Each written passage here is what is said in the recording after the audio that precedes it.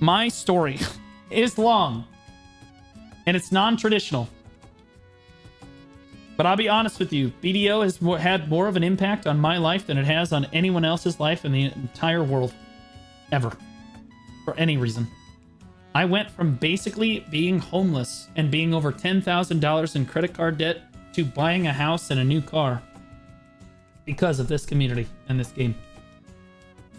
And like looking for a wife. Who knows? Could still have one more golden goose. Could find a wife in this community too.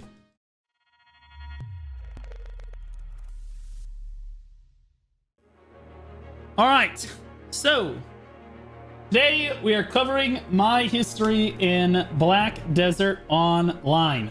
It's a long time coming, and the reason I'm doing this video is because we hit 50,000 subscribers on YouTube in under 2 years, which is literally crazy. From nothing is actually insane. So it was like my reward for hitting 50k on YouTube. We're also like what 63,000 or something on Twitch, and then we started multi-streaming a kick in YouTube now. So like we keep expanding and whatnot, but like this is kind of like the reward that I said I was going to give everyone for the 50k subs on YouTube, and I'm finally able to get around to it. So there's going to be a lot of stories and a lot of players I talk about in this video. I'm going to try to be as reasonably positive as I can, and but most importantly, I'm going to be honest about my stories in the game. Some of the stories you may have heard before. If you watch my stream a lot, you've probably heard me tell some of them. But yeah, we're gonna start to finish. Here we go. So I suppose that we should start how I got into Black Desert Online in the first place. It's very important to understand that before I played BDO, I hate MMOs. I hated MMOs. I still kind of do hate MMOs, but like not nearly as much as before, because now I understand what they're really about. But like, I just never understood why in the holy hell you would ever play a game whose combat is, I'm gonna press 1, 2, 3, 4, 5, and then 1 again, and then 6, and then 1, 2, and then 3, and then 4, and then 1 again. Oh my god, I'm so good at the game. I hated it. I hated that concept. I also did not like subscription models. And most MMOs, like kind of to this point that I kind of encountered, were subscription model MMOs. And I didn't want to pay monthly for the game. I'm still like this. Normally, I don't like paying subscription models for games, period. I hate sub models for games. So, ironically enough, my journey in BDO started because I used to be a shot caller for a League of Legends competitive flex team. Yeah. And this was probably 9 years ago, 8 or 9 years ago now, maybe 8 years ago. I started BDO on Steam release. That should tell you where the story kind of begins, but I didn't buy the game on Steam. I bought it on the website. One of my better decisions that I've made in the game. It's just by happenstance that it came out on Steam. And the person that was running the Flex team decided that we needed a team bonding game. Something outside of League of Legends where we could all play it together and bond more. So we chose the massive multiplayer online single player RPG, never gonna see another player ever again and do any group content game, Black Desert Online. For all of the group content that was in the game. So we all started looking through all of the different classes in the game. And I remember the first character, it was like the newest character in the game, was Striker at the time. Striker had just come out. And so I made a quick Striker, and I spawned into the game and I started jumping around, and then I was like, why am I playing a male character? This kind of sucks. Like I felt like, you know, playing the female, like why would you play a female character? But like also, why am I playing this male character? It's kind of like, I feel like a monkey jumping around right now.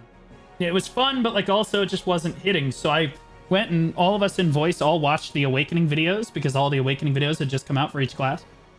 To pick our class. And since I didn't think that I was going to be playing BDO for long term, I thought, you know, it's just this offhanded game that Wes is making us play because he wants us to bond more, whatever. So I'm just going to pick the hottest female character that I can with the coolest effects. So I remember when I saw her, I had seen the Valkyrie and I was like, I'm definitely playing Valkyrie.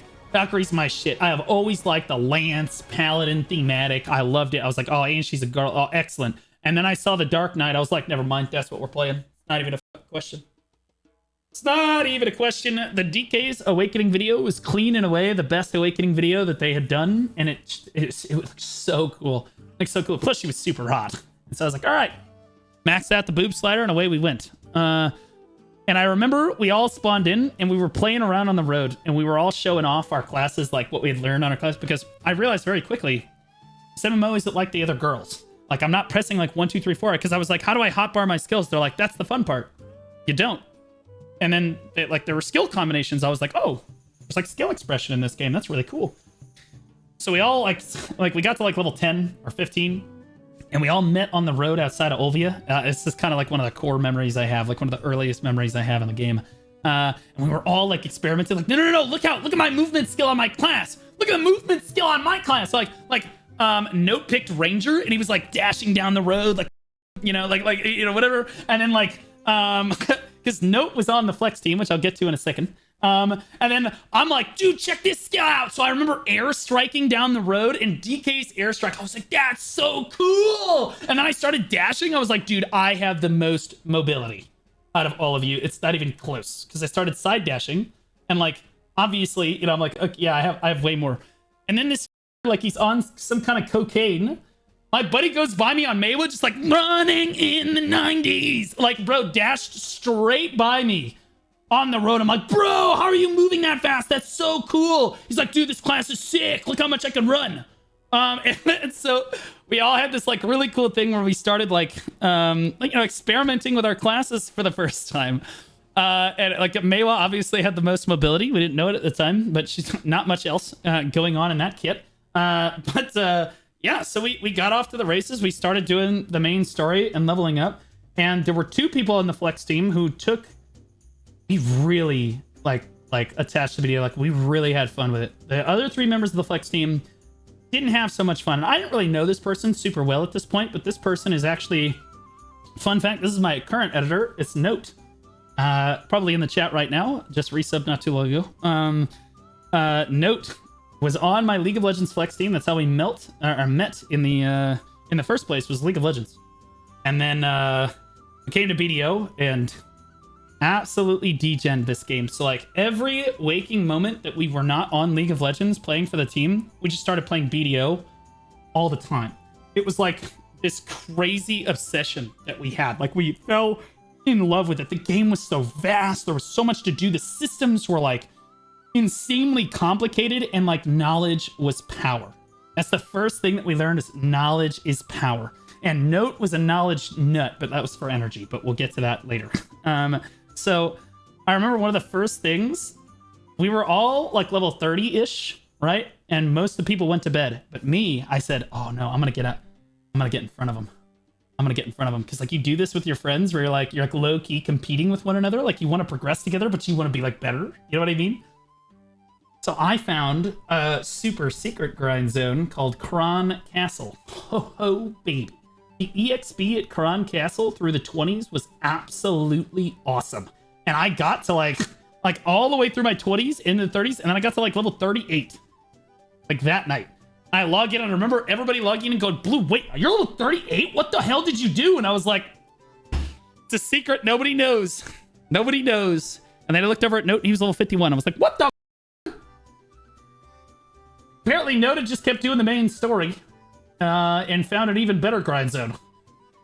And I thought, because we had both stayed logged in, we just didn't tell each other. And then he just went and found a better grind spot than me. So that was like my first, like, hey, knowledge is power kind of moment. But it was really Note and I that started hitting it off. And we were the ones that kind of discovered the world together.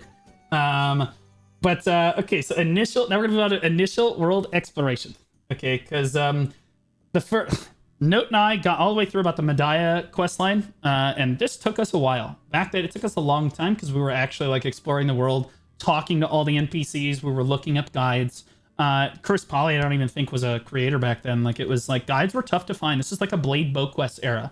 Like, guides were really hard to find. Not very much information was out there about the game, so we kind of had to figure out a lot of this stuff, which is part of why a lot of people see my game knowledge is like, holy shit, like, how do you know so much about the game? It's because I had to figure it all out, mostly when I started the game. Like the only DK guide I remember watching was Blade Boquest. That was like a 7-minute DK guide. It was kind of shit now that I look back on it. You know, I had to learn the rest of the class myself. But eventually we stumbled our way to what is still, I think, currently the biggest land expansion that BDO's ever had. Valencia. And I remember making it to Sand Grain Bazaar and just looking out at the dunes and being like, holy shit.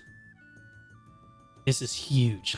And I got like chills because like I was so excited because you have to walk out in the desert. There's like heat stroke and hypothermia were like a super big problem back then. So like you had to bring, like we were like ready to go, right? Like we knew about the purified water. We knew about the star anise tea.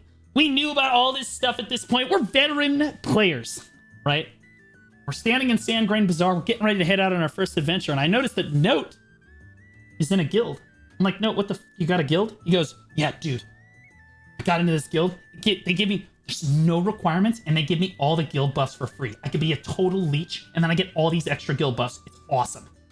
They have no idea. I'm basically leeching everything. I'm like, dude, you have to get me in on this. You've got to get me in. Because to this point, we're not in a guild yet, but not experienced it yet. And so he reaches out to the GM. He's like, I'll see what I can do. Reached out to the GM. At the time is Vercanorix. And he gets me into a guild called IntrinsicQuality, which is still a guild today, believe it or not. We're going to be talking about a lot of people that we met in that guild. And Vert, yep, sure enough, invited me right away. He's like, dude, we're so in. You get all of these passive buffs and stuff. Like, check it out. So like, we spent some time going through the guild menu and like going through all the passive buffs. And then there's like active buffs and stuff too. They were shit back then, but like who cared? So cool. It was so cool. Anyway, then we're like, we're so ready. Our chests are puffed out. We're ready to go march into the Valencia desert for the first time. Keep in mind the map is completely dark. We have no idea what to expect, right? Because again, there's no guides for exploring stuff. There's nothing. You just have to go. You have to find it. You just have to go find stuff. So we go riding into the Valencia desert. Keep in mind when I say riding, I mean we're on our horses because we're. So we're riding into the Valencia desert. We're like, oh, we're so ready. We've done our research. We're ready to go. Hey man, is it just me or is our horse going slower? Like, yeah, I think our horse is going slower. But what the hell? Wait, I can just run faster than this. So we dismounted our horse, left our horses at just on our way to basically Desert Nagas. We just abandoned our horses and then started running to the different node managers and exploring the desert. And it was crazy because guys, we're not even level 56 at this point. We're like level 54 or so. We're level 54. We have not, and 56 was hard to get back then. Like this took weeks of time. This was at least 3 weeks. It took us to get to this point of like playing nonstop all the time. And we were using this website because there were no actual guides anywhere. So we're using this website. A lot of you will probably remember this. It was called Fami Map Tools. A lot of people call this somethinglovely.net. This is what we used to try to find the node managers in the Valencia desert. So like we were like, okay, so he's like over here, and we would like run around and we were like trying to scan like that. We're like, okay, so we're on this boulder. So we need to go because we don't have any compasses. We can't afford compasses. You guys gotta understand how much it was back then. You're making 6 million silver an hour. If you wanted to have a compass in the desert for 3 days, that's 4.5 mil. I don't have that kind of money. That's crazy talk. I don't have. Well, what are we talking about? They don't have any compass. We're like, okay, so we're standing right here. We need to go north by northwest for the next 200 meters, and then we need to turn left and go up a slight ravine. This was the entirety of our Valencia exploration. Okay, and we ran around and we were in a party with each other. Like one of us would find it, and then we would have to run over there. And then like there's this like crazy thing that we had to do where like we had to talk to the node manager, but back then there was like talking to the node manager, but only some of them you could chat with and spend energy, which was an extremely valuable resource back then. So we didn't want to use our energy doing that because we needed our energy for a lot of other stuff. Energy was super valuable back then. Energy nowadays is useless. Energy back then was probably the most valuable resource that any player had in the game, period. So I'll thank all the subs like kind of in a row every once in a while, but I appreciate you. So we would meet the node managers, and then we would have to run around the node managers like monkeys. Looking for like the exploits so that the map would open up. Because if you talk to the node manager, the map doesn't open up, right? And we didn't want to use the energy, so we like ran around like monkeys looking around. And the crazy part about the exploration of Valencia was that every single place that we went in Valencia, the mobs were all purple. Every mob was purple, which was a big deal back then. Like and they were turboing you. Like you're sitting on a casting couch, right? Like you're not here to farm the mobs, they're here to farm you situation. They could like two-shot us. We're in Uria gear. You know what I mean? Like +8 Uria gear. We don't even have our full we have Jaret's accessories on, if you even remember what Jaret's accessories were back then. Like we're not very geared at this point.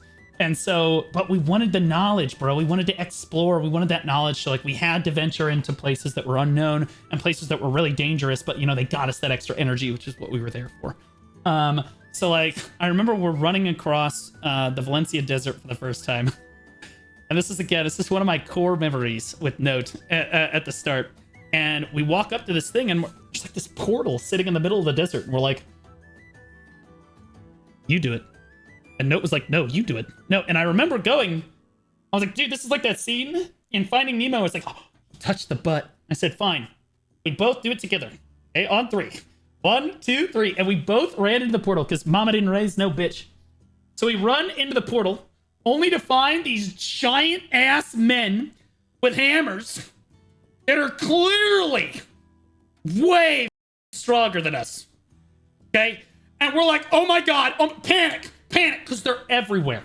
The mobs were literally everywhere. We have no idea. We're running through this Akhmed Temple, or whatever the fuck we called it, right? We're running through Akhmed Temple, running for our lives, right? I'm like, Note, I'm going to run out of stamina. I'm not going to make it. He's like, it's okay. I'm going to aggro them first, because Note knew that his ranger could run faster than my DK because it had a passive that he could activate, and the ranger has crazy good run speed. And any rangers in the audience will know what passive I'm talking about. I don't to this day know what the name of the passive is.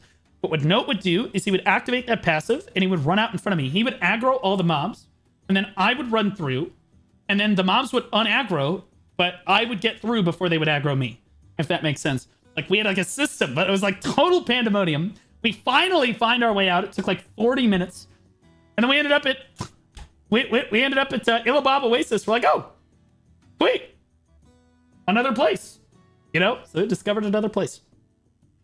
Anyway, we went around the entire desert just like that. And it was one of the greatest sense of exploration I've ever had in any game ever, was exploring the Valencia desert and the crazy things that was in the Valencia desert. Like Moiquin for the first time. That was crazy. Like we discovered Moiquin and we were like, oh my God, the guards of the town are attacking us. What is going on? Like we ran in there, we're running around, we're trying to talk to the NPCs, but we can't. We don't understand why, because we're noobs and we're kind of stupid, right? And like, so we're just running around like frantic people, and the guards are attacking us, and I'm like, oh, they're gonna die. Because like, if you guys have to understand, if you died, you're going to Valencia.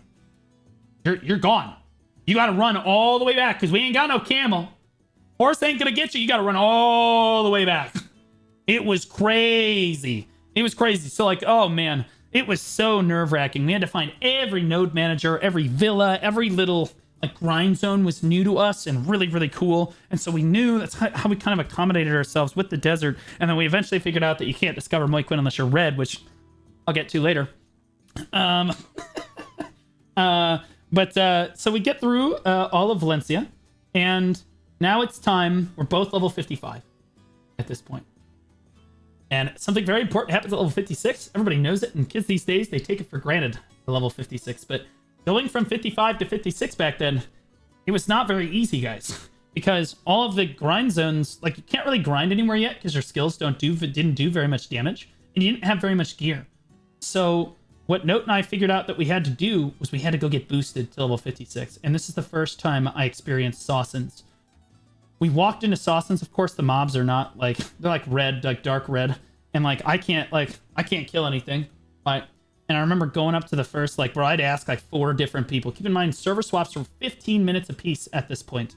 It's like, bro, every person I ask, I'm like, yo, will you please level me? They're like, sorry, man, pack mules are full. The way the Sawsons worked back in the day, guys, is there would be one person that had a bunch of gear and they would kill the mobs. But they would kill the mobs too quickly for their pets to keep up because you only had 4 pets maximum back then and nobody had T4 pets.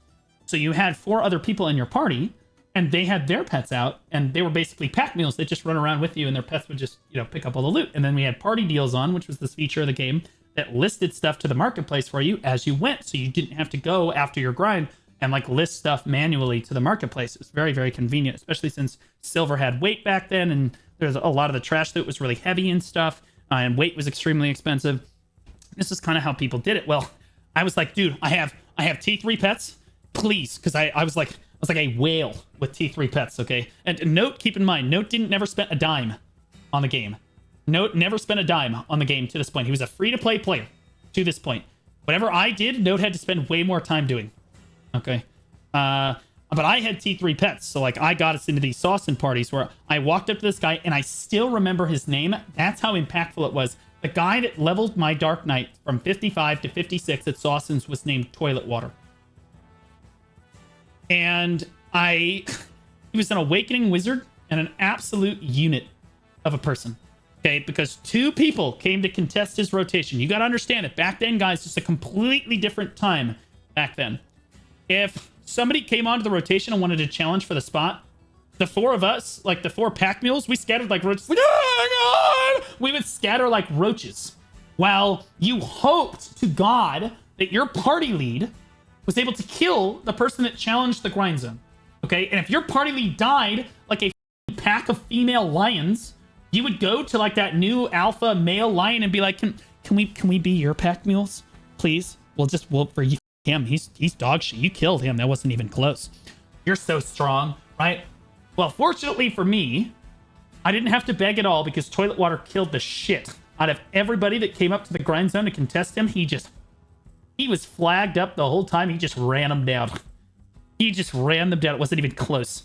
Thank God. And I remember like 3 years ago, I saw Toilet Water pop a bell while I was grinding Ash Forest, and I whispered him, I said, hey, have you been playing Awakening Wizard since you grinded Saucins back in the day? And he goes, yep, still playing Awakening Wizard. I was like, dude, you power leveled me.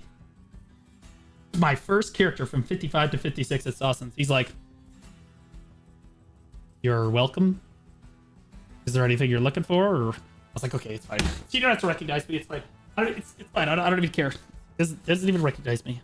I remember him, and he was great. So we hit level 56. And now we have to do the Awakening questline. The Awakening questline back then, that was a hard questline. It was a hard questline. Everybody that did it remembers. So Note had to help me with it, and I had to help Note with it. We had to, bro, you have to go kill mains, then you had to go kill Harash Ancient Ruins, then you had to go kill like the Soldier Cemetery. And then, and the worst part was back then, you had to kill these stone golems. And anyone that had to Awakening back then remembers. Stone golems were so impossibly hard to kill. They were ridiculously hard to kill. So Note and I spent like 20 minutes a golem because we don't do any damage. We're like kiting them around, trying to like out-pot them because they hit us like one time and dropped like 10% HP. And we're trying to like kite them back and forth and kill the golem. We finally kill the golem. I'm cussing the whole time. I'm super pissed. Finally get there. Finally get there. Before I finish my Awakening, Note, we walk by town, and Note says, hey, dude, before we hit Awakening, we should duel. My first PvP in BDO. So we should duel. He's playing a Ranger. Level 55 Ranger versus level 55 Dark Knight. And that was before the Awakening questline. So this is right before the Awakening questline that we both did. And we hit 56. So, okay. So we dueled right outside of Heidel. And he kicked my ass. I'll be honest with you, though. I did a pretty good job. I CC'd him like 3 or 4 times. But he just did so much more damage than me because Ranger was busted. Ranger was stupid. Little did I know a DK is actually the super busted class back then. But like when we dueled at level 55, he kind of beat my ass. Then we awakened, and we dueled again. And I farmed his ass. It wasn't even close. Awakening Ranger versus Awakening Dark Knight. It's... honestly, skill issue. I don't know what to tell you. I basically rolled his ass with Seed of Catastrophe. I don't know what you wanted me to do. It was fun. It was a good time. So that was our first time dueling. We finally hit level 56, and this is our first instance, like kind of like getting into the game and like understanding like, okay, Awakening is where the game opened up for us, because like suddenly the game became so much easier. Mobs became killable. You were actually doing damage now. Like it was like this whole big thing. And so Note and I decided to start going out every day, and we did two things. Well, correction, he did two things. I did one thing. He would go out to what many people don't even know nowadays. It's called Pilgrim's Haven. And he would spend his entire morning, because keep in mind, he was a free-to-play player. He would go out to Pilgrim's Haven every day, and he would gather on the rocks at Pilgrim's Haven to get to like gather on Roughstone and to level his gathering up. And I remember when he asked about gathering originally, we had someone in the guild named Verkinorix that was the GM of IntrinsicQuality at the time. And Note and I had like a running joke. I know that Verk's probably going to see this, so, and we love you, buddy. But so everybody has this kind of a person in their guild, okay? And our first impressions of Verk was he's an old man. Okay, he's an old man. He was like, I don't know, 50 or something years, 60 years old. So I don't know, so like older. And we were like like mid 20s. I was mid 20s. Note was like early 20s. And we would ask a very simple question.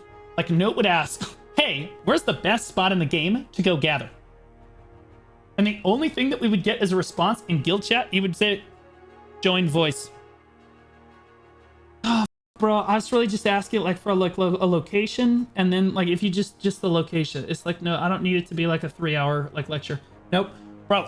We would join voice, and I swear to God, he would like lecture us on all of the best like grind zones for gathering in the entire game. We got like a full rundown. He was a sage of wisdom, an absolute sage of wisdom. And we like, bro, every single time we would ask a question and he said join voice, we're like, oh bro, oh no, God, I just need this yes or no question. What do you want, dude? Like, holy shit. Ferk was somebody that kind of taught us how to play the game. Well, he taught Note that, hey, this is where you need to go gather, is Pilgrim's Haven. And so he went out there and he would start his day every day. Then I would come home from work and Note would come grind with me. And we would grind at Elric's Shrine. Because Sawsons, we had the gear for Sawsons at this point, but oh god, we did not have the gear for Sawsons. You know, because like it was like 160 AP required. Well, we had 160 AP, barely. We had like 150, but we could do it. Like 140, 150, we could do it. Problem was, all of the top end grinders in the game were grinding Sawsons or Pirate Island. And that's where we wanted to be because that's where our gear was, but like couldn't grind there because back then it was impossible. Like guys, like karma never decreased. Karma never went down. If you weren't red, you were just, that was just part of the game. Part of the ship, part of the crew. Didn't matter. Like you just flagged on anybody. Anybody that tried to come onto your grind zone, you didn't ask how long they had or what. You just flagged up and you just killed each other. That's how it was. And if you weren't strong enough to grind Sawsons, you'd go to Helms. And if you weren't strong enough to lock down a rotation at Helms, you would go to Elric's Shrine. And so Note and I thought, well, we weren't strong enough to grind to Elric's either, to be clear. But together, we could turbo people because Note at this point, this is when Note re-rolled to Striker. So Note, for the first part of his BDO career, he mained Ranger as his Gatherer, and then the Striker was his, like, he leveled up a second character. And the Striker was his, like, PvP, like, grind character. Has been for a long time. And so he would grab them, and I would kill them. Because Dark Knight isn't good for much other than damage. And he would grab them, so he had the CC, and I would just pump them with damage. And we had a pretty good thing going, so, like, we would walk up and we'd flag and drag, baby. Every single time we saw someone on an Elric Shrine rotation, we would flag and drag, run them down, baby. Run them down. Cue our first guild mission. Guild missions back then were only really doable at certain grind zone locations. And Note and I thought to ourselves, we're strong enough together. Monkeys strong together, we can do Helms. So we popped a Helms guild mission. And I've told this story before. It's our first guild mission. And we get to Helms, and this Musa and these two other players from this other guild that I don't remember, but one of them was a Musa. They just flagged up and they just farmed us. They turboed us. And so I go into guild chat because I'm panicking internally because I don't know anybody in the guild. I'm panicking.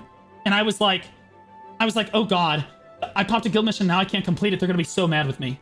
They're going to kick me from the guild. I'm screwed. So I go in to guild chat and I just go, no, they're killing it. We can't do anything. They're killing it. And God bless his heart, Verkinoryx and 2 other people from the guild, they go, we're on our way. We're at Heidel. We'll be there in 2 minutes. And I remember respawning and running out. And Vert comes, and I run up to Vert. I finally get back to where the fight was. And I just see Verkinoryx on his Awakening Witch standing over the corpses of 3 players. The Musa just dead. Shit from the ground, which is what Musas do. And Vert just goes, go, grind. I'll handle these people, these things, these abominations. And I was like, God damn, that guy's dick is massive. I was like, holy shit, bro. I loved it. I was like, oh my God. It was my first experience with like a guild coming to help another guild member in the game. Because up until this point, it was basically me and Note in our own little universe of like playing the game. This is our first time where the guild actually came to help us do a guild mission. And it worked. They showed up and we got through the whole rest of the guild mission. The other people were shit talking because they were super pissed because they were like, your shit guild members couldn't defend themselves, so they had to call more people. Ugh! And Verk was like, honestly, if you're a broke boy, just say so. Pussy! I play the game more than you do. Woo! Like, holy shit, because the game wasn't super pay to win back then, but it was pay to convenience, like a ton. And Verk played it like he was like the no-lifing Giga Chad. We'll get into him later, a little later. I'm going to talk about them a little bit later. Yeah, that was our first experience. And then with PvP. But then when Note and I went, we had a taste of blood. We saw what it looked like. So when we went back to Elric Shrine, we decided we're going to kill somebody. We're going to kill somebody. Because up until this point, our experience at Elric Shrine had been, Note's going to grab them. I'm going to try to kill them. But they always have more gear than us. And we just can't win. We just could not kill anybody. We'd flag a dragon, we would just die.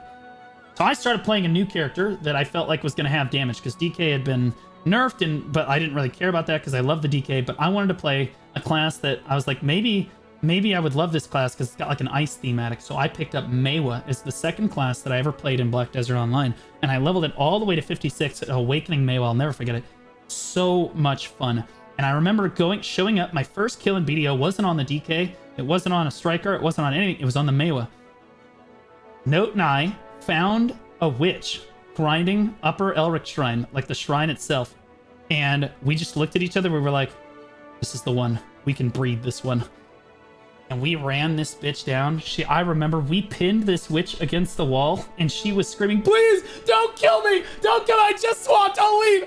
Please don't kill me. Please don't do it. And she was trying. I had to go to Tiger Blade because we just did not have enough damage to kill her. Just didn't have it. I was in Tiger Blade. I'm slashing away. I'm holding left mouse button. Where's and then finally she dies and she just starts screaming it. And both Note and I, we didn't care. We're like, like, let's go. My first kill in BDO. And oh my God, that felt good. Holy shit, bro. You always remember that first one. That felt so good. Well, after that, we started to realize how to kill people. And I ended up going back to Dark Knight after all. Ended up being like, okay, well, DK is kind of like the alma mater. I wanted to stick with her. So we went back to DK and we kept leveling up because leveling up was super hard back then. And I remember one particular weekend, I was like, no, I want to hit level 58 this weekend. This is what I want to do this weekend. It's like, you realize that's like a 20-hour grind, right? If we want to do that this weekend. So we were both off work. Note was unemployed.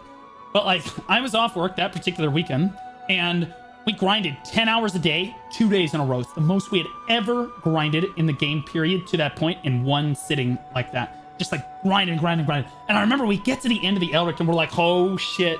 Oh boy, we made a ton of money. How much did we make? We made 60 million for 20 hours of work. 60 million silver for 20 hours of grinding. I'll never forget it. It was a grind to get your gear back then. It was hard. I think I was the Toxic Musa. I was in Flux. I don't know. I don't remember who it was. I just know that you got farmed by Verk. If you were, suck it, pussy. Get good. Anyway. All right. So That's the first, like, okay, so after this, Note and I started getting really good at PvP. We started going, hey, why don't we go into the battle arena and we fight every single day? And this is the first time that I really hunkered down and I tried to get good at my Dark Knight. I read all the skills. I knew all my CCs. I was trying to practice different combos, and I would fight Note every single night for 2 hours a night, every night in the battle arena for weeks. That's all I did. And keep in mind, I'm an Awakening Dark Knight fighting an Awakening Striker. DK had just been nerfed into the ground and Striker was in the middle of being buffed. So we're talking about an unstoppable force, meaning an extremely movable object in my Dark Knight. There was one duel, I'll never forget, Note and I still reminisce about it, where Note's microphone falls off his desk. He goes, oh, my mic fell off my desk, hold up. And I just kept going. I class buffed and just started pumping him. He's not even at the computer. He's not even at his keyboard. And I pumped 2 full rotations into him. 2 full rotations. He finally gets the microphone set back up. He goes, okay, I'm back. Oh, and then he just grabbed me, threw me to the ground, dropped his leg on me, and killed me in 2 skills. So what this taught me was, BDO's not supposed to have counters. But you are never killing that Striker. It's not happening. It's not happening. He was cackling like a banshee at the time. I just couldn't. I was pissed. I was beyond pissed. However, it taught me to be very, very good, very talented at Dark Knight. Because I got really good at dodging grabs and understanding how to land CCs, like figuring out my own combos. You understand, again, there were no guides back then. There were no YouTube videos on this stuff. You had to figure it out. You had to make up your combo. You had to make up your skill damage rotation. You had to figure out which skills were good and which skills were bad. And I figured it out the brutal way. It was like I ran the gauntlet every night. It was insane. It was nuts. So we got pretty good. And once we were good enough and we had enough gear, Azula came out. Oh my God. Azula comes out. So we have our Tri Gruno. We finally have our Tri Ultimate Gruno. And then Azula's comes out. We're like, fuck yes. These accessories were awesome. All we had to do was grind for like 5 hours at like Helms, and then 5 hours at Mains, and like 5 hours at like the Abandoned Iron Mine and all that. And we had this like amazing accessory set. Well, now we had AP. Now we had the ability to go out and fight people. So Note decided it would be a good idea to join a Node War Guild for the very first time. And so it began. So Note does a bunch of scouting and decides, blue, I found this Node War Guild called Muted. I think they're actually a pretty good option for us.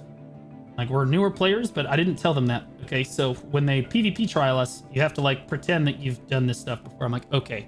Because every PvP guild was like, bro, it was like having a bachelor's degree. It was like having a bachelor's degree and you go to apply for a job that's supposed to be like an entry-level position. They want like 15 years experience. You're like, bro, like, what? Like, every PvP guild was like, must be good at PvP, have fingers, and have Node War experience, must be this gear score, and all this stupid shit, right? Well, I wasn't playing a meta class. Note was playing a little bit more of a meta class, but even still, Node War guilds didn't really want Strikers and Dark Knights very much. So we just had to be good. So they took us in and they PvP trialed us, and we kicked the shit. We kicked the shit out of their PvP trialers. We absolutely dumpstered them. The Striker that I fought in that PvP trial got out his shit run because Note was better. And I trained against Note. It did not matter. That guy, I tossed that guy around like a clown. It was disgusting. Anyway, they accepted us into the guild, so we joined Muted. It was the first Node War guild I ever joined.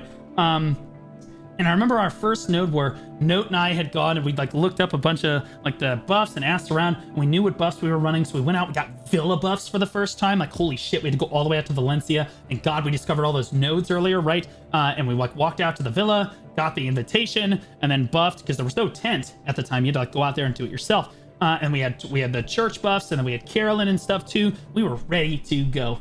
First Node War happens, and it's on Elric Shrine. Can't make this shit up. Both Note and I are like, cinema, awesome, sweet. It's like we knew the home. This is our home turf. This is where we grind. Okay, this is where we were grinding. And so yeah, we did great in our first Node War. I had more kills than Note did, but that's because Note struggled to figure out what the he was supposed to do as a melee striker with like not a crazy amount of gear score into the Black Desert Online metagame of Awakening, which is like just one-shotting. You understand, back then, guys, it was just like gear versus gear, just turbo So like we're up against wizards and witches that have like 200 AP, you know, and we've got like 200 DP, you know, like 230 DP. We're just getting like 2-shot, regardless of all notes modifiers, just getting blown away. And as a DK, I'm just standing back throwing Seed of Catastrophe going, oh, got one. Oh, got another one. Oh, and I could just jump around and avoid everything. So it was a little harder on him. But like we had a great experience. Our second Node War ever was Kamiselia Temple, and we won that one too. So we won our first 2 Node Wars and muted. Everything was going really well. I remember the shot caller's name that I first listened to. His name was Giho. And I thought it was so cool that when Giho said to do something, 50 people turned and they did exactly what he said to do. And I was like, that is so cool. That is so sick. I want to do that someday. Someday, baby. I thought that was the coolest thing. And then I remember we go into our 3rd Node War, and Giho doesn't have a very good war in this Node War. Admittedly, it was over by Trent. It was one of the Node Wars over by Trent, and we had a really tough time. Our base was in a bad position.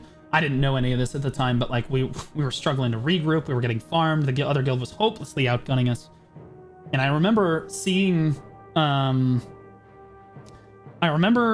this guy in guild chat. Keep in mind, I was a guild member at this time, and like I didn't know anybody. I didn't really get to know very many people in Intrinsic Quality. I didn't get to know very many people in Muted yet at this point either, because you know we're on our 3rd Node War, whatever.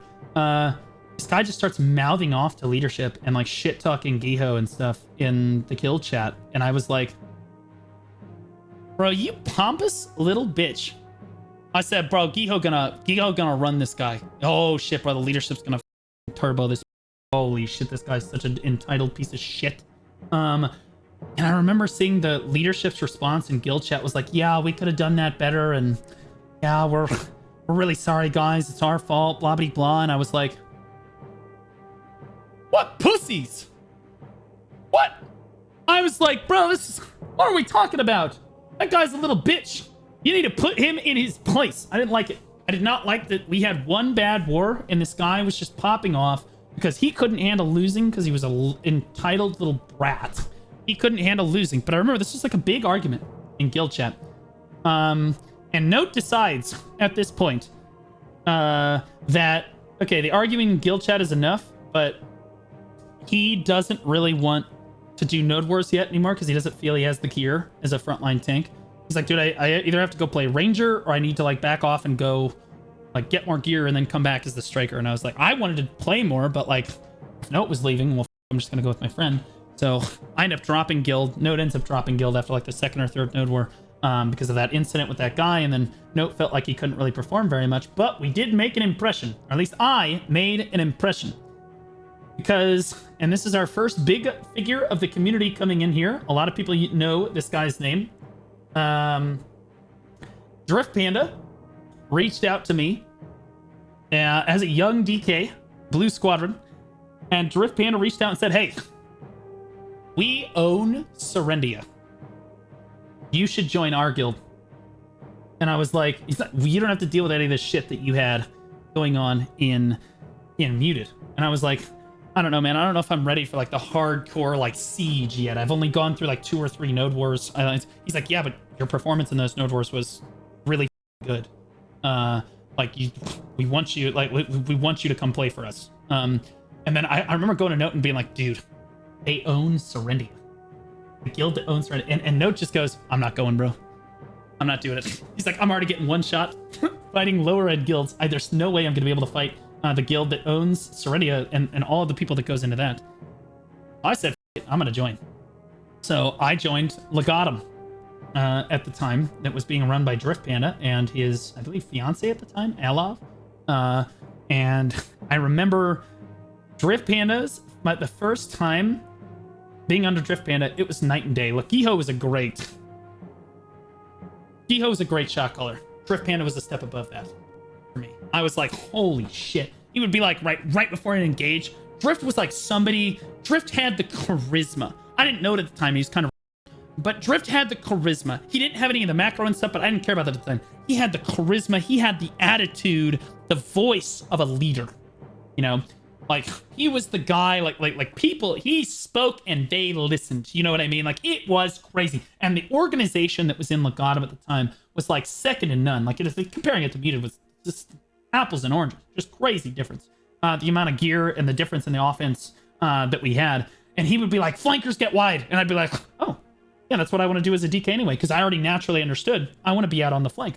I want to be out where they are. So I would come in on the flank, and then Drift would be like I'd come in, they'd be like flankers sit now, and I'd come in and I'd draw see the catastrophe, CC like 6 people, and just start pumping ass. Another Sork would come in, Grim Reaper's Judgment right behind me, and he would just get like, he'd pick up all like 4 of those kills. Like, it was sick. Like, the flank squad, I was like, holy shit, this is pod racing. You know what I mean? That was so much fun, and I loved it. I ate it up.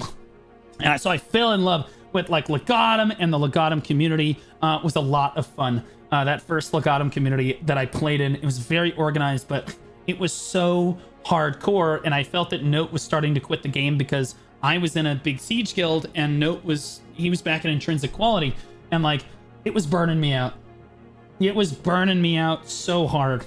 Like, because they required you to be at like 3 Node Wars a week, plus Siege, and you had to be at all GVGs. If you were online, you had to be at the GVG. Like, dude, like, we're talking like this is beyond a full-time job level requirement. It was a lot. Even nowadays, I look back on, I'm like, Jesus Christ. So it burned me out pretty hard. So I ended up leaving Legatum after about a month or so. God, but I had a lot of fun playing in it. And it was my first experience, and I was front page in Legatum. I was like, you know, out of the 100 people that were showing up for Node Wars and stuff, I was front page, which should tell you, as a newer DK, I was actually pretty good at the game. I was actually kind of gaming. Definitely the best DK in the guild at the time when I was in there. And so, but I ended up leaving and going back to IntrinsicQuality. And let me make sure that I'm keeping up on my my notes over here. Yeah, so I ended up leaving Legatum, and I rejoined IntrinsicQuality, and this is where, yeah, what happened? Yeah, we'll get to that. This is where Note and I have kind of a big falling out at this point. We have, not kind of a big, it was a big, like, nuclear grade fallout. I love how he ran off the screen. And I don't even remember, maybe he could remember, but I don't even remember what we were fighting over. I just remember that Note just stopped talking to me altogether. And so the guy that I had been playing the game with and that I had really latched onto and like had all of my experiences with to this point, quit and left. That was it. Like, he was just gone. And so I quit the game. The only time that in my BDO history, I quit the game. For about 3 months, I went back to League of Legends. Again, the dark times. And then I lost my dog at the time. He was 9 months old. He died very suddenly and very tragically. I'm not going to tell the story, but I lost my dog. And he was like everything to me. You guys know how much Basil means to me. So, you know, that was kind of a big thing. So, like, I didn't have very many friends left at this point because I wasn't socializing out in the world. I lost most of my League of Legends friends because most of them were connected with Note. And then when we went to go play BDO, we kind of fell out of touch. It's like I didn't really have anybody to play with there. My primary duo partner at the time, whose name was One Rose, he basically told me to off and told me I was a loser for still playing League of Legends as like a full-time job at like age 24 or 25 or whatever the and it's funny because he is still playing League to this day, and he's still playing League to this day. And yeah, I had a falling out with him too, but believe it or not, you know, things come full circle. I got invited to his wedding. I'm going to his wedding later this year. Yeah, he is a master leaguer. Yeah. So I'm going to his wedding later this year, which is going to be a lot of fun. But regardless, I had no friends. At this time in my life, I'd gone through a catastrophic amount of loss. I got banned in League of Legends, not perma-banned, but like, because I'll be honest with you, I lost my dog and I logged into League of Legends that day and I cracked my knuckles and I just said to myself, okay, today we're going to get banned. Because I was in a really, really bad mental state. I had no money. I was in debt. Like, I'm depressed. I have no friends. I just started dropping words. I just went into those league games, and I tell you what, my team even said, bro, there's something wrong with this Eve. There's something wrong with this. There's something wrong. He's broken. I just went off. I just exploded. Like, anyway, I got banned for 2 weeks or whatever in league. And so I didn't have anything to do, and I just thought to myself, well, it's been 3 months. Why don't I just pick up BDO again and try to make friends in that game? Because it is an MMO after all. You know, maybe I can, like, join a guild and, like, make some friends. I am extroverted after all. And so this is when I logged back in to BDO, and I'll never forget, I was in IntrinsicQuality. My alt was still sitting there, or my main was still sitting there, and I just hit enter in a enter guild chat. And I said, is anyone there? And I hit enter, and then Burkanorix and Minty and 2 other people were like, oh, hey, Blue, how you doing? Good to see you again. Oh my God, we were losing faith. You were going to show back up. And like,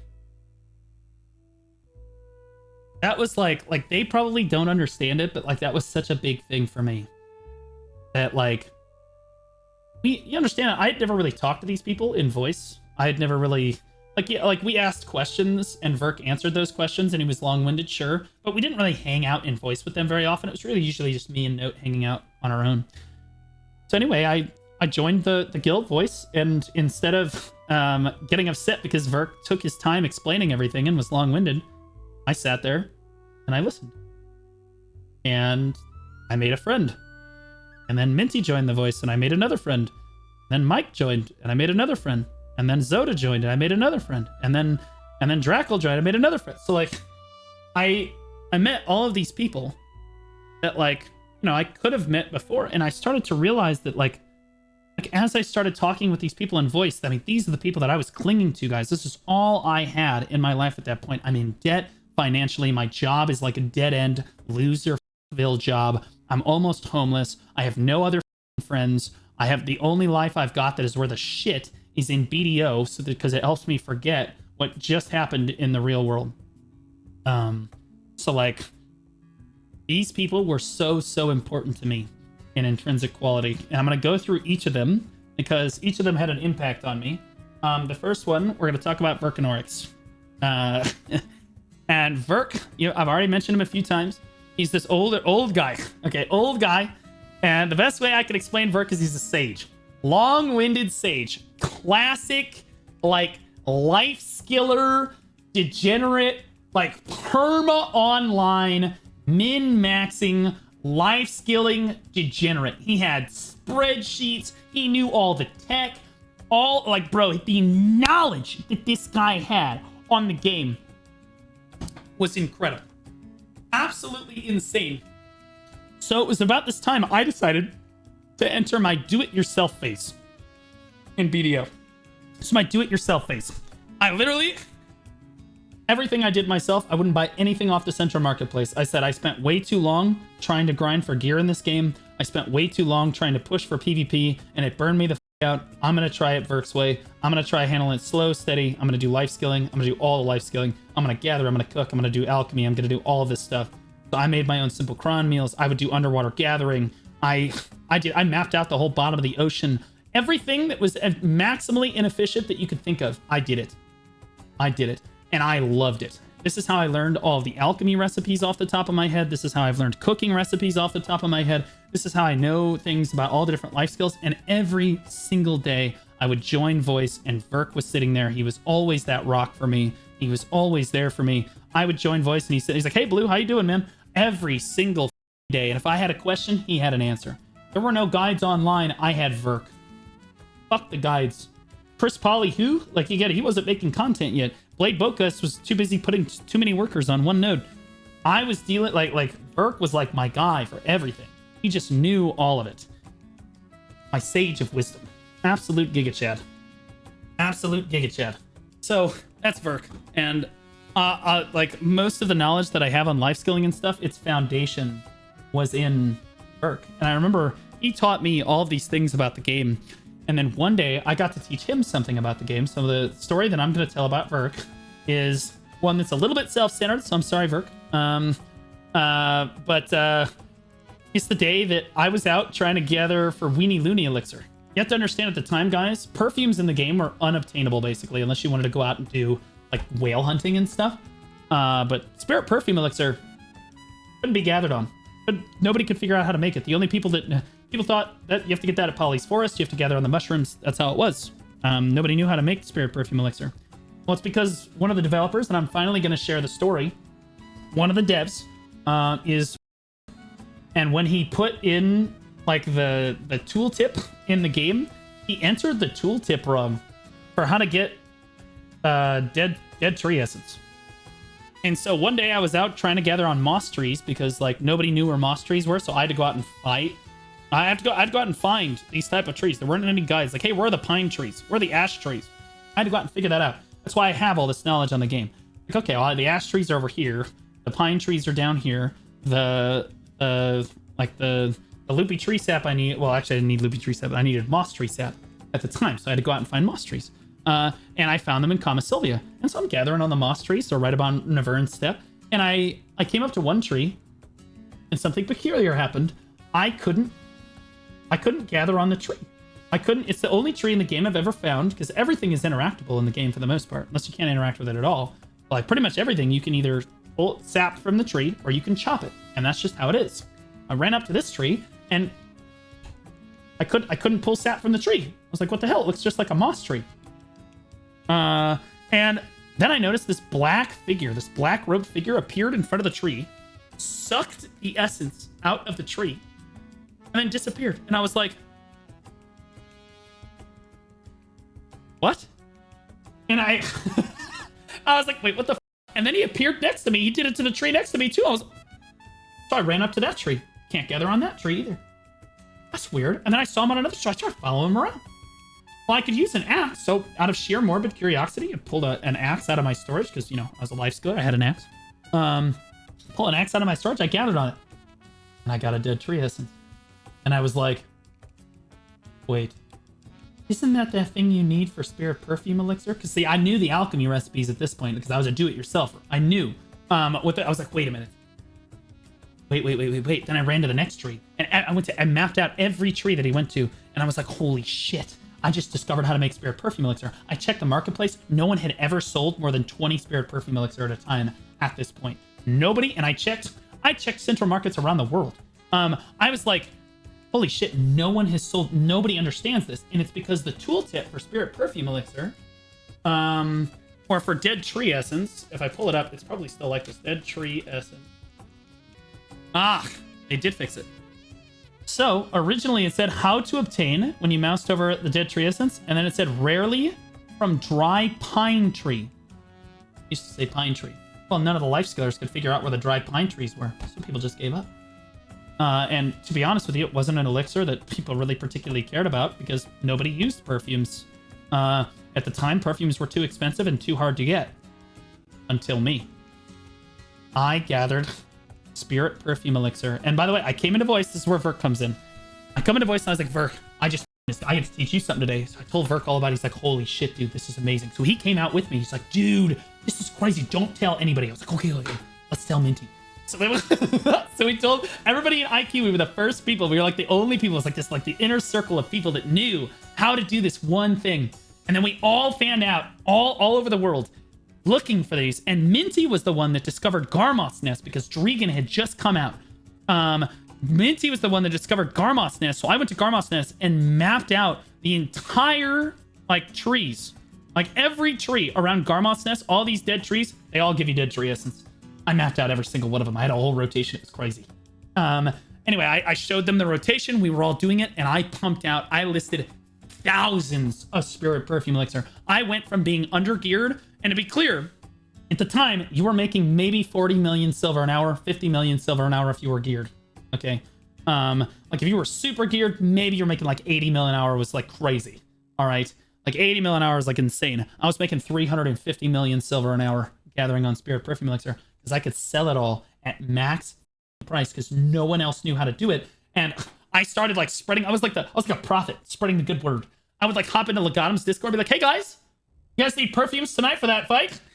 For extra 300 HP could make the difference. Bunch of spirit perfume elixir on the market right now. They're like, oh, okay. So then I got all the siege guilds, literally all of them, all buying spirit perfume elixir every time. They were all buying my stocks of Spirit Perfume Elixir off the market constantly at max price. Well, then people started using it for grinding. Sakurai Underwater came out. It was literally insane. Like, bro, I was doing 10 mil an hour at Sawson's. Yeah, you don't even want to know. I'm telling you, but I was cooking. And it's funny because I was passing up people in the guild, and even in Legatum. They're like, Blue, wait, what's your gear score again? How are you getting gear scores so fast? They all thought I was paying to win or something. They all thought I was cheating or something. I'd just sit there and they'd never see me grind. I would never grind. Not one time. Didn't care. But I was really secretive about my Spirit Perfume Elixir. I would know exactly when Garmoth spawned every week. And I would intentionally leave an hour early before Garmoth. Because people get to Garmoth early. I didn't want anyone seeing me chopping the trees around Garmoth and asking questions. I didn't want them being like, what's that guy chopping trees? No one. I kept this super, super down low. Burke knew about it. Minty knew about it. I knew about it. And that was just about it. But like that was like kind of our special secret. We were the first people in the world to really know how to make Spirit Perfume Elixir. And then some content creator found out about it, made a guide like a dipshit, and then a bunch of people learned how to make it. But for a long time, you gotta understand, I was prepared for that moment too. See, I was the monopoly man. And I hope that Ronan doesn't ban me for market manipulation back in the day. But like, I'm not choice, so don't ban me. So what I did was I went to the central market, and I said to myself, I looked at the thing, I was like, okay, so once everybody figures out, because eventually everyone is going to figure out how to make Spirit Perfume Elixir. Eventually it's going to happen. I bought Loopy Tree Sap at minimum price. All of it. Because this was useless. The only recipe that this sap is used in the entire game is Spirit Perfume Elixir. And I'm the only person that knows how to make it. Which means to everybody else on the server, it's useless. It's completely useless. So it was bottomed out at min price for ever. I bought hundreds and hundreds of thousands. I split it with Verk, Minty, and myself. We all split it. We bought millions of it. We bought the entire market out. And once people started figuring out how to make it, this went to max price. Once people figured out how to make Spirit Perfume Elixir, this shit went to max price. And we already had our stock, though. We weren't going to resell it. We were using it. Because this was our way of limiting everyone else from making Spirit Perfume Elixir because they couldn't get the sap. The sap was too hard to get, but I knew the tech. I understood. Okay? During Node Wars, so the problem with Loopy Tree Sap, for those of you that don't know, it only spawns at Loopy Tree Forest. Okay? So you have to gather on the trees at Loopy Tree Forest. Very difficult because there's mobs everywhere, and you needed to wear your gathering clothes, which means that you have low DP, so the mobs were one-shotting you. Kind of frustrating, right? Well, during an hour before Node War and during Node War, the mobs all despawn. So I would go to Node War servers during Node War time, not to do Node Wars, to gather on the Loopy Tree Forest sap. I had the extra sap too, and then I had the millions from before as well. And then I have a ton of Trace of Nature as well, and I was prepared for it. I had a ton of Powder of Darkness and everything. We were ready to go. So I had such a monopoly on this, guys. I would buy other people's stocks of it. If they tried to undercut me, I would just buy out all of their stock and then relist it at max price. That's how much money I had. I didn't give a shit. Because I just bought their whole stock out. They can't make it anymore. I don't care. And then I can just keep listing at max price. It was awesome. Anyway, I get to experience that with Verk, and that was awesome. That was my experience with Verk. Verk and then reported. Well, it's not technically market manipulation, right? Like I didn't I bought it low to sell it high or like to sell it to an all. I didn't do any of that. I bought it to use it. I just knew that someday a bunch of people would buy it. Anyway, okay. So now I want to talk a little bit about Minty. Minty she's currently the GM of IntrinsicQuality. And if you actually look at these guys, they're still playing the game. They're right here. They are the top 6 guilds in North America. They have 2002 guild points built primarily by myself and the rest of members of IQ. We got it to 2000. We maxed that shit out before I left. That's been maxed out for years. They were one of the first guilds on the server, I think 3rd or 4th, to hit the maximum guild points, which is pretty cool. Pretty cool. But Minty, that's Fiery Mist there, is now the GM. But at the time, she was not. It was Verk. And Minty, my description of Minty is she is a hard-headed Australian woman. She's tough as nails. Minty is. She's tough as nails. She's a hard-headed. I think she's an Aussie. She could be a Kiwi. She's probably gonna kill me if I fuck this up, but I'm pretty sure she's Aussie. But she didn't take shit from nobody, bro. She would just dump on you. She had an attitude about her, but She was fun to hang out and voice with. She was great. Very wholesome. I loved Minty. And she was kind of like the mother figure of BDO that I needed at the time. She was like the warm, welcoming presence, but also she was hard on me. She was hard on me. Like, so she was like I said, a hard-headed Australian, but she also, you know, she was an older woman, so like she understood. She's like, oh yeah, so we related on a lot of things. A lot of Dami mommy. I'm not talking though. I never thought about Minty in a sexual respect. Again, she's older Aussie woman, and she was fantastic. I love Minty. There were very many bad things to say about Minty. Then there was more. And I would say of the group, and the reason I'm giving you guys these descriptions is I believe that in some ways, a lot of the PvE and PvX guilds in Black Desert Online have somebody like this in the guild. You have like the sage of like the life skillers, you know what I mean? You've got like the mother figure of the guild that like, you know, she's kind of a hard ass, but like she's kind of there for you when you need her, kind of deals. And then there was more, right? MORR. This guy, he was our certified adult. Like, well, I thought Verk and Minty were adults. No, they were complete degenerates. The Moore had like a wife and kids. Okay, so like there was like the guy that has like the wife and kids, but was still like low-key trying to degen BDO and trying to keep up with everybody else and stuff.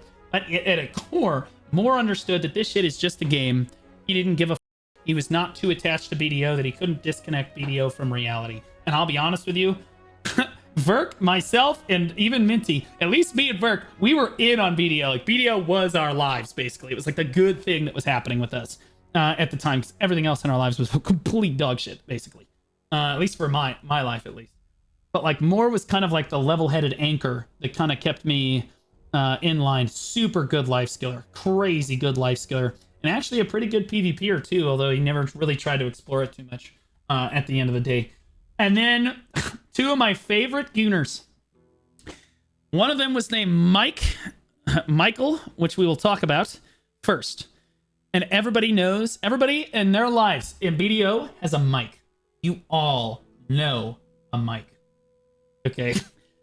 Mike was the guy who joined the guild. He would play really hardcore for like a month or two. Totally addicted to gambling, hopelessly addicted to gambling, carried on everything, never failed at anything, and then one day would just log out and quit, and then leave for like months, and then come back, and then all of the shit that you have been enhancing for like the last like 4 months, he would hit in like 2 days. You guys know somebody like that? Like some player who like quits? You keep playing. You're like the good, diligent player that like, you were the good son, right? He's like the prodigal son, that loser that like leaves his dad to die or whatever the f. You were the son that stayed behind. You know what I mean? That like worked with dad, and like you're in the fields, plowing the fields and like raising the crops. You know what I mean? Like you're doing the hard manual labor the whole time he's gone, and you're fighting for every inch of your gains. And then Mike shows up and he's just like, whoa, I'll do it again. And he would just, bro, I'll never forget. I'm still trying, like, we're all trying to get like pen accessories. Me, Mike, and this guy named Dracul, who I'll talk about next. We were like the 3 PvPers of the guild. Because remember, Noted got left at this point.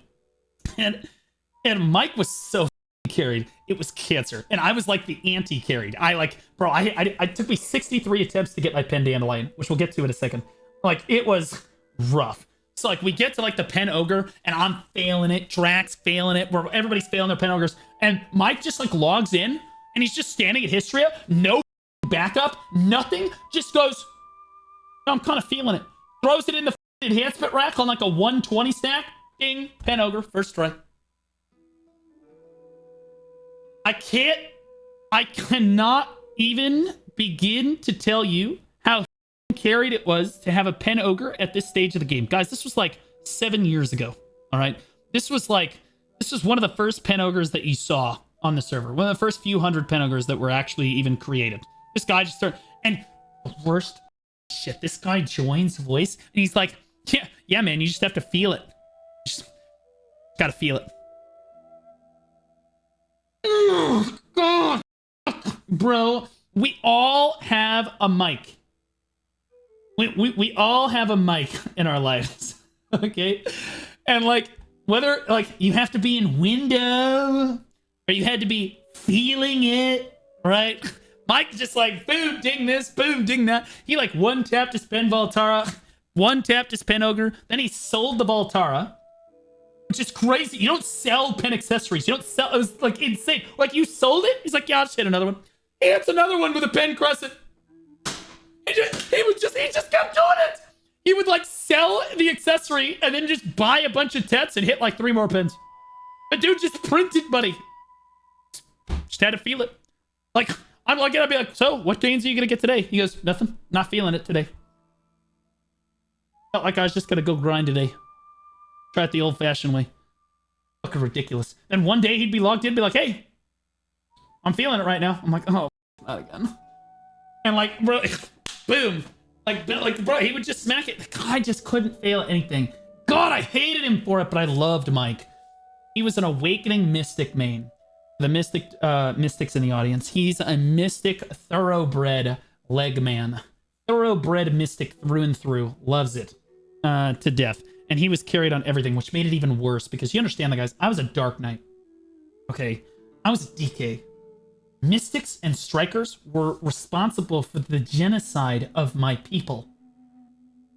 Okay, back when I started the game, DKs, they were everywhere. Thick elf chicks walking around everywhere. Everywhere you look, there was Dark Knights. Striker comes out, Mystic comes out. They both get buffed like 3 times. DK gets nerfed into the ground, and it was the Great Purge.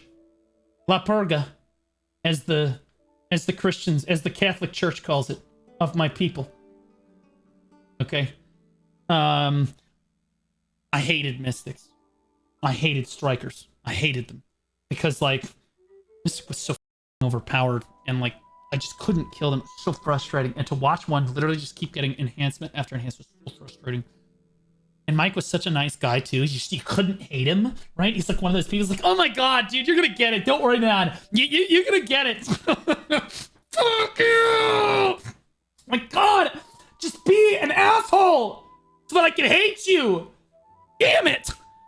Bro, that's how Mike was. Nope. Nope, just super nice guy. Never failed at anything. Absolute Giga Chad. One day, Mike's luck did run out. Sold all of his TED accessories. Didn't hit a single pen. Gone. Vaporized all of his gear in one day. Best day of my BDO career. Sorry, Mike. Not joking. It was great. Felt so good. Oh, me. I nutted so hard. I was like, have fun at Fogan's, you pussy-licking son of a bitch. You know? Like, just like I did. Just like I did. Because back in my day... Back in my day, you guys remember what it was like back then? I would get full Tet on my gear wheel. I would get full Tet. Tet armor, Tet accessories, Tet weapons. And then I would just throw everything in the enhancement rack. Fuck it. It was pen or pry. There is no try. All the way down to pry 1 durability. Every single time. And it's like, well, why don't you make backups? Because I'm not a bitch? That's why? Because mama didn't raise a bitch? I just threw that shit in there, bro. I didn't have a backup. I just set that shit. I was a fiscally irresponsible enhancer. It did not matter. Who gave a shit? I will say that one time I pen rouletted. I decided I didn't get any pens. I said, if I don't get any pens, I'm throwing my accessories in too. This was before Mike even hit his pen ogre. And I had like a 230 stack, which was unheard of back then. They never give away fail stacks over like 50 back then. And even we get like 150 a year. To have a 230 was literally insane. Actually insane. And I remember I threw all of my gear in. It all failed. And I said, F it. And Verk's in voice going, dude, don't do it. Dude, don't do it. Please don't. Dude, it's just so much work, bro. Please. Because he didn't want me to quit the game. You gotta understand, Verk and I were like best friends at this point. Like, he didn't want to see me quit the game like Mike constantly did over rouletting his gear like a... And I was like, I'm so frustrated, Verk, I don't care. So I threw the... I threw my earrings in. I threw my earrings out. Tongue rat earrings in. It blew them up. Didn't want them anyway. Gone. I threw the first ring in there. Boom. It went. I was one of the first people to have a pen ruins ring on the whole server. One of the first people. And what did it cost? Everything. I was grinding at Desert Fogans with Azula accessories, full Pry armor and weapons, and a Pen Ruins ring. Like a total alpha, okay? Like a total Giga Chad, okay? It is what it is. Like, I finished the gear wheel. I was like, nah, I never have to enhance that again. It is what it is. Anyway, so Mike was the guy that always succeeded on all his enhancements, and we hated him, but we always trained with him as he's a great PvPer too.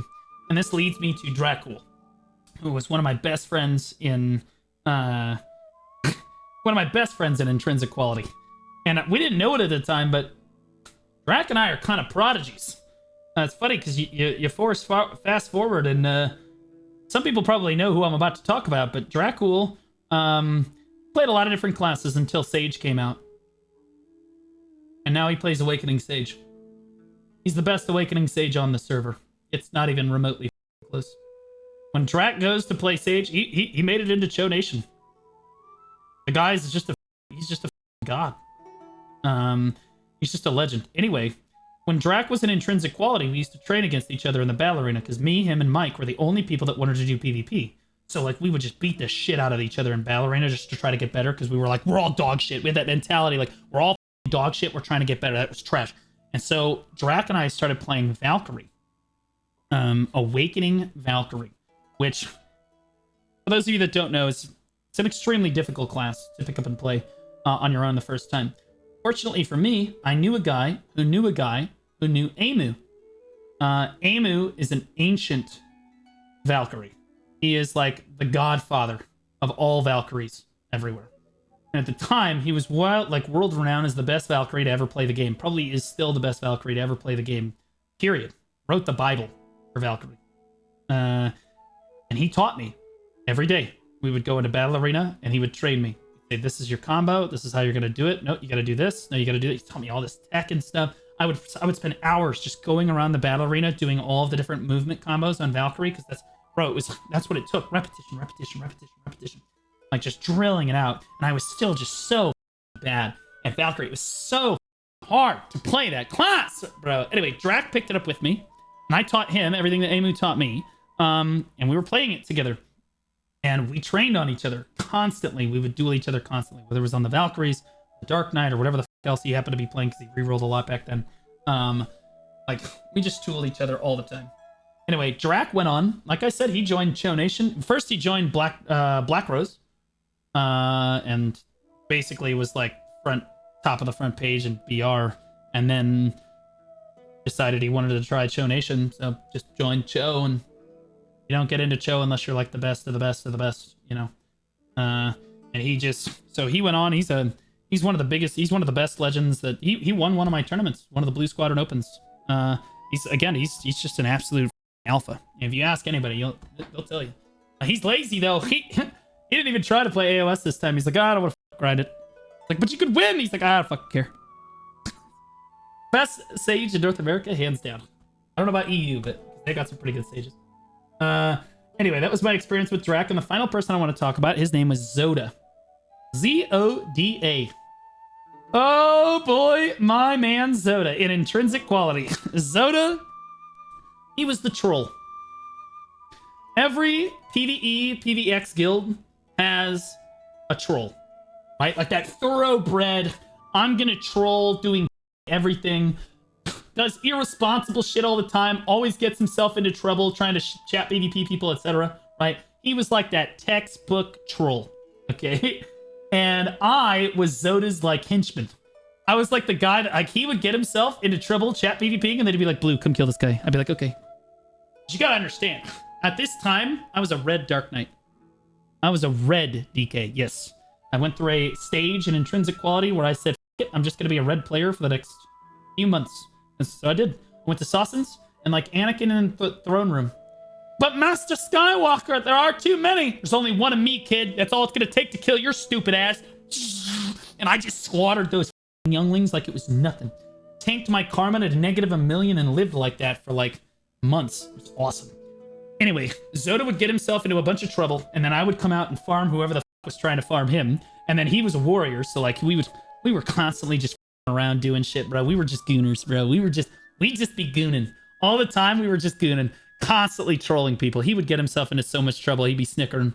But one day, the Zoda story that I want to tell is, I've told it once on stream before, and I know I'm going to regret saying this. One day, long time ago, close to when I came back to IQ in the first place, pins were non-existent on the server. And I had been trying to, I had done like my third pen roulette. Couldn't get anything. Zero success. Miserable. Anyway, Zoda knew that he was trolling me, and he was like, you know what? I'm going to throw in all my Grunel on a 30 stack. There was a 25 stack. And I said, I can't watch this shit. So I left voice. And I was running through Altanova. And I see Pen Grunel helmet. Enhancement successful. And I join voice again. And before I can say anything, Zoda just goes, Pen Grun Grun. I was like, please tell me you did not just hit a pen on a 30 stack. He goes, actually, it was a 32 stack, but yeah. And so he constantly, bro, he would ping that shit at me constantly. Pen Grun Grun. Guys, he wasted, you understand how hard fail stacks were to make back in the day, but how much you had to be wasting. A Tet Grunel was actually worth a of silver, and to waste it on a 30 stack and then get it to pen on a 1% chance, I was pissed. I was pissed. So now, whenever Zoda sees me in game from time to time, he'll link me a Pen Grun. I'm gonna go Pen Grun Grun. Pen Grun Grun. I hate it. It tilts the shit out of me every time. It literally, it undervalued my hard work going, marching back to and continuing to grind. Every time. It's a nightmare. It's a nightmare.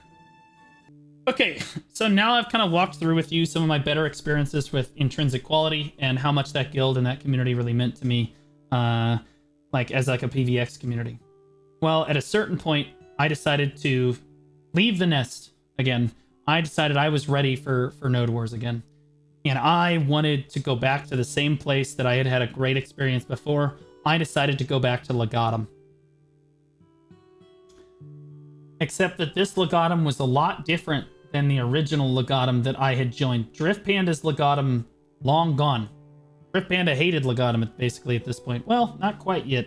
But Drift had basically quit the game, and another guy named Lambs to Lions had picked up Legatum and had started a new community in it. And it was wildly different. Wildly different. Okay, so I'm choosing my words carefully here. The second time I went back to Legatum, it was a very different environment. Drift Panda and Alov's Legatum was kind of a well-oiled machine, and it was like kind of a military, like it was like, it felt like a PvP guild. It was like, holy shit, like these guys, you know, and like you showed up and Drift Panda was the general, and that's how shit went. The new Legatum, everybody was worried about their feelings. It was more of a family feel. It was much less like competitive than it was like worried about how everyone felt about being around the Legatum. The drama in this guild was the entire guild.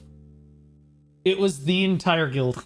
Like there wasn't a day that would go by that these drama queens didn't have some new mental meltdown over some non-issue problem. Or such making up issues to fight about. You know, when there wasn't anything to fight about, people just make shit up and start fighting about that. It's pretty crazy. However, I had a great time because I'm kind of a drama queen. And I loved the fact that this time when I joined Legatum, I was there to like meet people like I did in IntrinsicQuality, because like I had learned at this point that the big special part of Black Desert Online isn't really in the game. It's in the Discord communities. It's in the guilds. It's in the communities, the people sitting in Discord and talking with one another. That's the magic of the game that I realized that I had been missing so much before. So the game was really fun to play, but like when I joined Legatum this time, I made a point to try to meet everybody and like make an impression. And so I met literally everybody. There was Gami was in the guild. She was a pretty successful streamer at the time. I was still not a streamer at this point. I was not a streamer yet. I was a Humegalo. There's Gami. I think she goes by Stasia now, and she kind of went a different direction with most of her content. It's a lot more engagement though. So yeah, she goes by Stasia now, and she kind of took a turn with some. She doesn't do any BDO stuff anymore. Most of it's on another platform, if you catch my drift. But like, she was great. She was great. I got to talk to her a lot because she was part of the leadership corps.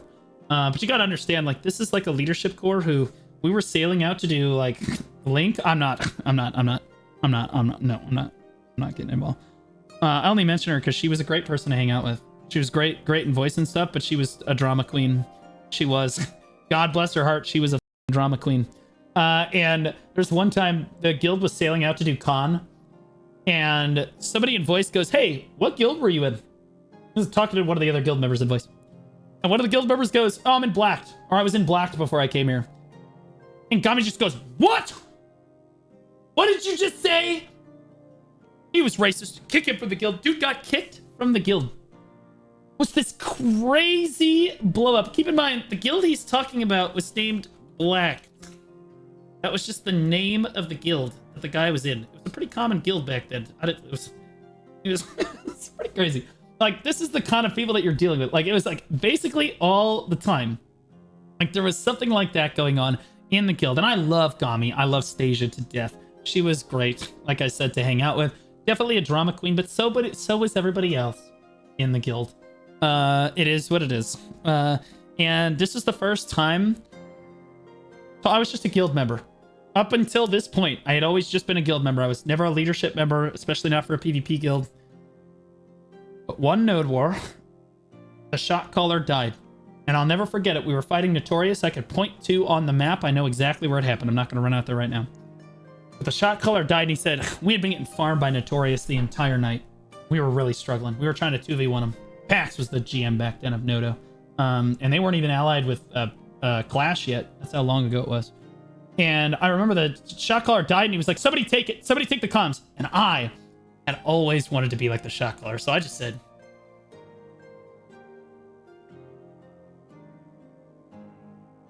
all right, everybody get on my ping. Like I was a natural.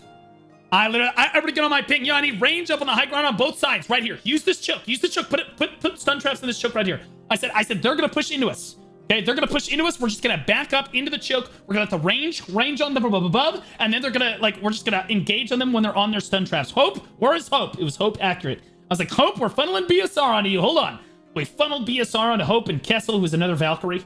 Hope was playing Awakening Witch, and then we had this Valkyrie in the guild. I was like, all right, you're gonna vacuum them in the choke, and then you're gonna ult them, and we're all just gonna collapse down together. That's what we're gonna do. Shotcaller's still not back yet. So I'm like, sweet. So like, they push into us. It happens. I'm like, back up, hard back. Everybody backs up. They land on top of the traps. I go, turn around right now, give me PAs. Turn around right now, give me PAs. Now, all PAs. And I said, now drive them back. Push through them. Give me the Valkyrie ult now. And I saw that Valkyrie. I think it was Kessel. To this day, I'm pretty sure it was Kessel. Kessel popped his class buff and ran in with that lance out in front of him, just like going in. And he put his like a shield up in the air, and that Valkyrie ult came down and killed like 15 people. And then Hope came in and just blasted.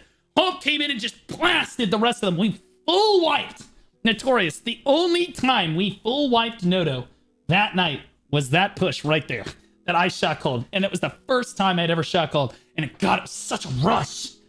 It was such a rush. I loved it.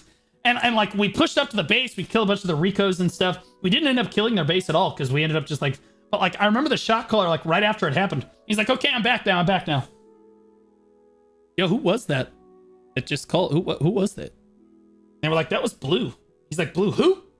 Because I was still new. I was new to the guild. They didn't even know who the I was yet. I was like 3 days new to the guild. And after the node war, they leadership pulled me aside. They were like, hey, you want to be a backup Shotcaller for us? And I was like, yes, I do. As a matter of fact, want to be a backup Shotcaller for you. So I moved into a leadership role very quickly. I became an officer and then moved into basically leadership like right away. and started to understand like the trials and tribulations of leadership. They made me a recruiter for the guild, and I started to understand what activity, how important activity is in a PvP guild and stuff. And it was at this time that I started introducing myself to the other Dark Knights in the guild. So we're going to talk about a few of the key players of Legatum that I really bonded with. And that was Darky, or Ashra, Ace Ariel, and Aeon Janus. Those three. And it was really Ace, Darky, and myself. We had this like growing rivalry because Janus was shit. We had this going rivalry about who the best Dark Knight was. Like, I love Janus. Like, I'm totally capping. I remember the first time Janus joined voice, and I was like, oh my god. Right? Is that Janus? They're like, Blue, keep it in your pants. Fucking fanboying. I'm like, dude, Janus, I love your content, bro. You're so great. I love watching you dance. It's awesome. But also, could you please play the game sometimes? Sometimes I don't want to watch you dance. And he just started laughing. And he's like, I heard you're one of our new Dark Knights. New prodigal up and cover. And I was like, I don't know about that. He's like, you want a duel? And I was like, sure. So I went to the battle arena and dueled one of the biggest streamers in BDO. It was really cool. It was something. Janus and I dueled.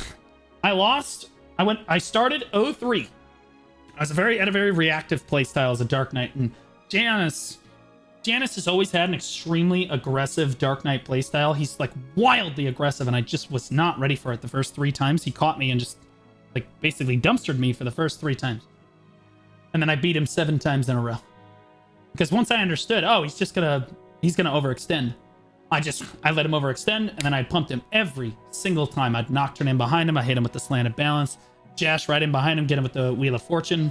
Like, let him airstrike me, pop him up in the air with slanted. Like, bro, I cooked him. I absolutely cooked him. But he beat me the first 3 times, in fairness. And he was a good sport about it. Now, I remember I dueled Ace. You got fisted? No, I fisted him pretty hard.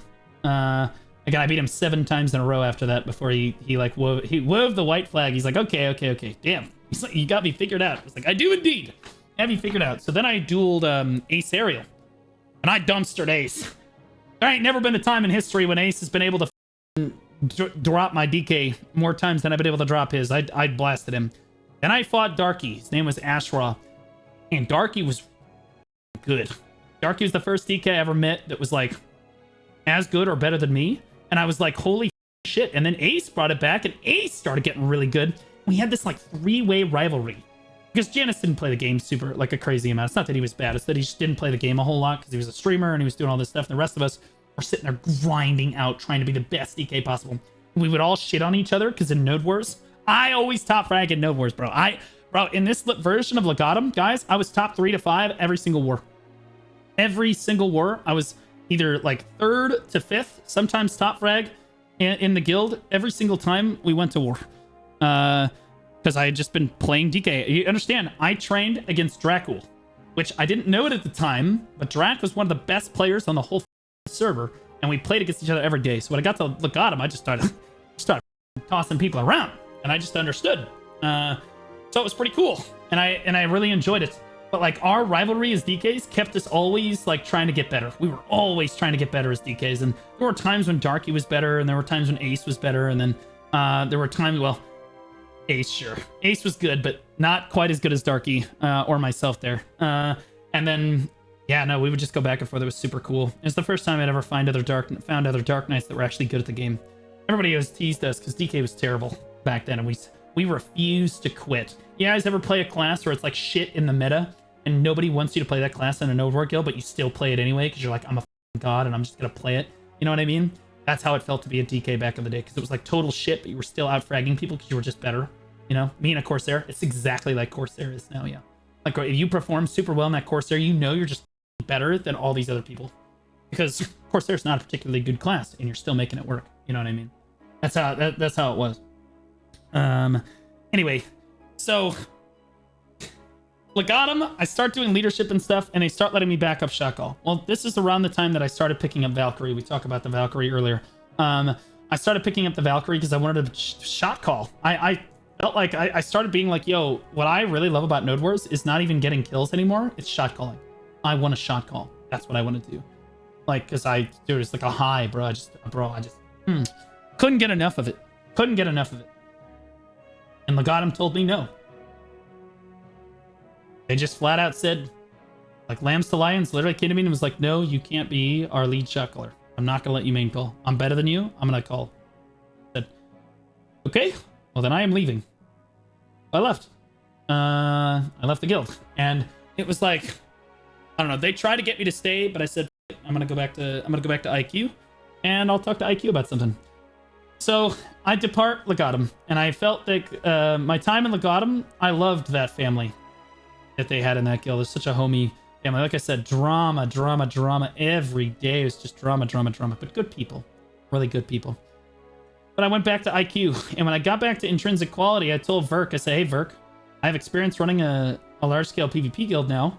Have you guys ever thought about doing Node Wars in Intrinsic Quality? And this is one of the greater mistakes I've had in BDO, but we're going to get to why it was. It's not going to sound like a mistake until we get to the end. And Verk was like, I mean, yeah, we thought about trying Node Wars. I mean, we can try one. And I was like, why don't we just try it? We'll drop. We'll see if we have fun, whatever. We'll just bring my 5 people. You know, we'll have fun. It'll be a T1 Node War. It'll be fun. Right? And we dropped, and that was some of the most fun. It was like me, Mike, Drac, Verk, and like Minty, and like that was it. Like there was like five or six of us at the Node War, and we pumped, bro. We were kind of gaming. And I was shot calling for us. It was a lot of fun. Anyway, we eventually got wiped off the node by some fish guild that I'm forgetting the name of currently. But like, we got wiped off the node by something, and I was like, wasn't that fun? They were like, yeah, that was actually really fun. Then we decided, as a group, hey, let's build like a new and returning player like Node War Guild. I said, Verk, you're gonna make a lot of new friends. That's how I sold it. I said, you're gonna make a lot of new friends. You're gonna bring a lot of people into the guild. It's gonna be a lot of fun. He said, okay. Because what I learned in my tenure in Legatum, remember I said I was a recruiter? I learned how to recruit better than anyone else on the entire server. Without even having a stream, mind you. There was like a subreddit I would post on. I was always the top post on the forum link. We were linking in server chats. I had alts and stuff that were recruiting. I had all kinds of tech about getting people into the guild. I filled the entirety of Intrinsic Quality in about 3 days. We went from like 15 active players in a 100-man guild to 100 out of 100 active in like 10 to 15 days. It was crazy. It was literally insane. Anyway, people were loving it. People were great. Like, Verk gets to teach all these new players how to play the game, and you know, with all of his sage wisdom, he wants to sit and voice. A lot of people in voice. Everybody was happy. Everybody was having a good time. And I was happy because I got to run this awesome guild that was like, you know, like they're pulling 40 people to Node Wars, you know? And like, I was actually shot calling for the first time. I was shot calling for a guild that was like listening to me. I wasn't a backup caller. It's my first time in the driver's seat as a shot caller, and my first understanding that, holy shit, you really have no idea what you're doing as a shot caller when you start out. You have no idea, but everybody expects you to know what the is going on. So I was an expert at pretending I knew what the hell was about to happen, and that I was a god at this stuff, right? So like, fake it till you make it, so to speak. Fake it till you make it. Anyway, we put Verk in charge of defense. We had our offense ball. The guild was super active. We started actually requiring Node Wars, which was an insane thing for Intrinsic Quality to do. Everybody was having a great time with it. One of my very good friends, who I will mention now, her name was Panda. I call her Panda for short, but her Pandemonium, was recruited at this time, and Panda went on to be one of my most dear friends and close guild members, and dismantled as we moved forward there. Yeah, she was with me for a long time as one of my crew. Part of the ship, part of the crew, as it were. But, yeah, bro, we went really hard for a long time, and we went too hard. I pushed it too hard. And ultimately, what ended up happening in Intrinsic Quality is Verk and Minty and all of them, they just said, Blue, we just can't do this anymore, man. It's too exhausting. It's too much work. You got to build the base every day. There's politics. There's all this shit you got to do. And, like, you're yelling, and, like, it's too much stress. And I should have known that. I knew these people well enough. They were my good friends. I should have known that they were not going to be able to handle the stress that goes into Node Wars. Maybe it's like a fun thing, but not as like an actual structured Node War guild, which is what I was trying to create here. So there ended up being kind of a big falling out with me and the rest of the members of IQ, because they didn't want to do Node Wars anymore, and I wanted to keep doing Node Wars. So I ended up leaving the guild, and I still love him to death. You know, we talk, you know, from time to time. Me and Minty at least talk from time to time to this day. Haven't had a chance to talk to Verk in quite some time, but regardless, so my time in Intrinsic Quality ends. But a bunch of people, when I left IQ, came with me because they liked my leadership style. They liked how I led the guild. And we went to a guild called Chrysalism.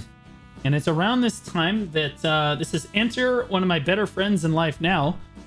His name is Lane Kiffin. Bobby Butcher is what a lot of people know him as. And Lane really, he started to get his like claim to fame was with me and my crew, because I played the entire guild around that. But Lane, myself, Yams, Spiritual Rock, Panda, and a lot of the core from Legatum started coming in. And this is where I picked up Vessel Vision. That's a name that a lot of you guys are probably going to remember as well, or know as well. This is when Vessel came into my life, as well as when we were in Intrinsic Quality. He was like, bro, Legatum, I'm going to go join IQ. This Blue looks like he's having way more fun. He was my top fragger in IQ, bro. Played the whole goddamn guild around. I used to funnel BSR onto him constantly. Anyway, Vessel and I quickly became best friends. I brought over Kessel and a lot of the old like Legatum core with me, and they came with me to Chrysalism, which was the next guild that I kind of jumped to. And Chrysalism was being run by a couple, which I'm gonna tell you right now, no guild in BDO really ever, no PvP guild ever really works if the GM is dating somebody in the guild. It just doesn't work. It doesn't work. There are like mild exceptions to this rule, but for the most part, like if they're married or something, maybe, but like if they're just like dating each other, or they're like fiance or some stupid shit, it's always a disaster. Anyway, there was this guy that ran Chrysalism. When we got there, his name was Johnny.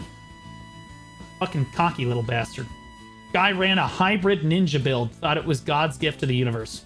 Johnny thought he was a legend, thought he was the best ninja in the entire world, or like Armin who, question mark.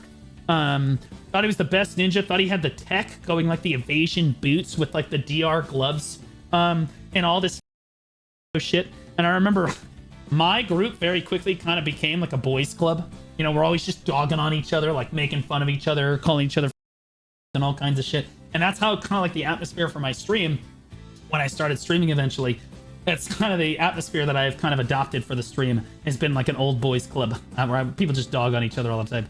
But like we loved it, but like we used to make fun of Johnny all the time. Well, eventually Johnny has like this mental breakdown, and like we made Chrysalism instantly. Chrysalism became a super competitive PvP guild in the T1 scene. They were pulling maximum members to Node Wars. They were competitive right away.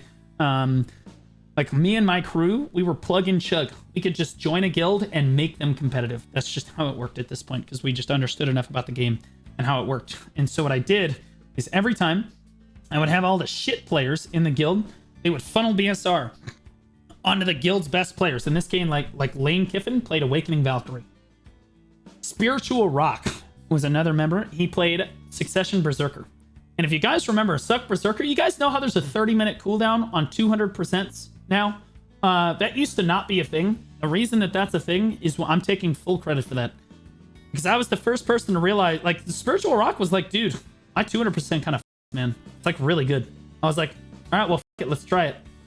I said, it, let's try it. So we started funneling Spiritual Rock and Lane Kiffin on every push. And so we would ult with a Zerker 200% on every single push to the T1 Node War, and we would just wipe the enemy guild. Every time. Zerker 200, Valkyrie 100, dead. Everybody's just dead. And then we would just skirmish the rest of them. And we were the guild that was known for, like, we would funnel BSR, like, we were always funneling BSR, and we were always pushing as a squad. Like, that was, like, Blue Squadron's crew. That was, like, our thing, was, like, funneling the Valkyries, funneling the Berserkers. Then the Berserkers got nerfed about a month and a half later once everybody started catching on. It's the T1 scene that caught on first, then the larger guilds caught on, then everybody just started funneling Berserkers, and then it got nerfed. But regardless, Chrysalism eventually falls through, and a lot of people from Chrysalism loved me and my crew more than they loved Johnny in the shit way that he was running that guild with his fiance, who was the GM. And so they came with me. And Johnny and them did not like that. They were extremely upset at this. Like, but in fairness, his incompetence as a leader is the reason that that guild basically completely collapsed, as it were. And And I also picked up somebody named Azzy, who we'll talk about later. She was something. We'll talk about her a little later. But like we picked up a lot of people from Crystalism and moved on to another guild called Coast. And this is a guild ran by somebody named Jamshu. Keep in mind, these are all T1 guilds. All T1 guilds. And at this point, I had like 30 people going guild to guild with me. I had a lot of people in my crew at this point. Probably the largest that's ever existed in BDO, where you're like walking around guild to guild with like a big core of people like this.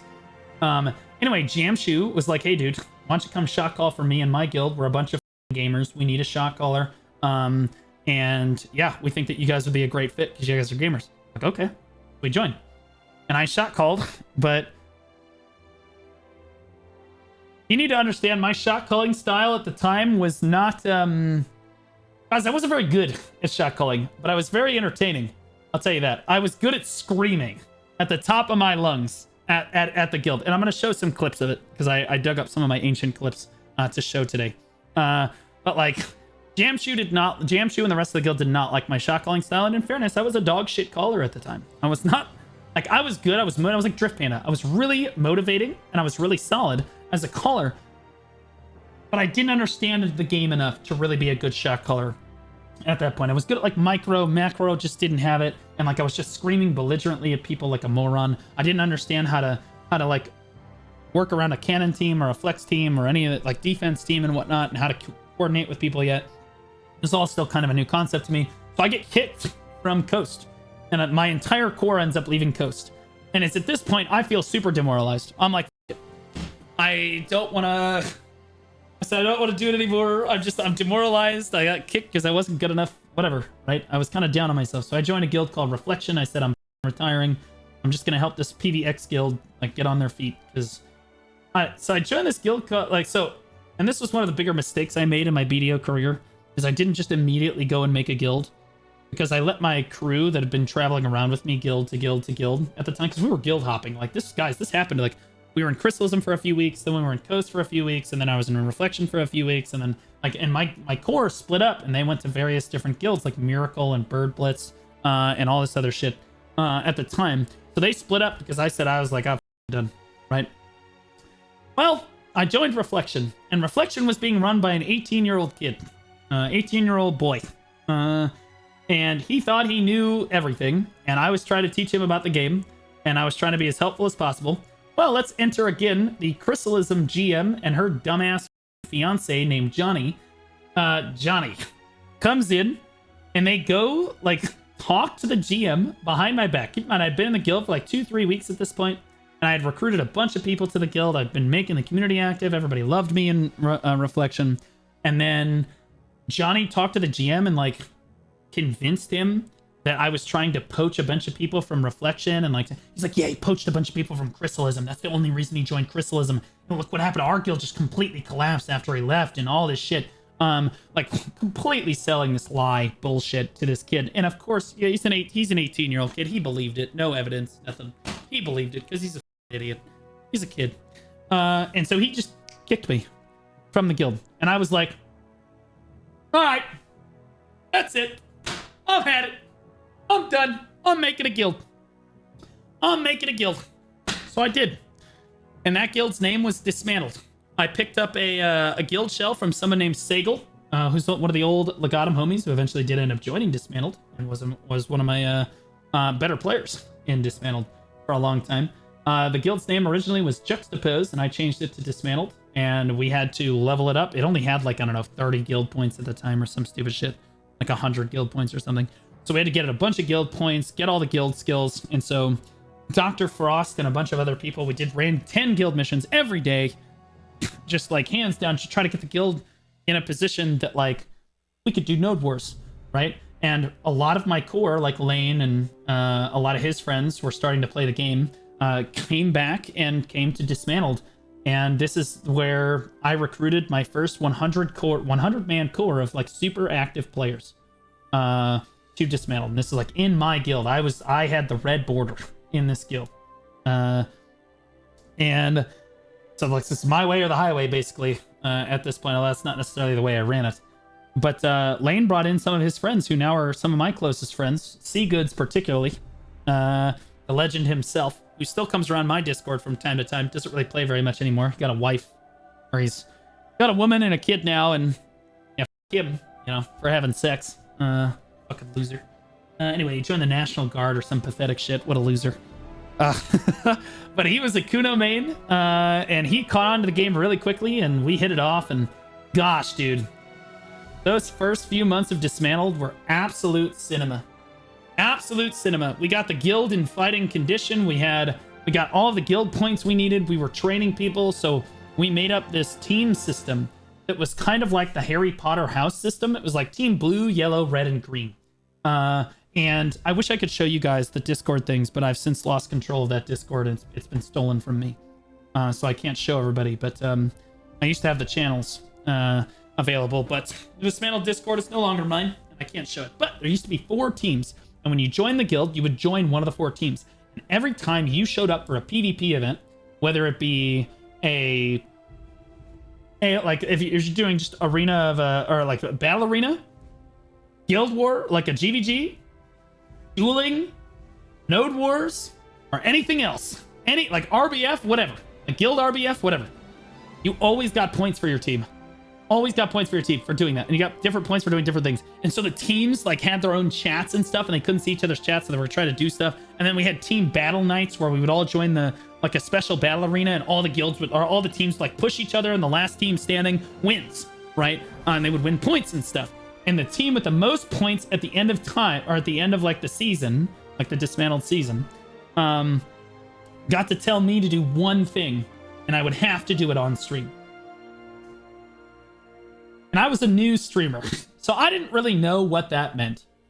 I had just started streaming because when Dismantled started, I started streaming as a way to record our Node Wars. I was just trying to record our Node Wars. Well, as it turns out, some of the Stray Boys, who was another guild at the time, saw me back up. Not this one. Like they discovered my stream. I wasn't trying to advertise my stream. I didn't link it anywhere. It was strictly just to get recordings. However, you got little nuggets like this, and this clip has since been deleted from my this clip has been deleted from my Twitch. We'll get to why later, but when I was under pressure as a teacher, my principal was like, I've seen all your clips and they all seem fine to me, but if anything that looks questionable to the parents, you should probably get rid of those. So I ended up deleting this clip. Anyway, I still have it because I downloaded it, but this is what my shot calling, and this is what I looked like. This is a young blue squadron. This is a young blue squadron back then. This is one of my very first streams. Shot calling back then. You can see I still technically had hair. Watch this. Matt! Yeah, guys, why are 14 people fighting one person? No wonder we're losing the fight. Y'all are fighting one goddamn source. Move past them. Biff, get away from him. Matt, stop fondling him like you're a goddamn Catholic priest. And he's a Boy Scout. Move up the goddamn hill. Move forward. Move up the hill towards the base. Move toward the base. Dude, move towards the base. God damn it. No wonder we got wiped. One Sork. It's one Boy Scout. There will be other boys. Please. Elephant running in.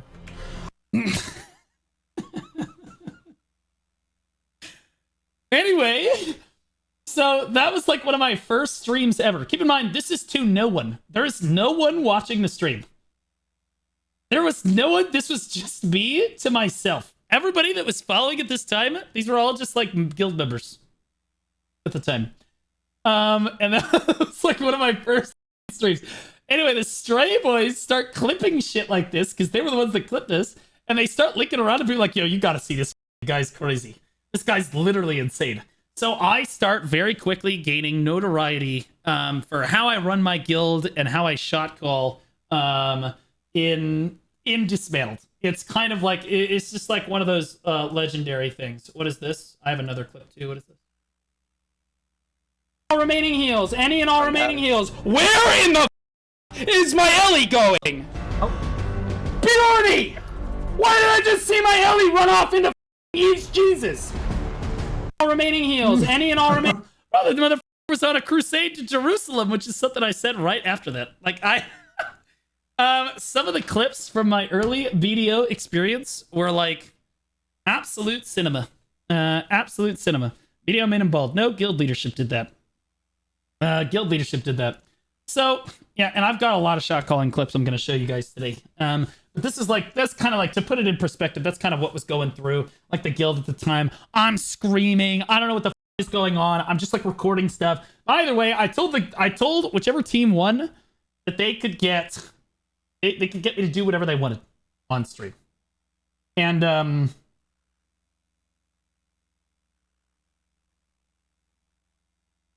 in fairness, I did not know that they were capable of such evil. Okay.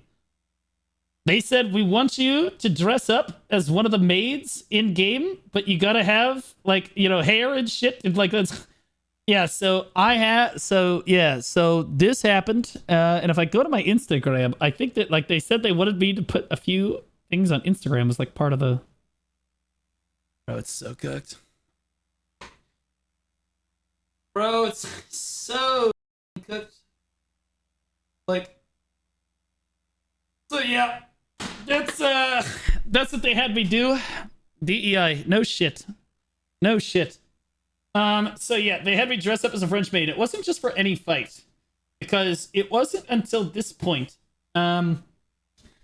Okay, so now we'll talk about Azzy real quick. Azzy was somebody that we picked up from Crystalism, and she was in leadership at the start of the guild. We're going to talk about a few of the people, because when you're a leader, when you're in leadership in a guild and you're a guild master, everybody loves to tell you about how many friends you're going to make and all these people you're going to meet in the community that you're going to build. And what they don't tell you about is all the people that you're going to lose. And you're going to lose a lot of people. So early on in Dismantled's history, I had two members of my leadership core leave me. One was Azzy, who was one of the... Look, I'm just going to be honest. She was just kind of the bitch that just did all the shit that we didn't want to do. So like, she was really good at like graphic design and shit. So we had her do that shit, and then we had her organize the Discord and shit too. So like she like all that shit, she did all that shit. The dismantled logo and shit was all designed by her. Like that wrench, I think it's currently the logo of yeah, that logo right there. The logo was designed by her, and like all this stuff. You guys can see me, right? I'm good? Okay, yeah, I'm good. I'm good. Actually, a nice lipstick color. I still have the lipstick upstairs, unironically. It made it through the move. I don't know how. Anyway, Azzy just decided one night that she could make a better guild than I could, so she just like left and thought a bunch of people were gonna go with her, and then like two simps went with her, and it was just she just crashed the out, and all the rest of us were like who had, nobody cares. But she did a lot of work at the start of the guild, and she left pretty early on. And then there was another guy named Spiritual Rock, who was also in, like, he was an officer and guild leader at the time. And Lane talked this guy up to see goods. So he's like, oh my god, bro, you're gonna love Spiritual Rock. He's this Giga Chad, alpha male, absolute unit of a berserker. Like he had a super deep voice, alpha mentality, like going into it. Well, at a certain point, we recruited somebody to the guild whose name, we'll name her Jolene. And Jolene, I don't know what happened with this bitch, but like she got in that head and he just went full simp mode. We lost him, boys. We lost. It's the first time I ever seen an e-girl really bring a full grown ass man down to his heels, basically. But like, he got whipped out of his mind. Took all of like 3 weeks. It was cooked. Anyway, he ended up leaving in a tizzy, and then they ended up like breaking up a while later. But like, yeah, I miss Spiritual Rock. He's an absolute G, but damn, bro, I never seen someone get brought down by an e-girl that quickly before. Ended up being a closet simp, as it turns out. Of course, a lot of Succession berserkers end up being closet simps, I suppose. Interesting. Now, that being said, at this point on the T1 scene, we started making a bit of a splash. Okay, we started making a bit of a splash. Okay, so we started like literally shots fired. I don't know what you're talking about. I've known a lot of sex workers in my life. we started making rivalries with other guilds because I shit talk while I'm shot calling and stuff, and people started watching my stream and stuff. And I would just like shit talk other guilds and whatnot. And there was this thing called the T1 podcast, run by somebody named Ganks, who nobody probably knows anymore.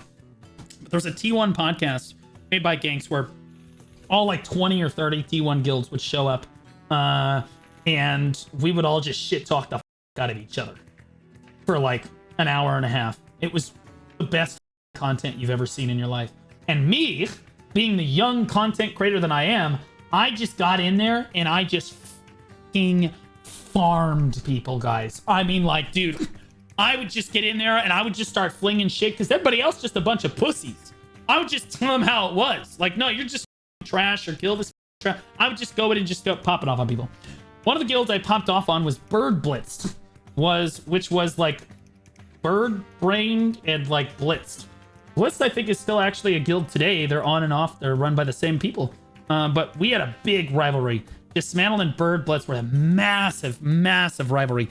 And we set up the cinema holy grail of 1v1s.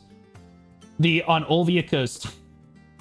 Or no, it was Wolf Hills. It was technically Wolf Hills. Wolf Hills was this whole Node War zone was all Wolf Hills. We set up this 1v1 to end all 1v1s. And I dressed up as a French maid. Go back to that. I dressed up as a French maid. My whole guild was ready to go. This was super hyped up. Like, even people on the uncapped Node War scene heard about this. Everybody was coming to watch this fight. This was big. I mean, guys, I had like 170 viewers for this fight. Like, that was a big deal. You're talking like before, I never got over like 14. This was a big deal for me. And so everyone came out to watch this fight. We put our fort in probably one of the worst possible locations. So like Stray even helped clear the node for everybody. And we put our fort just outside of Olvia's, somewhere around these rocks right here.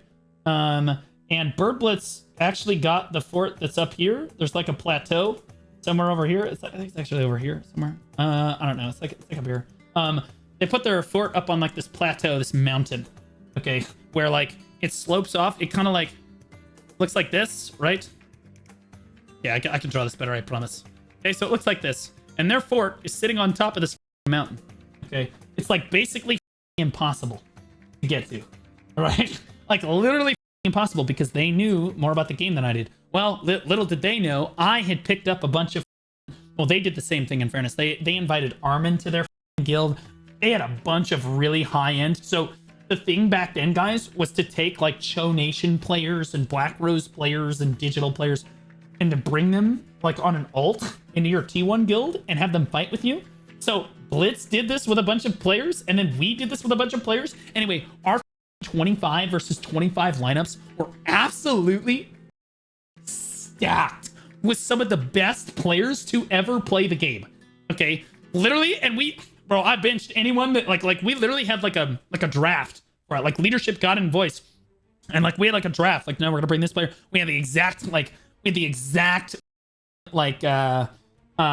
team comp that we wanted, and we knew exactly who we needed to fill it out with. We pulled ringers in. So I mean, Blitz did the same thing, and it was literally insane. It was absolutely nuts. What is this French maid photo? What is? Oh yeah, I know. I get. That was on my Instagram. We already looked at that. Anyway, the fight starts, and I realize that our base is way too close to the safe zone. Fortunately for us, we are turbo dicking these.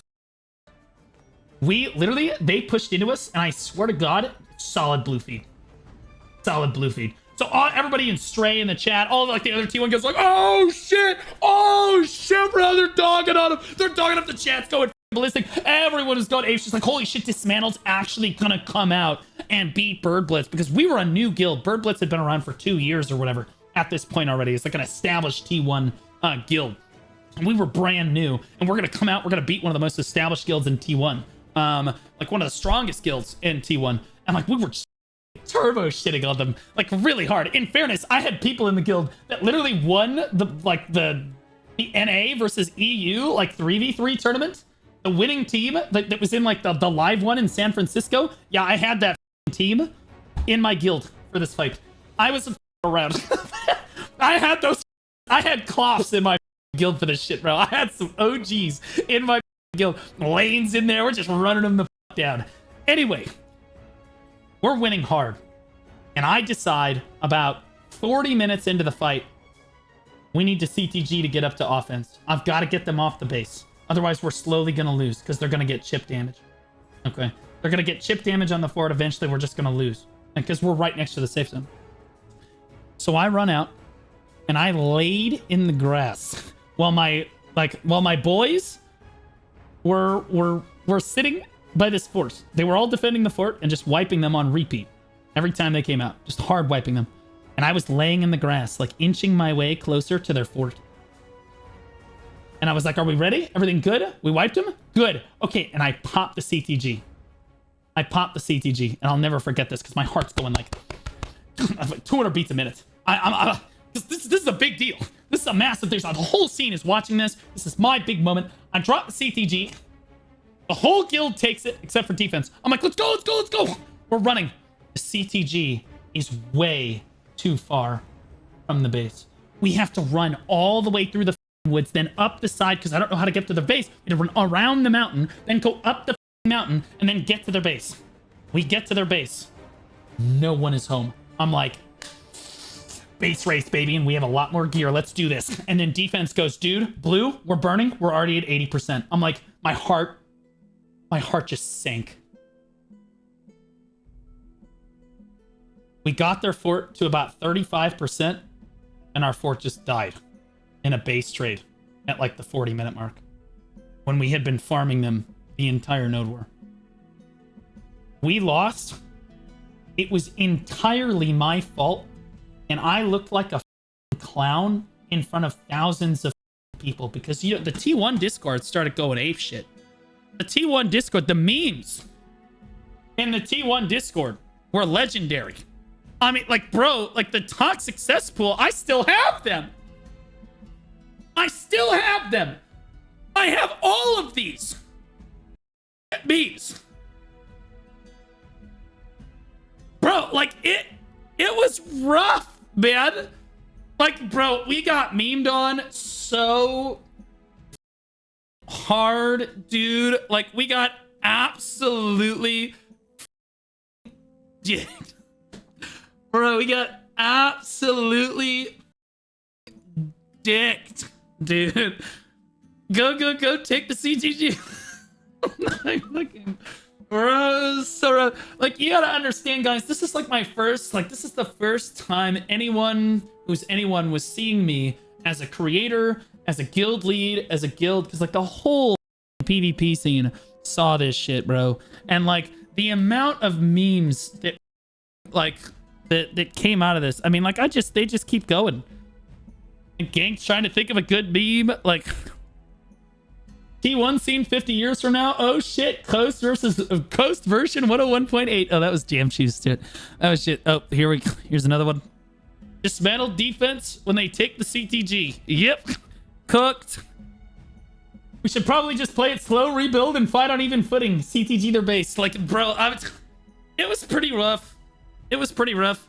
Even to this day, if I go to the T1 community, I have to be very careful what I show in here, but I'm still in the T1 community. Oh, this is from one of the fights. Oh, I was looking all over the place for this clip. Oh. Okay, so this is one of our first node wars where we actually like did something like relevant. This is such a good. This is crazy, bro. This was not the blitz fight. Shit, I'm on the back line! All of a sudden, shit, on the back line. They're all on the ground on the back line. They're all grouped up. There we go. Yo, offense, get to the back line. Offense! Push! God damn it! Move forward! What are you doing? Asper! Avran! Move up! Path of Pain! Move forward! Panda! Move up the goddamn hill! Move up the hill! What the f? There are 15 people standing up the hill! Okay, now go towards their base. Good job. Good job. Nice work. Alright, and we're calm. And we're breathing. Go back towards the base. Back. That shit, I'm on the back line! Bro. That's basically how I shot called all the time. Bro, the pivot was crazy. And you can see how much fun everybody was having while I was shot calling. Bro, like I wasn't particularly necessarily super great at it, but me if we weren't having a great time doing this shit. Anyway, that was part of it. Oh, here we go. Here's one.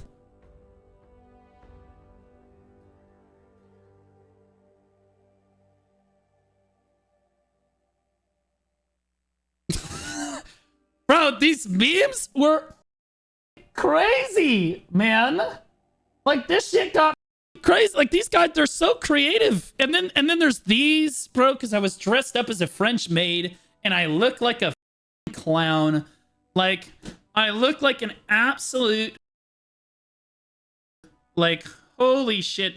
And then this was created. I'll be honest with you, this is one of the better memes that's ever been created about me. We save on renter's insurance. God damn it! I haven't got a heal all night. RD! You're not a backliner! You're a goddamn bit you pathetic waste of space! Move forward! Thank you! Son of a bitch! Move! We save on rent. That's one of the better memes that was made about me during this like era of Dismantled in here. But like, yeah, all these memes were made. I was basically made fun of by the entire scene. It was a total disaster. And ultimately what ended up happening as a direct result of all of this was I lost my core. My core left the guild. Lane Kiffin, C Goods, Thackeray, and like some of my best players all left the guild. And it was all as a direct result of losing this, because it was like I fumbled in a big way and everyone just said, all right, it's your fault. Like now we all look like idiots. And everybody thought that was it for Dismantled. But they didn't understand. They didn't know. See, my core went and made another guild called Null, which we're going to talk about here in a second. Because they thought that they could do it better. They thought they were better than me. They thought that they could do it better. They went and made Null. And Tim Allen, 1337, was in that guild. Old Black Desert players will know who Tim Allen is. All of them will know who Tim Allen is. Tim was in that guild. And I picked up another core of people. Legatum had basically just collapsed at this time, and I picked up what would come to be my core in Dismantled.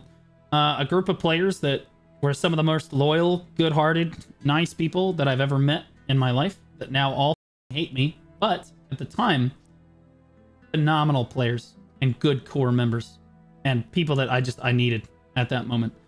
I picked up Akashi, Tarkand, Sagel, Zers, Sting, that striker that I'm blanking on the name of right now that he's gonna kill me.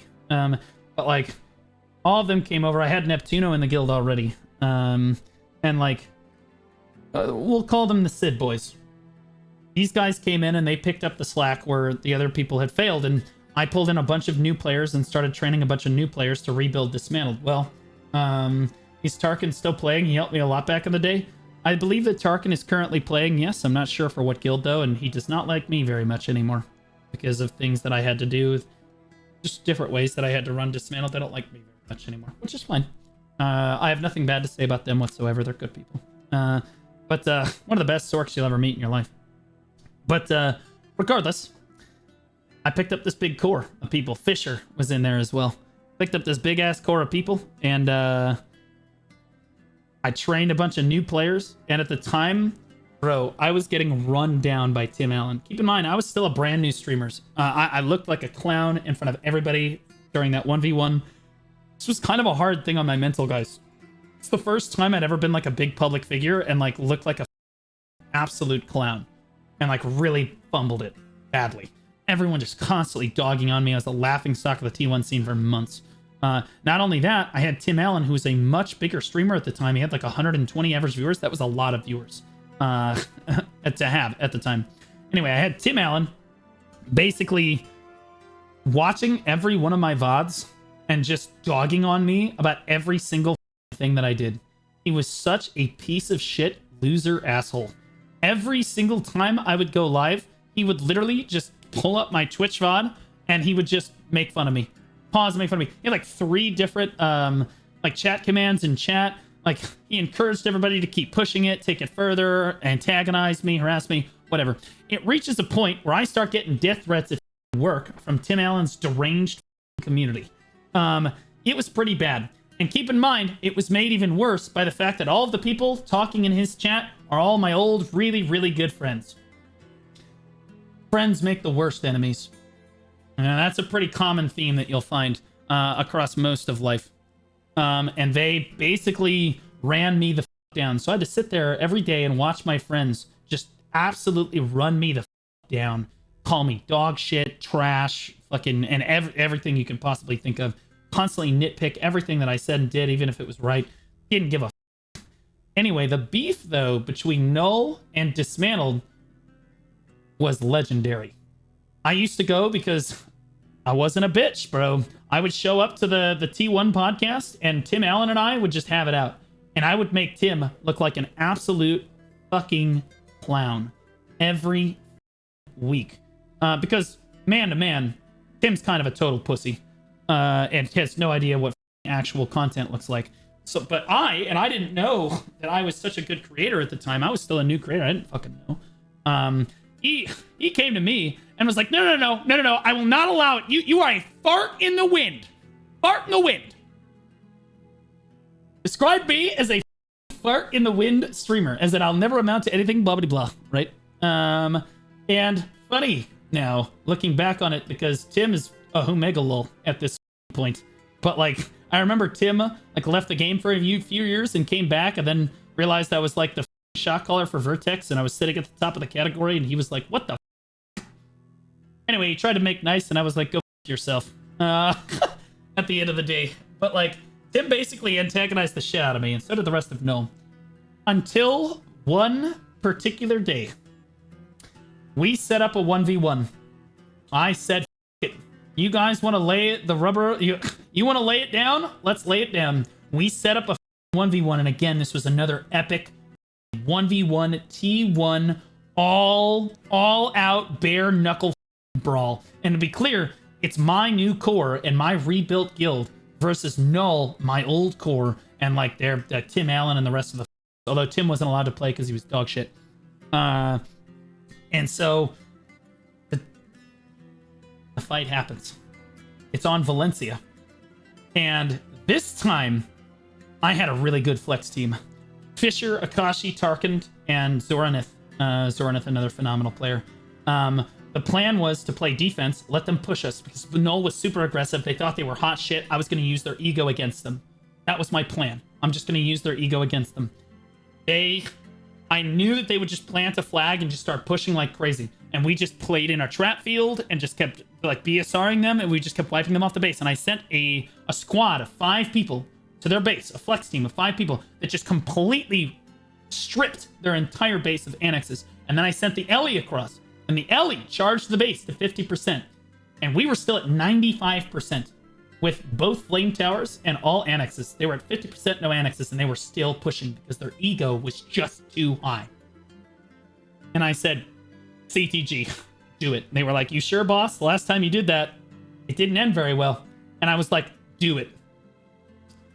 We CTG. It's a good one this time. But we CTG'd at a bad time, and defense was out of the flame towers when we CTG'd. The flame towers were not firing when the CTG went off. So Null jumped in on the base and started burning our base immediately the moment that we CTG'd. We were burning their base, they burned our base. It came down to 3%. We beat them. And we beat them. I took a guild that was, again, we lost all of our primary core members, those egotistical little shit-starting cunts. Went to Null and thought that they were better, and thought that they, oh god, we're all your best players anyway, your guild's duped. And then tried to turbo teabag me for like months, only to come back and lose to Dismantled in a 1v1 with the same play that I had lost with Berg Blitz on 2 months prior. Christ, that felt good. Christ, I can't even begin to explain how good that felt. In fact, I actually can. So this is me. I don't actually have the clip of us actually winning. The day that I heard Null. Hold up, I can't actually open it. Hold on, I can't actually open it. So this is not me beating Null on that day, but it was the day because Null died. Null literally disbanded a few days after we beat them in a 1v1. Again, ego. Ego. Honestly, the day that I heard Null went down, baby. Oh God.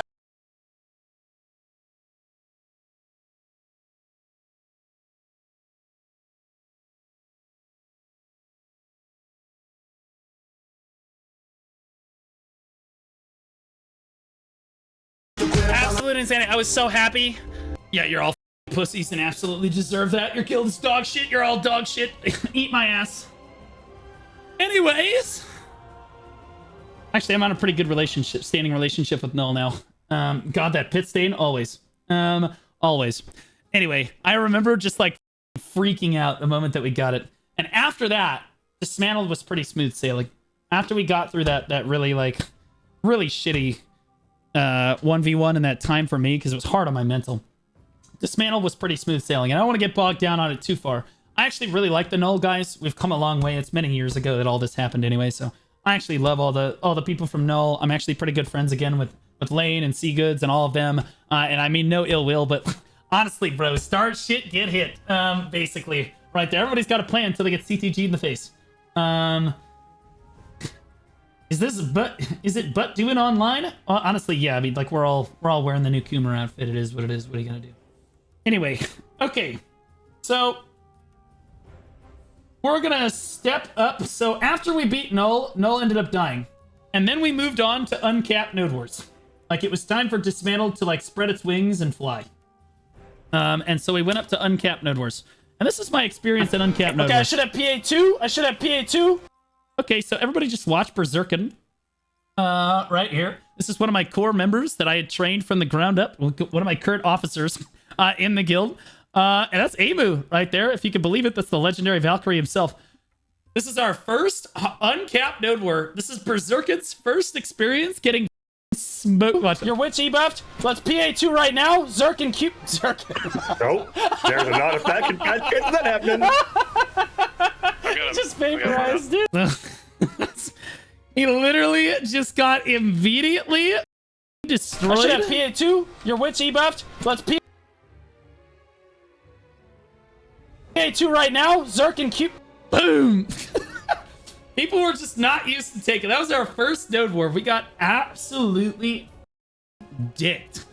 But hey, man, we had a great time. But hey, man, we were having a great time. Your character is short. My character is not short. The man standing next to it is a man. So what are you gonna do? All right. Who had femboy potential when he had hair? Okay, chill, brother. Chill, brother. All right. So we tried uncapped and we realized we weren't ready for it. So we go back to T1 and we floated between capped and T1 for a while. But Cap Node Wars and Cap Siege did not exist yet until Cap Siege came around for the very first time, and the entire T1 scene looked to me. Look to yours truly in order to drop for Siege for the first time. So the week before Cap Siege showed up, I figured out how to build a Siege fort. And by figured it out, I mean, I had to ask for help. And this is my first run-in with Black Rose and Vertex and Cho Nation back in the day. And it's a very important moment in my BDO career because I realized why people hate Black Rose so much. Because I said, hey, I went to the Black Rose leadership and I said, hey, like Cobain, hey, how do I build a siege fort? Do you know how to do that? And he was like, dude, figure it out yourself. Like, dude, like we can't coddle you. We had to figure it out. You go figure it out. And all of Black Rose leadership basically gave me the same response. And all I was asking to do was like, hey, how do I build a siege fort? I don't even know where to start. Very difficult thing to do, by the way. It takes like an hour or two. At least the first time you do it's going to take probably 3 hours. It's hard to build a siege fort correctly, and you have to do it correctly or everybody has a bad time, because you as the guild master are responsible for every single other person's well-being and every other person having fun in the guild. So I went to Cho Nation, and I didn't know who I was talking to at the time. Somebody just said message somebody called Roots, so I messaged Roots, and to this day, if I scroll up to Roots' and I's first like messages in a conversation, I asked Roots, I said, hey man, nobody will help me build a siege fort. Do you have any tips for like building the siege fort? Like what I need to focus on? And Roots gave me, this is the GM of Cho Nation, the strongest guild in the entire world and probably will ever exist in BDO. And Roots gave me a full breakdown.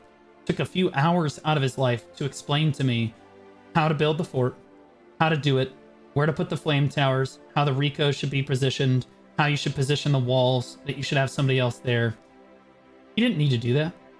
He didn't need to help me. I was just one of the new players in the scene. I was one of the new guilds coming into the PvP scene, and everybody else said, "F you."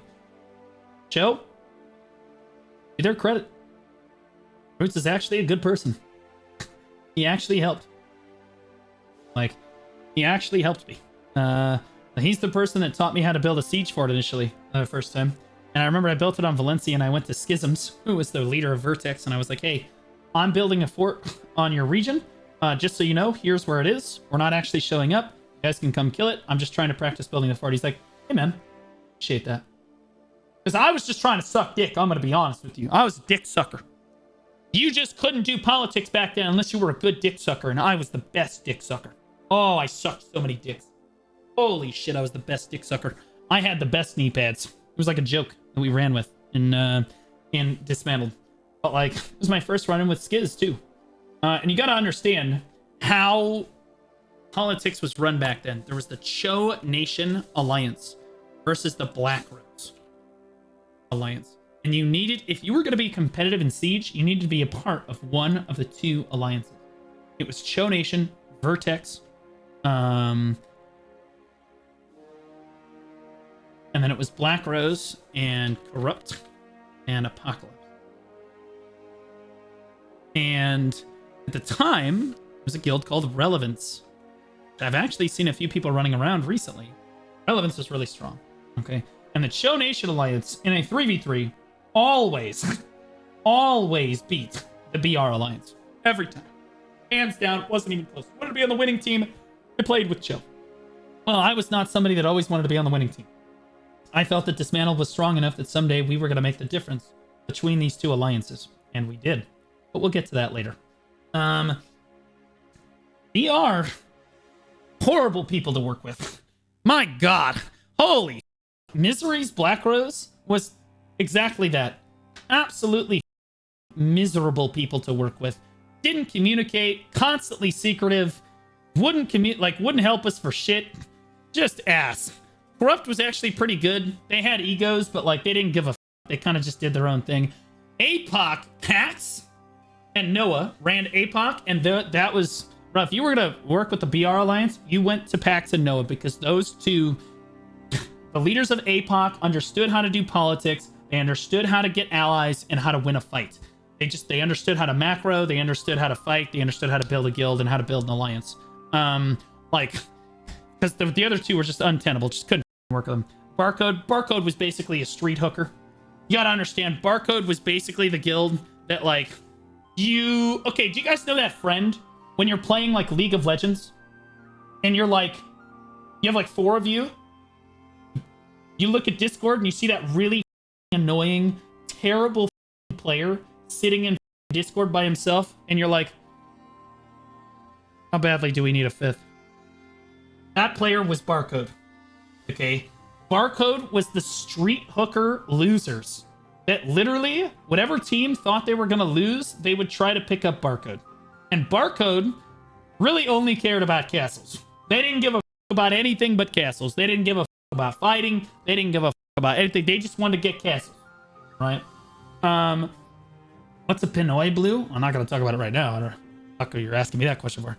But like, so Barcode kind of floats in the middle. But like, these are the big siege guilds on the scene at the time, and you kind of had to choose a side. This is the holy war, as it were. And if you join one side, you were immediately going to receive decks from the other guilds, and they were going to hate you forever. And you were just sworn off. Like, it was like they were going to hunt you down and kill you in a one-sided deck, and they were going to run your players out of existence. That's how it worked. Whatever team you went with, you were. So I, as a guild lead, was trying to skirt the middle of this line. I didn't want to come down too hard on this side or this side because I knew the implications for my guild. We'd never make it if I came down too hard for one guild or another. Cue Cap Siege. So Cap Siege happens. The very first Cap Siege, I will never forget. Do you know what I did for the first Cap Siege? I was still the shot caller for Dismantled. But I was basically playing a game of StarCraft. The entire T1 scene came to me. I showed 15 guilds how to build a siege fort that weekend based on how Roots had showed me a week prior, and I had practiced in Valencia. And then I came in and they were like, Blue, we don't know how to do this. I said, don't worry, I learned from the best. And then I taught them all how to build all their siege forts. So I helped them all build all their forts. I explained to them the strategies. I showed them where to build it on the map in Medaya, because what the plan was, the entire T1 scene was going to show up for the first time ever. The whole T1 scene hated each other. You got to understand. But there's only one group of guilds that the T1 scene hated more than themselves, and it was the uncapped scene. Because you got to understand, there was like this bias. The T1 players all thought they were gods. They fought in a capped environment. We fight where the odds are even. Right? We fight where the odds are even. The gear is matched, and it makes us better players. We have better fights. These uncapped gear losers constantly piloting their accounts and cheating. We don't need any of that. We're Giga Chads. And then the uncapped scene was always like, bro, these T1 guilds are complete dog shit. These T1 guilds are trash, bro. They don't know how to play the game. And I'm going to be honest with you. They were right. The T1 guilds didn't know shit. However, the first Cap Siege came out, and it was on Medaya. And we dropped all 15 forts on Medaya. Actually, I think it was 17 forts on Medaya. Okay, total. 13 of them or 14 of them were all T1 forts. Okay. And we had so the way we had the politics set up in TeamSpeak, we had all of the different cross-commers from every guild in TeamSpeak, right? And they were all listening to me. I would give directions to each of the guilds, cross-commers. The cross-commers would then relay in their own individual guild discords what they were going to, like, hey, Blue said you need to go here and attack this guild. Blue says you need to approach from the southwest and do this, that, and the other thing. So we had 14 people listening to me, who is literally looking at like 6 different streams and popping between discords to figure out where everybody is. And I'm microing from a flame tower like this is a game of StarCraft 2. Okay? Because what ended up happening was Digital, Corrupt, and Barcode dropped on Medaya. Digital, Corrupt, and Barcode dropped on Medaya, and they were here to say, we are so much better than you. We can beat you in a 3v15. Holy shit, we're so good at the game. My God. And I was here to say, you, the T1 scene is way better than you. And as it turns out, we were. Because, and the best part is that they even tried to do their little trick that I knew they were going to try. Their little, oh, we're just going to CTG one of the T1 guilds and try to one pump them, and then they won't be able to beat us. And I said, you, we are strong as many. And they pumped Excalibur. They did. They CTG pumped Excalibur down, and it cost them dearly. We macroed like thousands of players to victory that day in the T1 scene. The entire scene showed up. It's the only time in the history of BDO where the entire T1 scene showed up together as one unit and just said, you may have been playing this game longer. You may have spent more money. You may have more experience. But we are the many, and you are the few. And we won that day. We ran them the down. They would kill 10 of us and 15 more would run through. They couldn't stop us. It was just guild after guild after guild. We just relentlessly, we ran them the down. The podcast that happened after this, I didn't even go to. I didn't even go to it. The podcast that, actually, no, I did go to it. And I tried to calm them down. And I was humble about it, to be clear. Because I know that we had just zerged the shit out of them. And their egos were hurt. They were pissed. They didn't want to admit it, but they were pissed. That they had lost to a bunch of new and, like, what they viewed as new players. You know what I mean? And their shit gear, right? And Dubs, I think his name was, comes in and he goes, boy, the T1 scene really showed up today. Whoa! Yeah, you're all dog shit. And just started shit talking the out of digital. Shit talking the out of Digi. Shit talking corrupt. Shit talking barcode. Just going the in. And I knew that shit was not good. I was like, guys, we had a good fight. We took the castle. Suck our dicks. Whatever. Sounds good. We beat you fair and square. Suck my nuts. It is what it is. I tried to be as humble as I could about it. 2 weeks go by. Dismantled ends up being on Valencia. In what ends up being an attempted Zerg against, Digi, but Digi ended up bringing Apocalypse and like Corrupt or something. They had way too many. So they end up Zerging us. And as our fort is going down, the Digi members, particularly Laser Tag TV, starts spamming on my fort. Boy, the T1 scene really showed up today. Boy, the T1 scene really showed up today. Boy, the T1 scene really showed up today. I was like, bro, you, dude. I'm not even the one that said that. What are we talking about? I didn't shit talk you. What are we doing? They didn't care. That was Laser Tag still says that. It still triggers me to this day because I wasn't even the one that sucked shit after we won. But like, it was just a really cool moment for me because it was like the first time you understand how far I came at that point in that moment. Somebody that looked like a clown losing to Bird Blitz on Wolf Hills, like a year prior to, where I was, to the whole T1 scene looking up to me and saying, okay, in blue we trust, that day. And we won. That was a really cool moment. And it never happened again. Because the rest of the T1 scene started fighting amongst themselves again after that. Now we're going to talk about a little bit of the politics that go into this. Because now I'm going to do...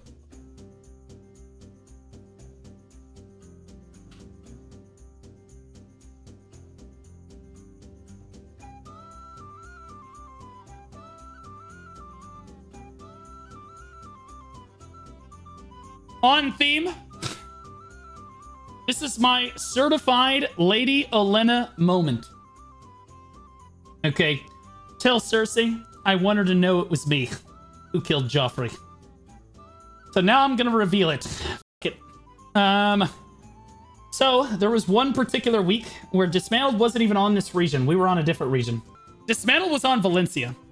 But Cho Nation and Vertex had dropped on Medaya. Well, Black Rose, the sneaky Black Rose alliance. Black Rose knew that Relevance was stuck in Calpheon Castle, couldn't help their allies. So, Vertex and Cho were stranded with their forts placed on Medaya. All alone. The entire Black Rose alliance drops. They even brought family with them. It was BR, Corrupt, APOC, and they brought family. In this case. They brought everything. The kitchen sink to beat 2 guilds. So, Vertex Schisms comes to me, who is somebody that I've looked up to as one of my best mentors, greatest mentors in BDO of all time. Schisms, who was running Vertex at the time, came to me and said, we didn't know each other that well. He said, Blue, I'm hoping for a miracle here, I'm going to be honest, because they don't like losing. You understand, this is a holy war, okay? This is Israel, Palestine. These people hate each other. Maybe, okay, not that bad, but like, these people hate each other, okay? These people just like, it's not quite as bad as like SEA. SEA, they're like super racist toward each other and they would kill each other IRL if you allowed them to. This is not quite that bad, but this is as bad as it gets when it comes to beef in a video game. Like, the people were doxing each other and like doing IRL threats and shit. Like, these people hated each other. Cho did not want to lose. So Vertex comes to me and they're like Blue on their hands and knees, which is strange for the strongest guilds in North America. Blue, we saw what you did with the T1 scene a few weeks ago. Is there any way, like, here's the situation. Is there any way we can get some help? We will promise that we will allow your guilds to fight afterwards. Blah, blah, blah, whatever. And I thought about it. I did. I thought about it. Because they're sunk right now. But I thought back. And this is where I'm going to say, Roots came up huge. Because I thought back and I said, who helped me learn how to build a siege fort? Cho helped me learn how to build a siege fort. BR told me to go f myself. So, you can go f yourself. Because BR was already trying to ally all of the T1 guilds against Vertex and Cho. And I slithered into those DMs to every single T1 guild and convinced them to join Cho Vertex. And Cho and Vertex won.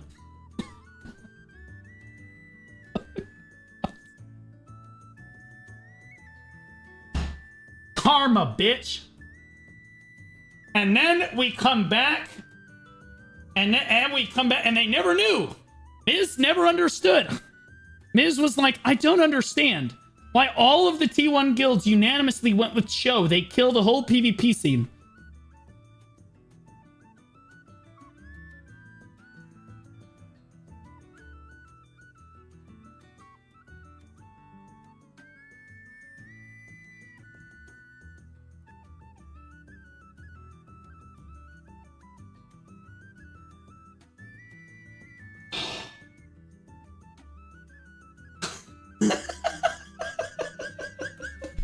They looked like such clowns, bro. They did. They looked like such clowns. The whole VR Alliance couldn't figure it out.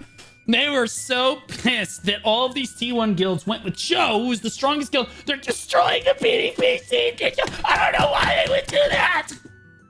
Holy, it was so good. It was juicy. And it earned me a favor with Schisms. And 2 weeks later, Dismantled was put in a position where if I brought the T1 scene, we would push relevance out of the castle, and Dismantled was allowed to have Medaya Castle. Because I did politics correctly and aptly, my guild got a castle. And Dismantled was the very first guild outside of the major two big alliances, like the Cho Alliance and the BR Alliance. Dismantled was the very first guild to earn a castle that wasn't in one of the major alliances. And for all intents and purposes, I had made it look like we hadn't been helping relevance. The T1 scene zerged relevance out of the castle. They were actually pretty upset with us, with how bad of a zerd I brought. Then I set up so like, we zerged them all out of the castle. Cho and Vertex were handing off Calpheon. We zerged Relly out of the castle, so it didn't look like we were sucking up to them. And then I let the T1 guilds fight, but Dismantled got the win. At the end of it, we got the castle. So I walked away with a castle victory, and I hadn't definitively come down for one side or the other. The BR did not hate me, and Cho and Vertex loved me. That was good politics. Some of the better politics that I had done in my BDO career. But that's what siege politics is all about, baby.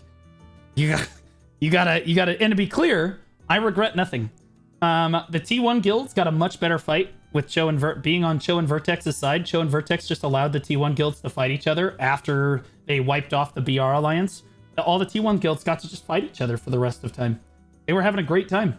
So like they had a better siege as a result of going with Cho, and I got what I wanted. It's a win-win-win for everybody. But that was my first experience really kind of nailing politics, and it got me in good with Schisms. Well, it wasn't too long after this. Well, actually, you know what? Now we're going to watch some of my better siege clips. If I can find them. All right, so these are my shot calling clips from Dismantled before we talk about the end of Dismantled.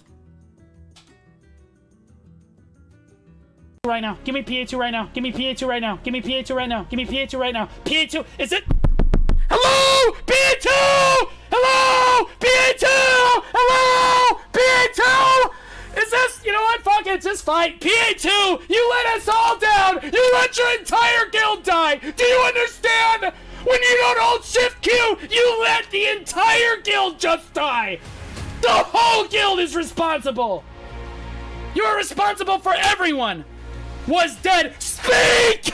Apparition! Speak! Right now. Give me PA2 right now.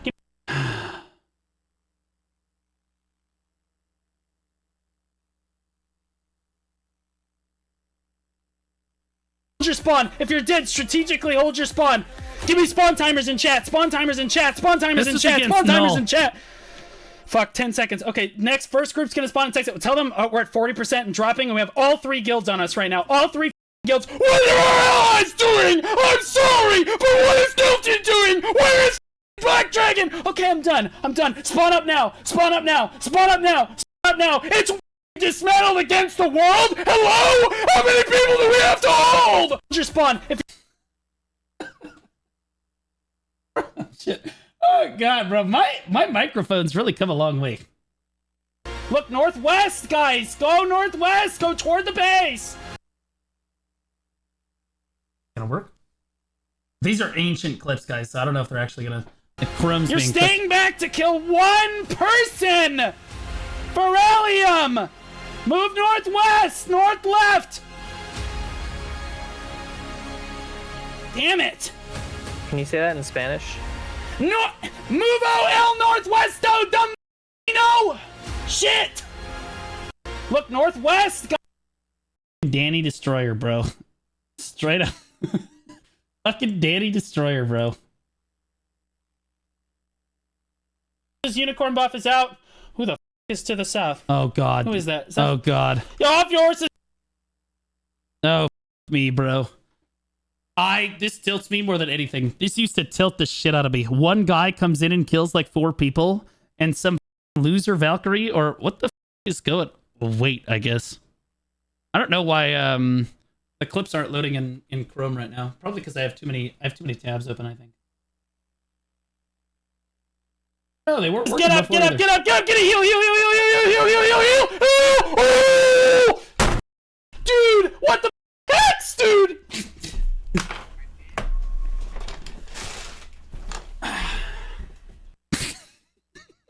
Okay, so to explain what happened, okay, so this is a Valkyrie right here who was just stood here and let us all just die. Literally. Oh! Dude, what the heck, dude?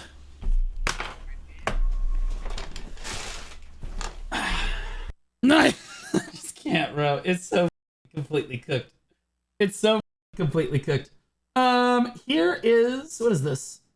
What the is this? Get to my ping! If God. you're putting down a trap right now, you're wrong. Put another trap here. Another trap right here. Put another trap right here. We got layers of traps. Ogres have layers. Onions have layers. Donkeys have layers. Shit, some of you have layers. But these traps have layers. Move forward. Move forward a little bit. They're pushing right now. Pushing from the left. From the left? The west. On the ping. From behind us, behind us, behind us. Move to the north, move to the northwest, move to the northwest. Come with me, come with me. All PAs right now, all PAs right now. That's right, dumbass. All PAs, all PAs, all PAs. Engage them on the trap field. Engage them on the trap field. Engage them in the trap field. Jesus Christ, what is the scouting issue tonight? Left, right, north, south, west, east. What the? Yo, engage. You're fine. Bro, from the left.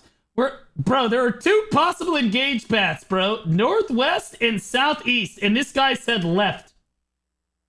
And this guy unironically said left. What a retard. That's what I was dealing with. All the time. Oh, this is a legendary clip. This is what I was most famously known for. This siege was watched by the developers, by the way, live. The devs watched this siege live and saw this. Back up to the northwest! Back up! Jan! Is this thing on? Are you hearing me, degenerate? Move! Did I stutter? Thank you! Thank you! Chill until I tell you to come back in. Okay, now go back in. Okay, now come back. Okay, now come back. I'm gonna be honest, I threw up during this siege. Twice. Not on stream, though. Not on stream, though. I was screaming bloody murder during this siege, and I was gonna show one of my better, like, shot calling plays in, like history as a streamer. Happened during this siege. But Pistanity removed the video, and I don't have the clip anymore. I don't know where the clip went. But I basically baited Crawling Chaos into like the push of our lives. It was awesome. I popped Spirit of Battle at like a perfect time. But regardless, is this thing on? That's the origin? This face? Right here. That face right there is the origin of my... Well, hold on. You know what? We can just do this. And then just do this.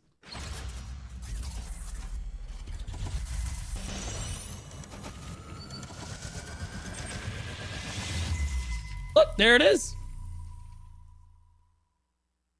That's my first logo. That's my first logo. And this siege was important because it wasn't too long. It was about a year after this when I got BDO partner.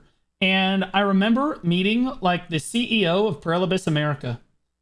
And like the higher ups at the company and shaking their hands for the first time. And they looked me dead in the eye and they go, "Oh, you're the one who threw up on stream. Oh, yeah, that was you." I'm like, "Oh, bro, that's how the CEO knows who the I am." Delphi goes, "Yeah, we had it up on the big screen. We were all watching it. It was crazy." Like, holy shit, bro. Then I meet Jae-hee Kim. A year and a half after that, it's 2022 Calpheon Bull. I meet Jae-hee Kim. I'm talking to Jae-hee Kim's translator, okay, who is translating. I'm like, "Jay, how you doing, man? Big fan." Jay says something in Korean. Translator looks at him, repeats it back, then nods his head, looks at me and goes, he says, "You're the one that threw up on stream? He's a big fan." Look, the executive producer of the game knows who I am because I threw up when I was Shotcalling at a siege. He was like, "You're just so passionate about the game. You know, we love you. We love watching your shit." Clearly a lot has changed. But like, literally cancer. That's how every executive at Perlibus knows who the I am, is these clips right here from this particular siege. Absolutely brutal. We never did break that base. We broke a couple holes in it, but just couldn't get through. We were definitely strong enough to push Crawling, but we just couldn't open up their base. It was too strong. Now they hate you because you're more passionate than the devs. So true, brother. So true. Well, regardless, those are some of the Shotcalling clips that we had during Dismantled, because that's the end of Dismantled there. And the rest of this story should happen a lot faster now, but I wanted to cover like everything to this point a little bit slower. But Dismantled, I basically folded Dismantled. I retired the guild because I realized at the end of Dismantled, like, we had a great run, but I realized that I wanted to be a content creator more than I wanted to be a guild master. It's just that simple. Like, I wanted to be a creator. And so I wanted to pursue it as a part-time like thing and just like kind of see what I could do with it. I felt that I was successful with it and I wanted to try more.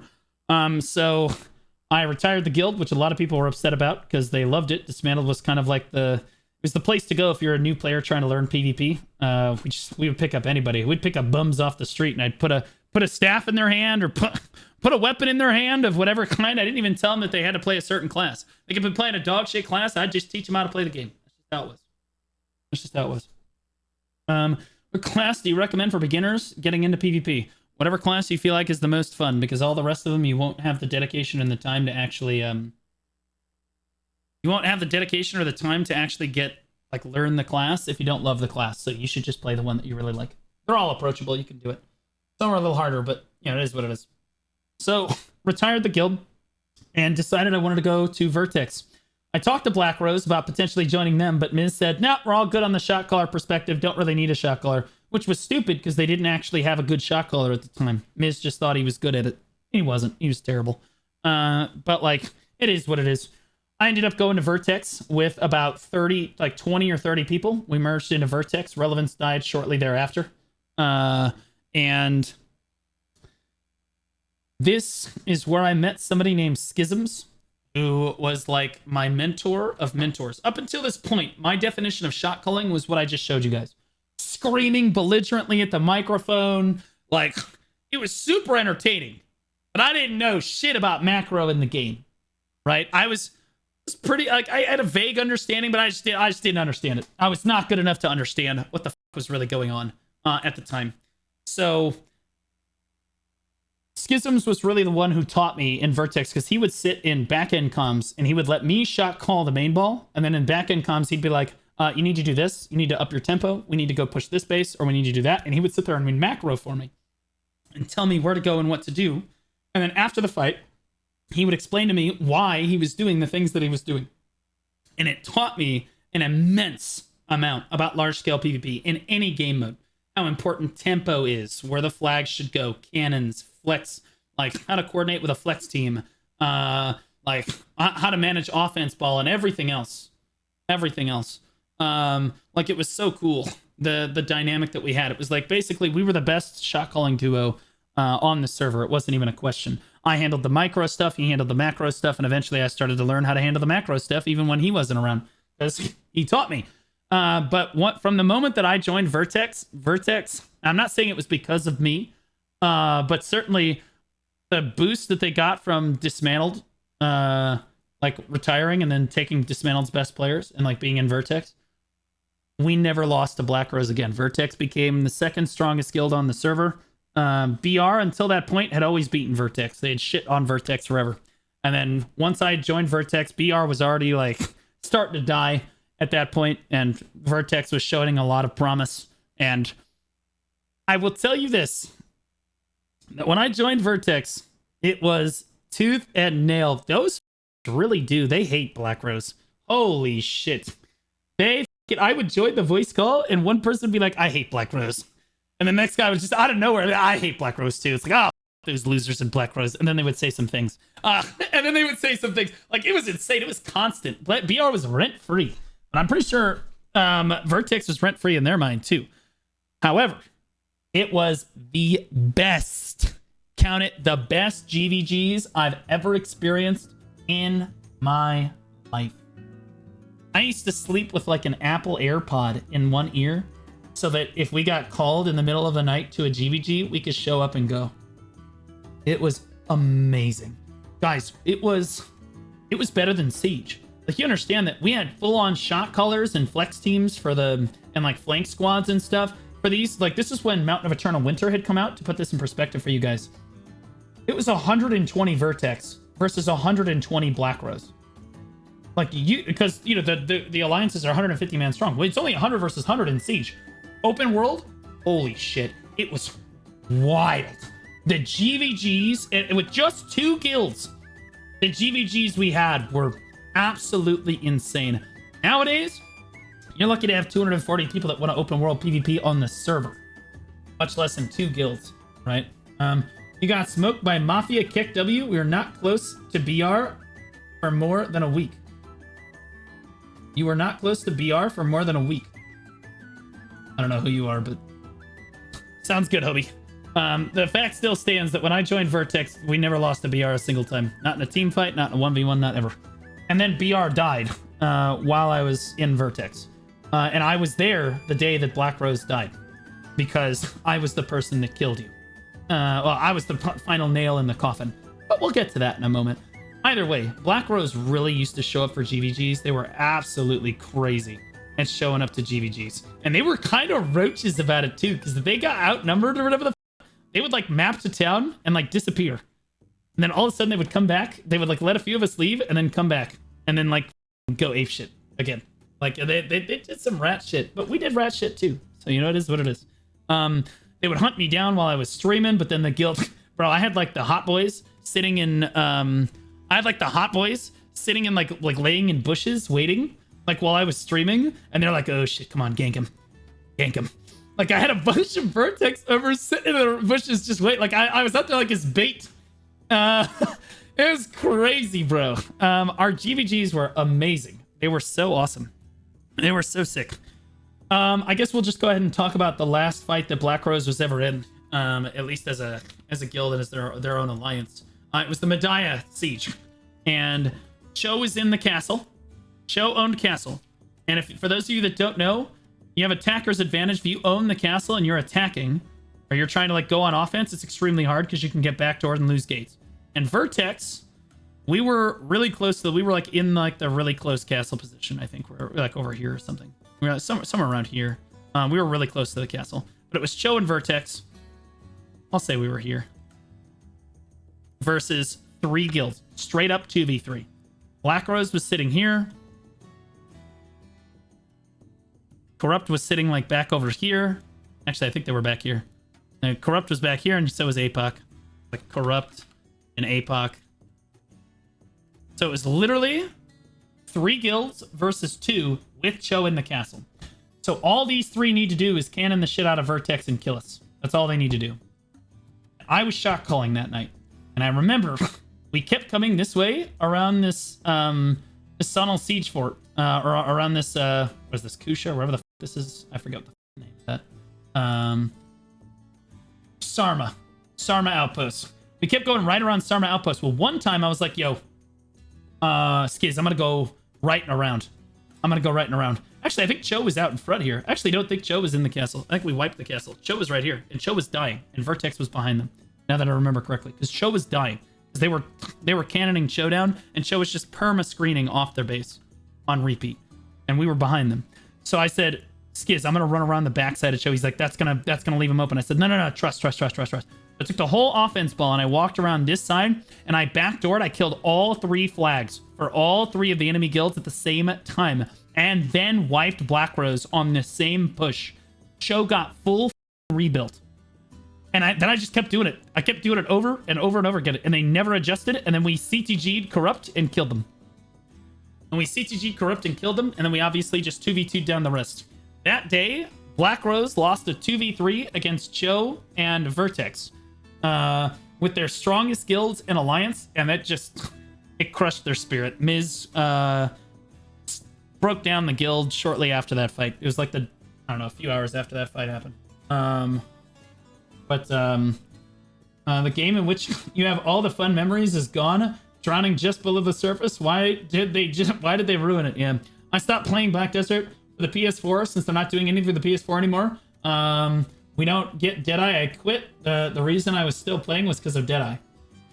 Well, didn't they have Deadeye, right? Doesn't console have Deadeye? I need to go to sleep. Hope you have a nice time streaming. Thanks, ASJ. Appreciate you, buddy. Now, I'm not trying to shit talk BR. I really have a lot of respect for that organization and as a guild, but you understand I was in Vertex at the time, and that was kind of a big moment for me. I heard they kidnapped you and shaved your head. Is that true? You're an idiot. No. So, after this is over, Black Rose dies, and Skiz comes to me, and Skiz says, hey, man, with Black Rose gone, we don't really have a purpose anymore. He said, my purpose in life was to kill that guild, and they're gone now, so we can die now as a guild. So I'm going to retire the guild. And I was like, that's incredibly depressing, but okay. So Skiz decides he's going to put down Vertex. But for those of us that remember, somebody named Onyx Ace decided to take over Vertex at the time, and he did an absolute shit job. He forced everybody to program a macro that was, it's the Onyx era. And then he ran the guild into the ground like a because he had no idea what the he was doing. Made Vertex look like a bunch of clowns. They never had like good memories at all for any reason at any point when Ace was in charge of the guild, because he had just too much of an ego. He had no idea how to run a guild. No concept. Regardless, he eventually cancels Vertex and he hands it off to Daycreeper, and then it ended up being like, I don't know, some mid-tier siege guild, whatever.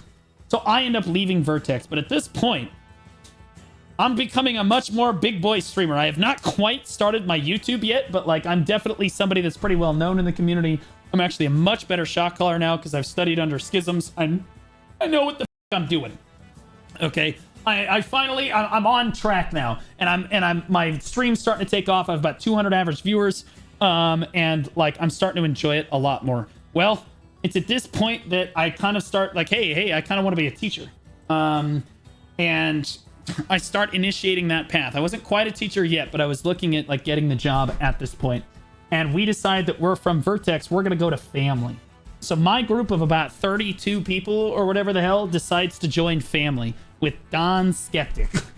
And I got to admit, Don Skeptic and family have one of the coolest, best communities I have ever seen in any game I have ever played. It's like an old boys club. They're always just dogging on each other, having a great time. They're always there for one another. They're like, bro, those are the homies, bro. They just roll up for each other. Always open world PvPers, thoroughbred open world PvPers. The problem with family is that their leadership is and I say that because Druid was helping run family at the time. Druid didn't know shit about the game. So I joined family, and Don goes, awesome. Now you can do all this useless shit that Druid keeps trying to get me to do. Good luck. And I was like, what? So I start talking with Druid about like with the base builder and stuff, and I start to realize how little the family leadership actually knows about the game. They don't understand how to build bases properly. They don't understand where the bases need to be built. They don't understand flag tempo. The cannon team's kind of all over the place. The flex team's not very organized. Like, it was just... What made family strong was their bonds with one another. They were just individually superstar Giga Chad PvPers. Just absolute units. Some of the most talented players on the entire server with no organization basically whatsoever. So when they put them in my hands, well, suddenly we were kind of cooking. We were winning all kinds of shit. I forget what our alliance name was, but we had a lot of really solid 1v1s. We had a lot of really solid team fights, but the problem was we did a 1v1 with Corrupt. And family had been trying to beat Corrupt for a while, and they felt, oh baby, this is our time, baby. Now we got Blue, we got Blue's Crewed here. This is it. This is what we've been waiting for. And in fairness, they did have me. I was able to macro against Soggy very well. And we had a strong offense ball that we handpicked, and we were like ready to go. We sweated for that fight. We sweat so hard for this 1v1. This Corrupt versus family. Family wanted to be the number 3 guild in North America. Corrupt was currently the number 3 guild, had been for quite some time. And family was trying to fight for that spot because Don had beef with Soggy. Don Skeptic, the GM of family, had beef with Soggy, who was the GM of Corrupt. And they hated each other because they had been in an alliance before, and then they fell through, and then they both hated each other. They blamed each other for it. It is what it is. This 1v1 happens, and I have everything all set. We're winning the open field engagements. We're crushing Corrupt in the open field engagements. And our flex is doing their job. Our flag gets placed in Narnia. I remember the fight happened on Navern's Step. The fight happened on Navern's Step. Our base was over here. Their base was over here. Okay. Actually, I think their base was here. But regardless. Their base was kind of back in the woods over here. And our flag got placed like in Narnia. It took forever to reach the base. Destroyed our tempo on the fort. Just couldn't get anything done. They dropped the flag, and my flex team, Druid thought to himself in his infinite wisdom, Druid thought, why don't we put their flag at 1%, and then we can just kill it whenever we want, but we don't kill their flag, but we'll leave it at 1%. And chose not to tell me about this particular revelation that he had. He also chose not to tell me, because Druid was the defense lead, he also chose not to tell me what the fuck was going on at the base. So we're pushing Corrupt down pretty hard. We're winning the engagements, we're pushing up on the base, but we're not getting much base work done because our cannon team is kind of faltering. Our cannon team set up on the flag, and Corrupt's flex team just kept interrupting it repeatedly. Over and over again, like our cannon team just couldn't get anything done, which should not have happened. But again, this is all macro stuff. Ultimately, what ends up happening is Corrupt's cannon team goes uninstructed, wipes the entire base. Our fort goes down to 50%. 50%. Full wiped. And you know what I heard from Druid? He goes, we're fine, just keep pushing. We're fine, keep pushing. And I finally just said, get spawn at the fort. We need to just back up and regroup. We spawn at the fort. There's no flame towers, no annexes. The fort's at 50%. All of Corrupt is burning the fort. They have a flag at 1% just over the hill that for some reason we kept alive. Corrupt just ran us down. We have no recovery centers. We just got killed in the 1v1. And I realized all at once, I can't carry these. I don't know what the It was like the craziest failure on a defense lead I'd ever seen in my entire life. At no point did defense say that they were in trouble whatsoever until the base was already at 50% and all the annexes were wiped. We were totally we were up shit creek with no paddle at that point. Totally cooked. And then the flag was placed wrong. It was cooked. It was cooked. Regardless, we end up losing this 1v1. My guys, my group ends up hating family.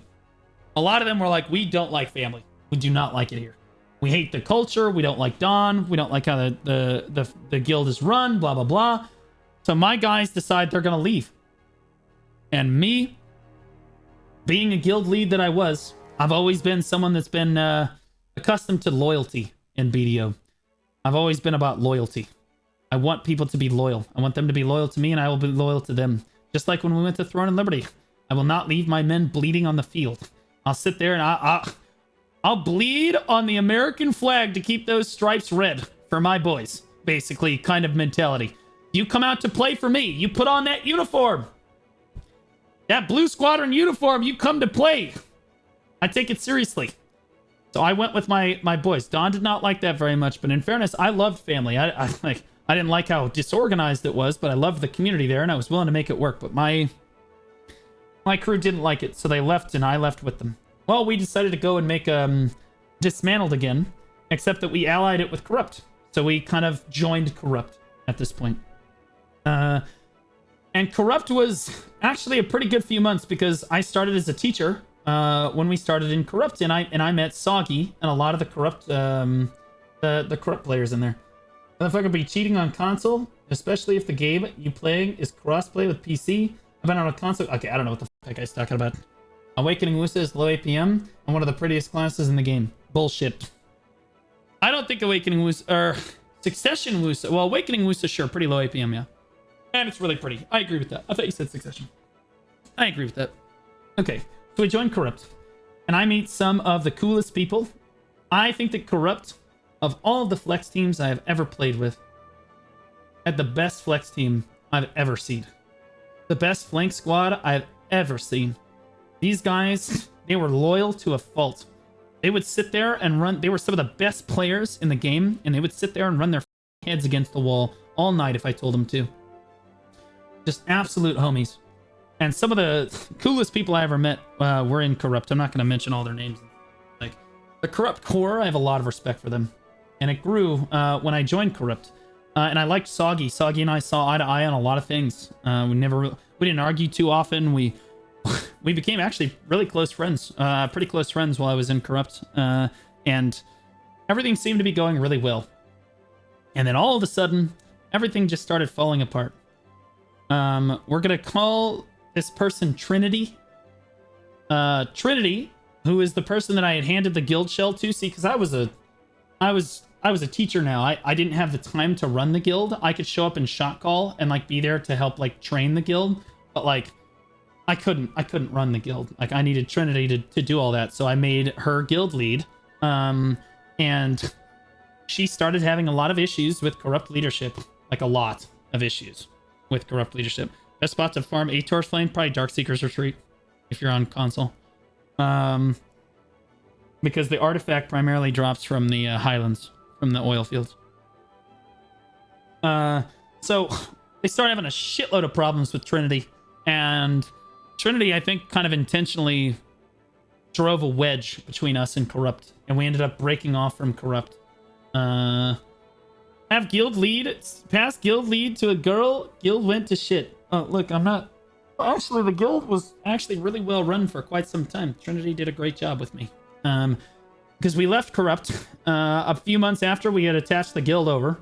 We left Corrupt and we made Reforged, which was quite an arc, as people remember.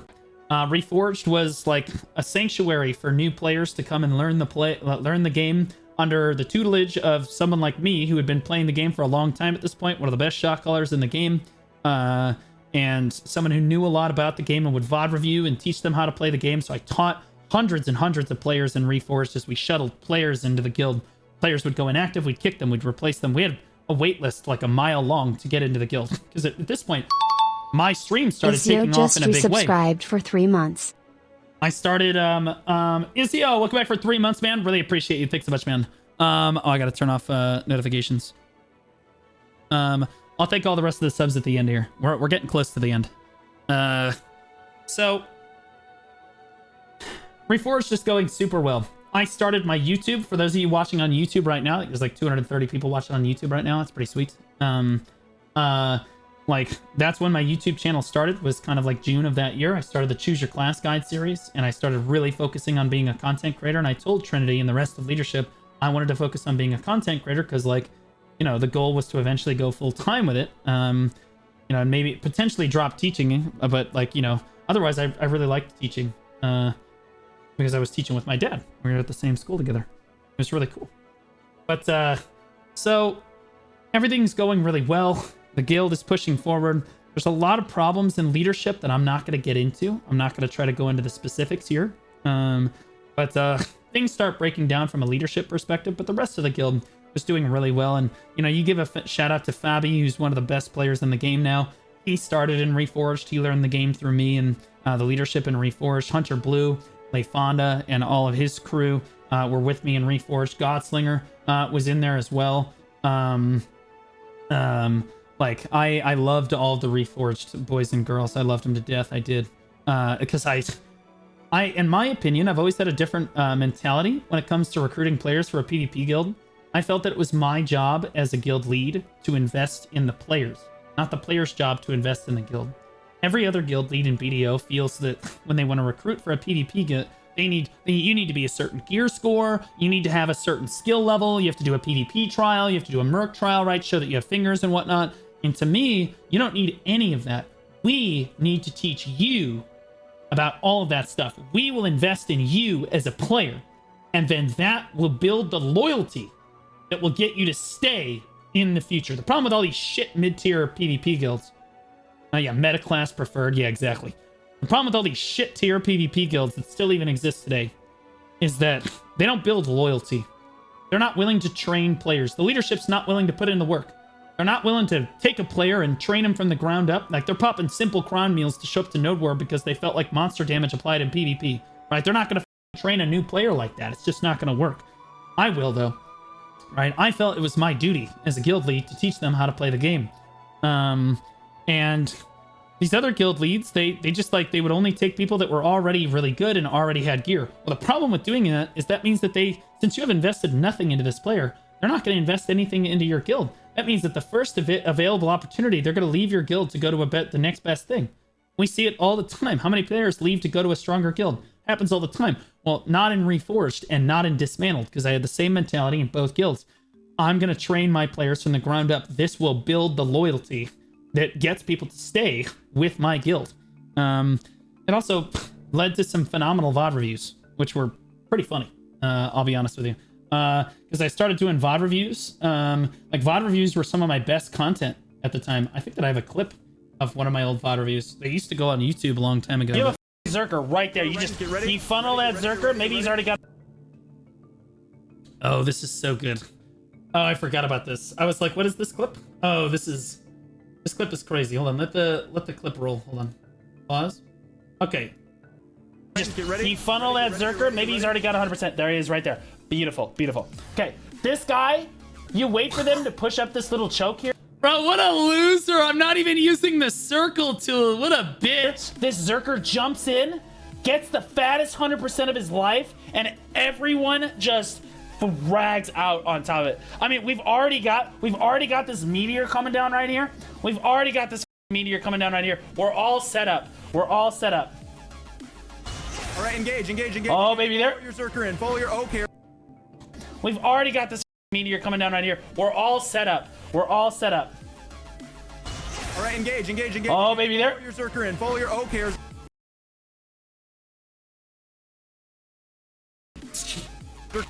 Get up here. Get up. You have a Zerker right there. You just get ready. Bro, those Fun Day Mondays were a hoot, bro. I'm gonna be honest. Those Fun Day Mondays, I wish one of my greatest regrets as a content creator is not recording more of those and like saving them. Because I did hundreds of them. I did them for like 2 straight years. I did Fun Day Mondays every night. That was like my thing. I would do Fun Day Monday and then Newbie Tuesday, where I would review stuff with people. And I would show people how to play the game. And like, you know, you always see funny stuff like that. Anyway, I did this for Reforged. I did all these VOD reviews and I taught these players how to play the game, and Reforged was going super well. Except from a leadership standpoint, there was a lot of bad stuff happening from the leadership. There's a lot of pessimism coming out in the leadership core, a lot of blame game going on. Again, I'm not going to get into the specifics, but the leadership started breaking down. Well, one day, I end up handing the guild Discord over to Trinity. Trinity kicked me from the Discord and then promptly kicked me from the guild. Basically taking the dismantled Discord. We talked a lot about dismantle before because we used the dismantled Discord for Reforged. So I lost the dismantled Discord in this.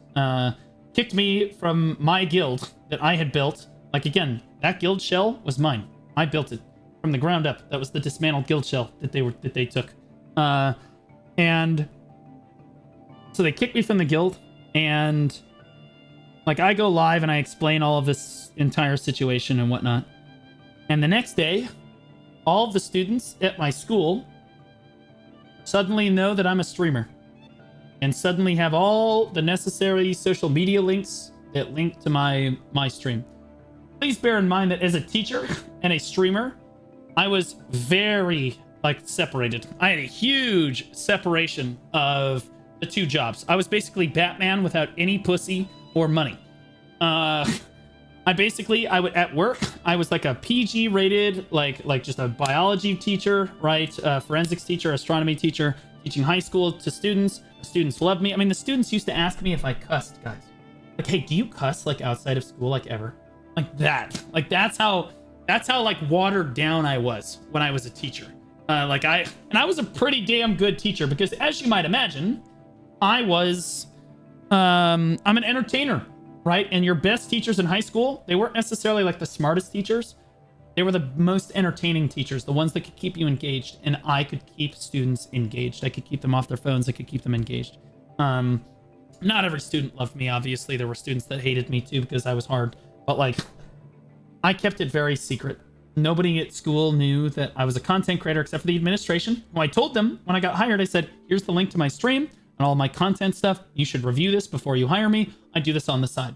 And they did. They looked over everything and they said everything was fine. They said, yeah, no, you can do that on the side. It's going to be okay. I said, okay. I said, it'll never interact with work. And it didn't.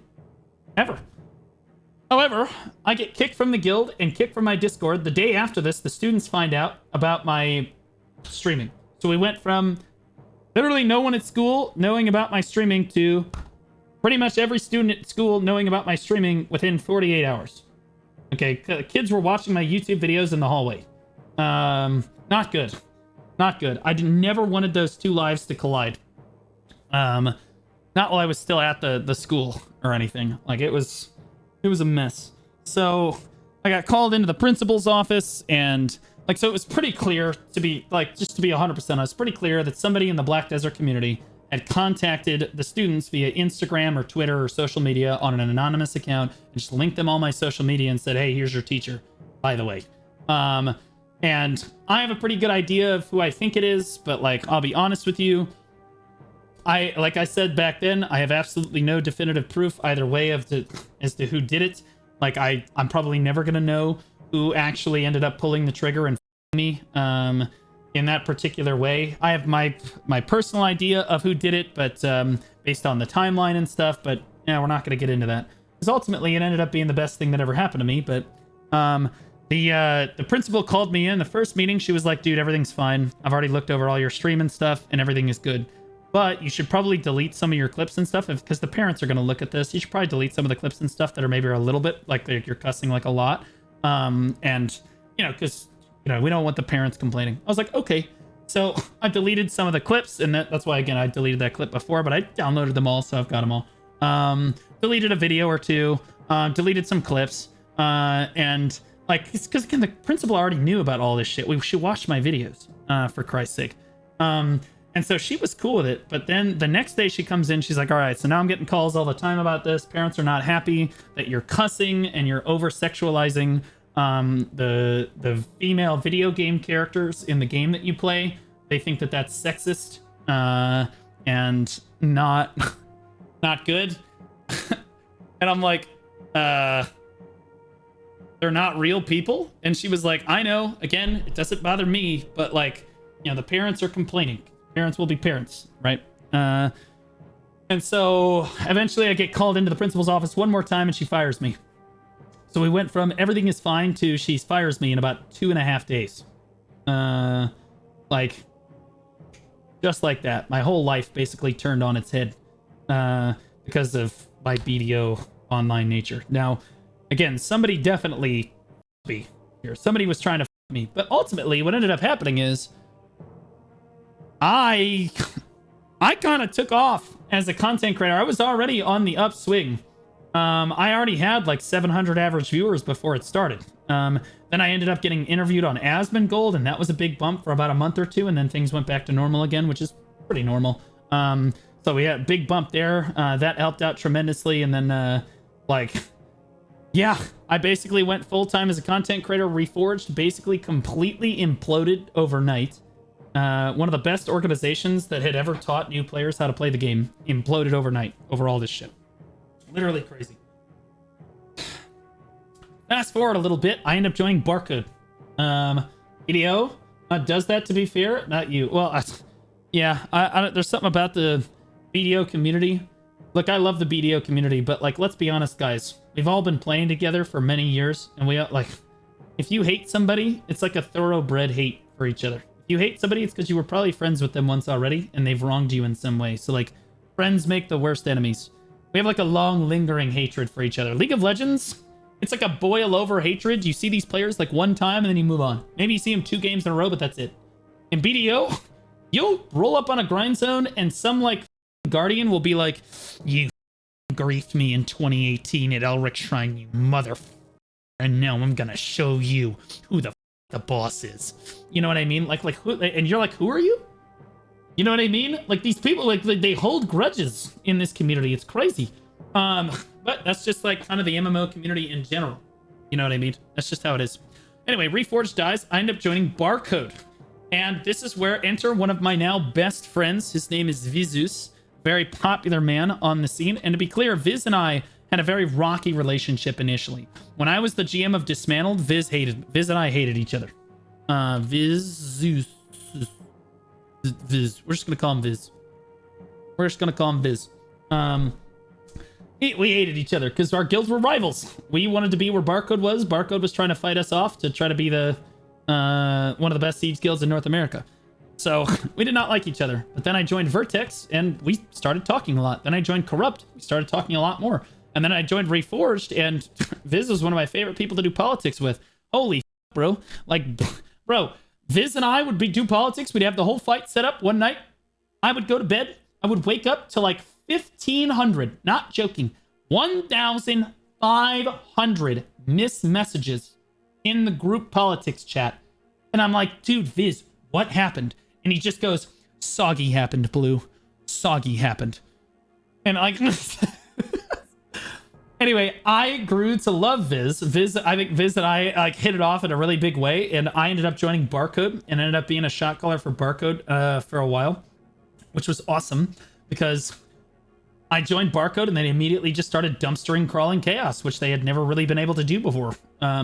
Pretty cool. And Viz really appreciated me as a caller. It was nice to feel appreciated for once, because in Reforged that was not the case. But in Barcode, I felt really appreciated because they were like, yeah, dude, like, you're a great caller. We want you to call and stuff. There was like some rocky shit that happened kind of like, I don't know, 4 weeks or so into the guild where they benched me as a caller, and I was like fine with it because I wanted to focus on my content creation. I was a full-time creator at that point. I wanted to focus on my content anyway. I didn't really care. So yeah, they benched me for a little while, but then I came back towards the end of it and started shot calling for them again, and we had overall a very good run through Barcode. I met some of my best friends currently in the game. You talk about people like Roman, Chase, Matt, Venk, Viz. I met all of them in Barcode. Became really good friends with them. I sit in voice with them constantly. They're just really good guys. Some of the best flex and like just players I've ever played with.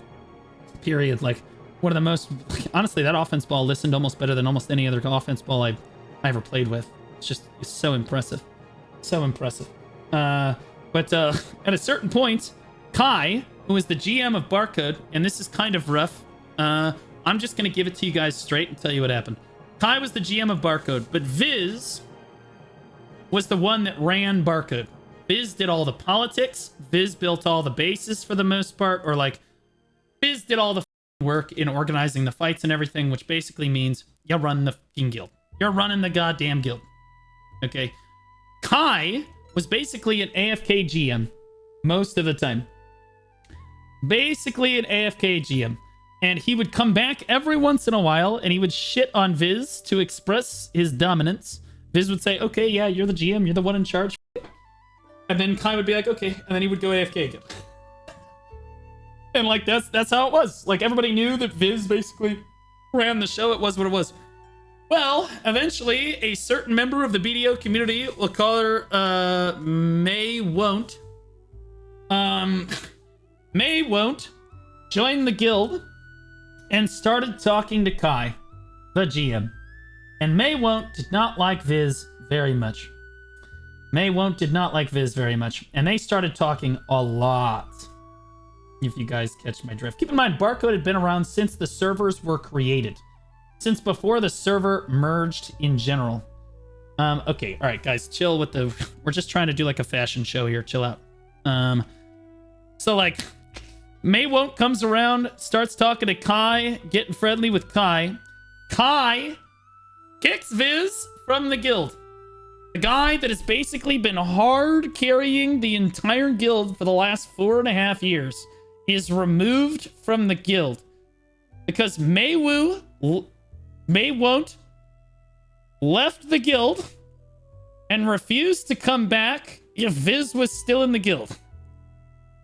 So Kai kicked Viz from the guild. May Won't returns to the guild. And Kai's like, fuck it, we don't need him anyway. Me going, well, this kind of just happened to be in Reforged, where I did all the work for that guild and then was kicked from that guild. And I know how wrong that felt. And I loved Viz. And to be clear, I don't have anything against Kai. I just think that how he handled this was poor. And I told him that. I told him that when it happened. And he respected it, but I respectfully bowed out of Barcode. I left. Because I did not like how Viz was treated at that moment. And when I left Barcode, I swore to myself, I said, F this shit. I'm going back to my guild, bro. Because when the dismantled shell was stolen from me, it's now named Void, for those of you that don't know now. It's now named Void. And fun fact about Void, again, that's the guild that I built, and I spent all that time building. If I look it up right now, is it Voided, maybe? Yeah, it's Voided. Yeah. So it's a 2 small. It's run by Forebodо, which is actually one of my old core members from Dismantled. And so what happened was Trinity accidentally didn't log into the guild for a long time. And Forebodо just logged in one day because he happened to still be in the guild. And he just took control of the guild. Because you can do that if the GM hasn't logged in after a certain period of time. So he just took control of the guild, kicked everybody else from the guild, and now he's got it. I asked for it back, but he said he wouldn't give it to me, and I said, that's fine. I'm just glad it's in the hands of somebody that, honestly, in my opinion, they should hand it back to the Sid boys. Or whoever else. Somebody else that was in Dismantled who deserves it. Maybe somebody that wants to run a PvP guild. But I'm glad that the guild is in good hands. It is what it is. But regardless, I did manage to keep one of the 2 guilds, because I had 2 guild shells. One was reassembled, where we're going to go all the way back now. Reassembled is Legatum. That's the Legatum guild, renamed. That's the guild shell from Legatum. It's reassembled. Now, I've had it for longer than anyone now, so it's been reassembled longer than it was Legatum at this point. But, like, that's where reassembled came from. The Legatum GM, he was... I forget his name right now, but Legatum GM gave it to me, and he never came back to play the game again, so just been mine ever since. Reconstructed is the last guild shell that I will ever create.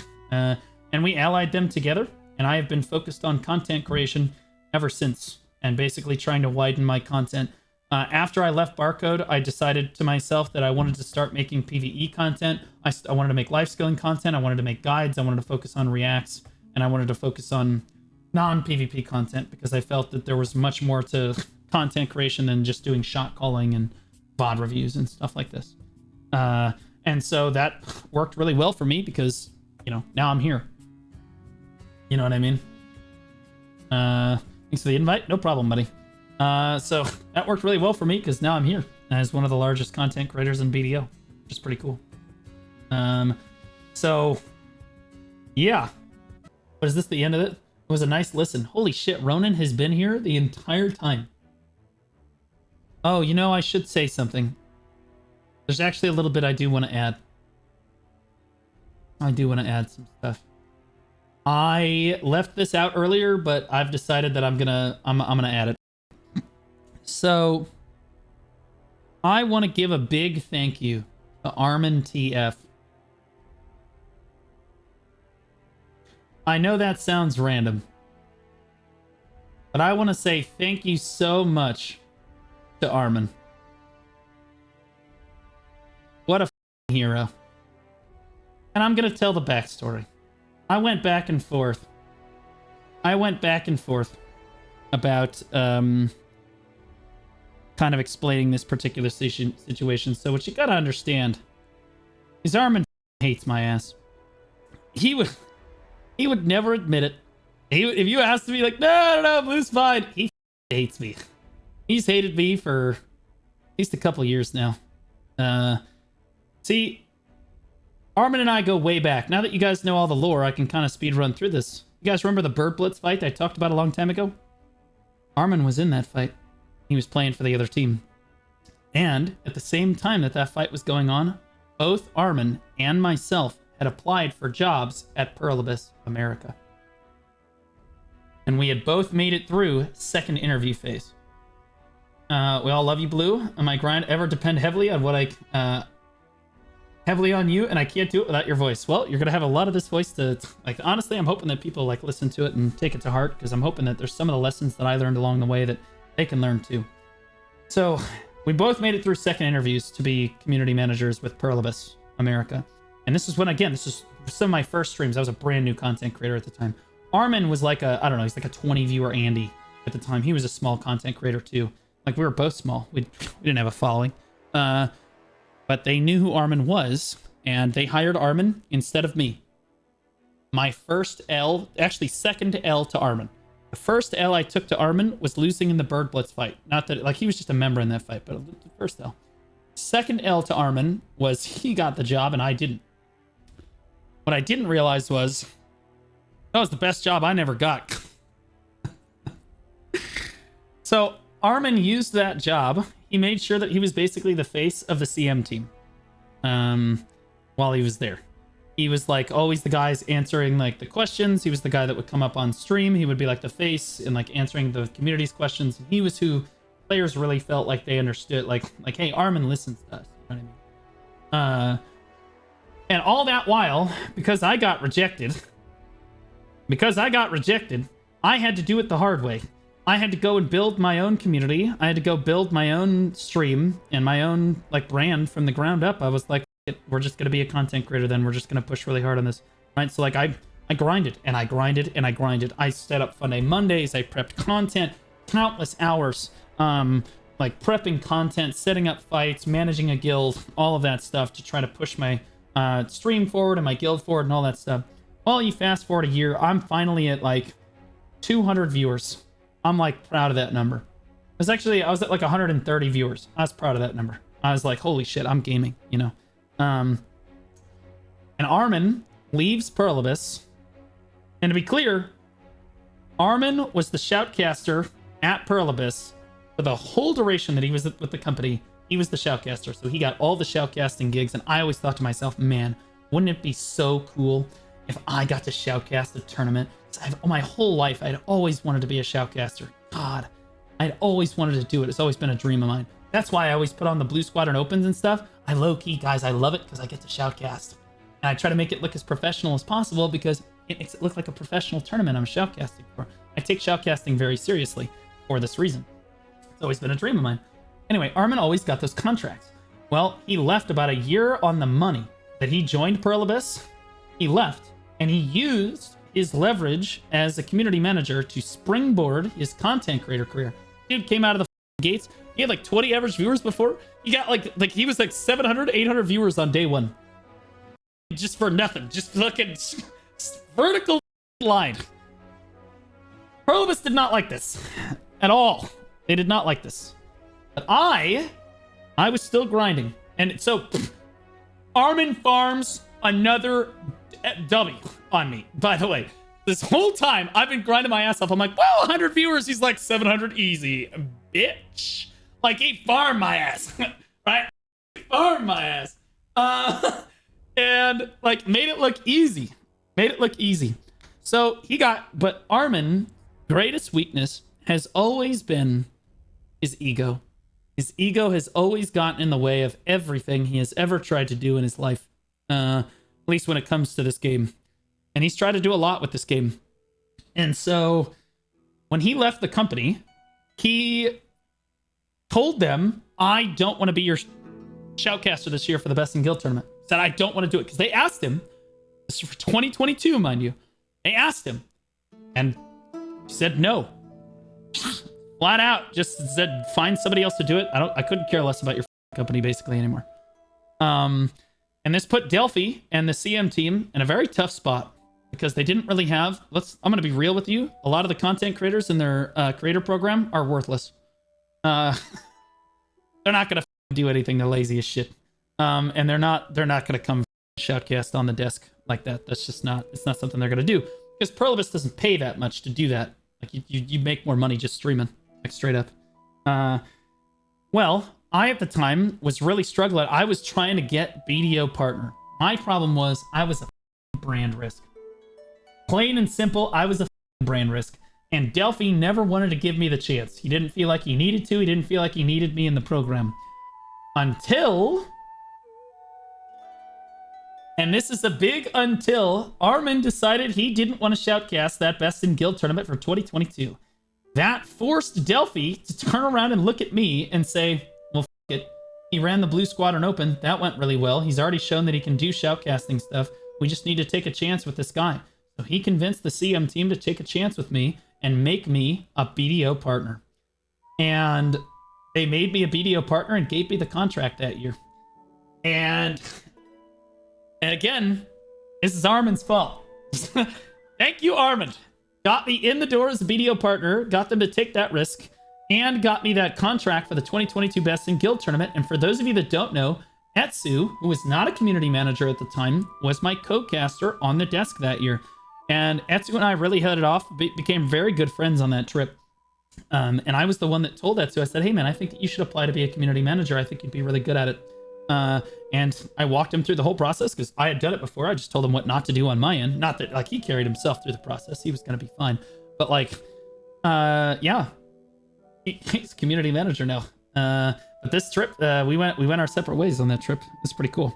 However, so this trip happens, and you got to understand that before me, the community managers dealt with Armin, and Armin is lazy.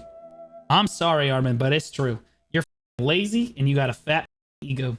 So when Armin showed up to Shoutcast for these tournaments, he doesn't come. He doesn't have like a packet with them. He's not prepared.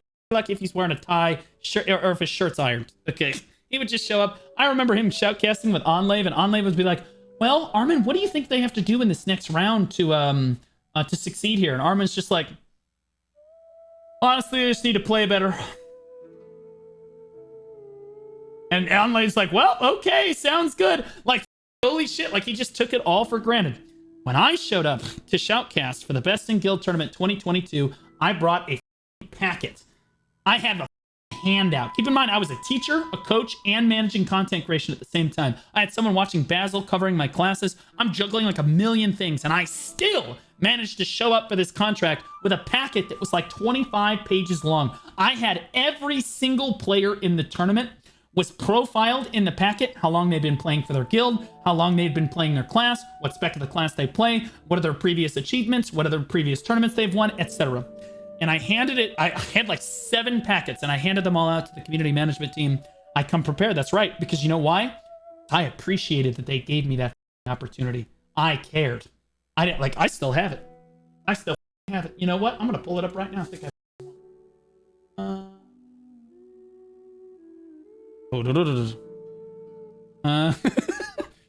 Best in guild.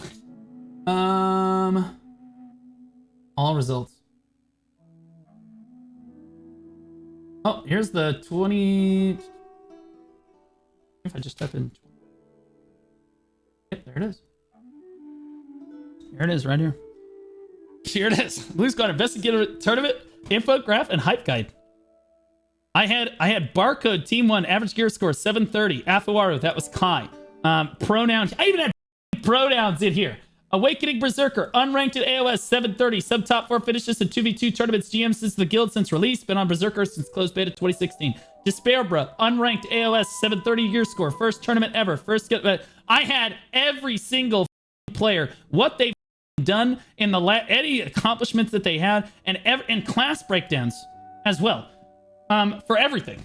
I had it for everything. And the reason was they were like, damn, why did you do all this stuff? And I was like, because this event is super important to the Black Desert community.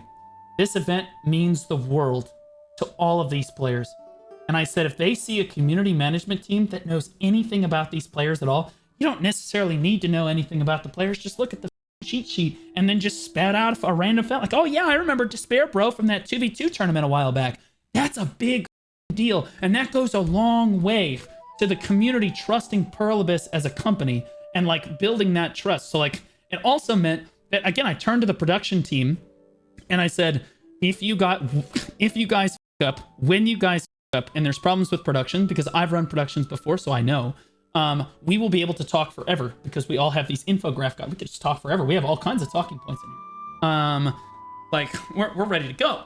Like, everything was ready to go. I even brought ties so that Etsu and I would match on the desk. Etsu didn't have a tie. I made sure that we all matched on the desk. Like, I made sure that we were all dressed up because they just wanted to show up. They just wanted to do like dress shirt, like dress down. I was like, no, we're going to show up in a dress shirt and we're going to be in a tie. And they were like, it's going to be hot. I said, I don't care. Because the first step to being taken seriously as a company and as a tournament is taking yourselves seriously. We will be in a shirt and tie tomorrow. I said, you're lucky if I don't tell us we need to be in a suit coat. They're like, okay, all right. Then they went through like I remember they went through like, we're going to do like the dry run through of the production. And like, I'm like stopping the slides. I'm like, yo, no. You can't do that. No. It's got to be like this. Nope. It's got to be like that. Or I would be like, nope, we need to have instant replay. Or like, oh, well, we can't do that. Yes, you can.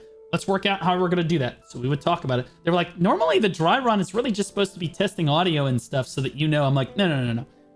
This event is going to be better because I am here. Okay, I took it super seriously and they loved me for it. The desk, everything on the desk went perfectly. It was the first time that the community, I stood up in front of 17,000 people tuned in to watch that tournament. It was insane. It was crazy, bro. It was insane. I think we got boosted to the front page of Twitch, but regardless, we had like, the chat was going absolutely ballistic.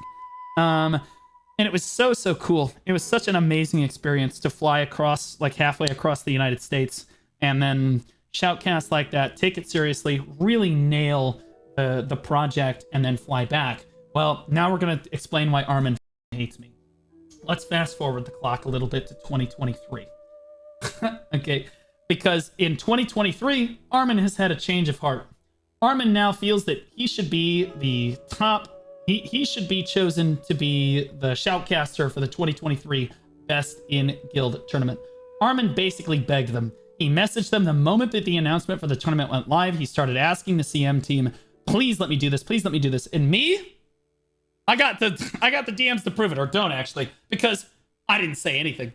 I said to myself, I just said, I believe that I've done a good enough job, that my performance speaks for itself. If they want me, they will ask me to do it.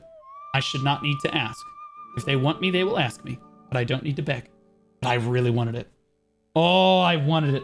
Oh, I wanted it so bad, but I didn't say anything because I wasn't going to be a bitch. But I knew that Armin wanted it this time, and I was like, bro, he's been a CM before. He's in with them. It is what it is. The CM team are clever. Clever little roaches. Clever little rascals. What the CM team did was they gave exclusive drops to 4 content creators in the BDO category. And we were basically the chosen ones to be like, okay, whichever ones do the best job, we'll probably give the contract to. Armin, me, So Frosty, and Norelio all had exclusive drops for the first half of the tournament. And we were supposed to shoutcast the first half of the tournament.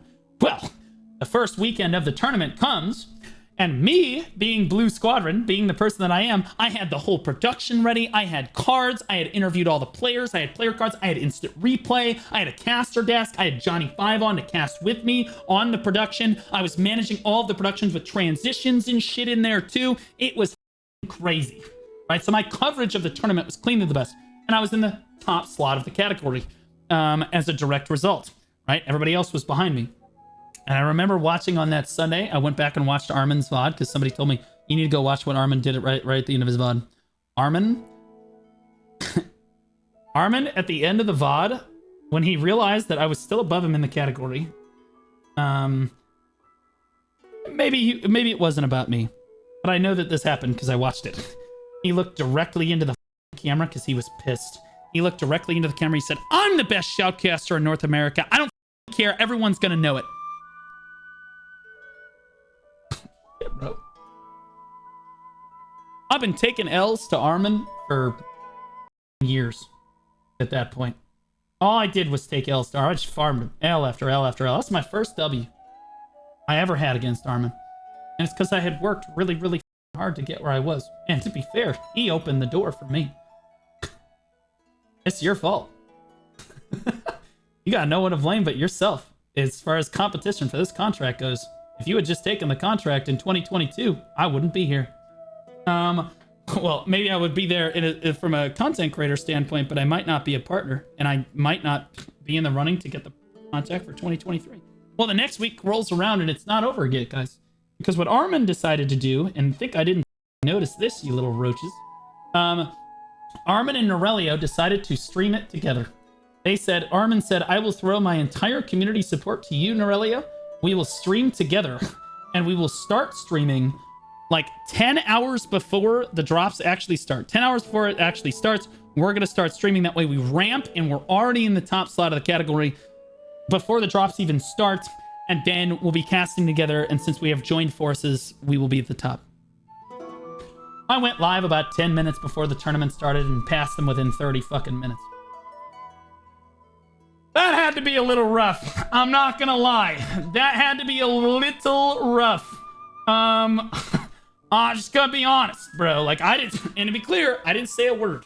I never said a word, but because I wasn't trying to gloat. I wasn't trying to brag. I was trying to do anything, but like, everything I had done to that point, I had worked really hard to get to that point. And like, I felt that like my production and like all of the work that I put in to like making that event really special for the community, that's why people tuned into my stream instead of theirs. That's just the way that it goes. Put more effort in. You know what they did? They showed up and they had like no webcam, no caster desk. They were just like raw dogging with commentary, which is great. Norelio and Armin are very entertaining people. But when you compare that side by side with my production, it's not even remotely close. I basically look like the LCS. Like, it's ridiculous. So like, I won that week too.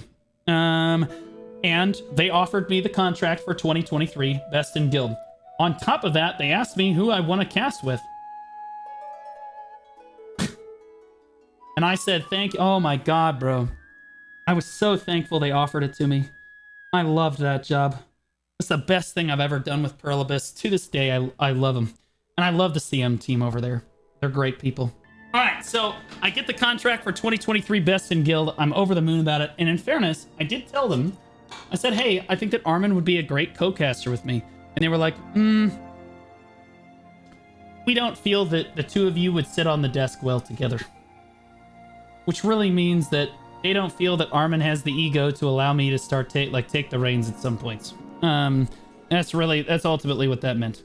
And to be clear, I did convince them while I was there. I said, hey, Armin and I would cast really well together. I just think that I would probably be like the analyst and like hype guy in the background while Armin covered like a little bit of the play-by-play. I think that Armin and I would have been a great caster desk together, and I have nothing against Armin. I've always liked him. Been farming L's to him for years, but like, I didn't really want to. I wasn't trying to like step on his toes or like steal his thunder or anything. I just really wanted the contract, and It was clearly they saw it as either me or him, and they chose me. And Armin was not happy about this. He was very upset. I will skip over a lot of the drama that happened behind the scenes here, but Armin was not happy. But I will tell you this. It's your own fault. Stop being lazy and stop having an ego about it. And they would have chosen you in the first place. Or they would have allowed you to be my co-caster. But thank you for opening the door to me in the first place. Really appreciate you. Because without you, I never would have gotten a chance to show them just how great of a person I could be on their casting desk. And to be clear, that was the kind of the golden age with Perlibus and I. Was like kind of like the 2022 to 2023, all the way to like 2024 era. You know, like it's just like the early to middle 2024. And like they chose me. I was like their guy. I was like their go-to guy for basically everything, and for good reason. I have a lot of charisma. I can take any content that they're doing and I can just objectively make it better. For example, I think if I was still a BDO partner for the Best in Class tournament, they could literally just contract out the entire Best in Class tournament to me, the MasterCard tournament or whatever the Master Class tournament. They could contract the whole tournament out to me and I would just do it, and it would be amazing. It would be super good. Because they have somebody that I just did that for Throne of Liberty. I just did that. Like a multi-trillion-dollar company just sponsored me for $20,000. I think that if I can handle that, I can handle this. Like, what are we talking about? This is a piece of cake. Yeah, it's a lot, but like I could totally do it. To be fair, they don't really have a lot of people that do this type of content. That's not true. They just they don't have a lot of people. You understand? We're going to talk about a couple other things now, too. Because I don't want Armin to feel singled out. I love Armin. I do. I have absolutely nothing against Armin. I felt bad that he didn't get the contract in 2023. But, like, you know, what are you going to do? It's dog eat dog at the end of the day. There's a couple more things I want to talk about. And the next person is Goldsteinberg. And I got to say thank you to Goldsteinberg, too. I do. I owe him a thank you. Because, I'll be honest with you, I got fired from my teaching job. And every other creator knew enough to kind of just stay away, but Gold decided he was going to go because he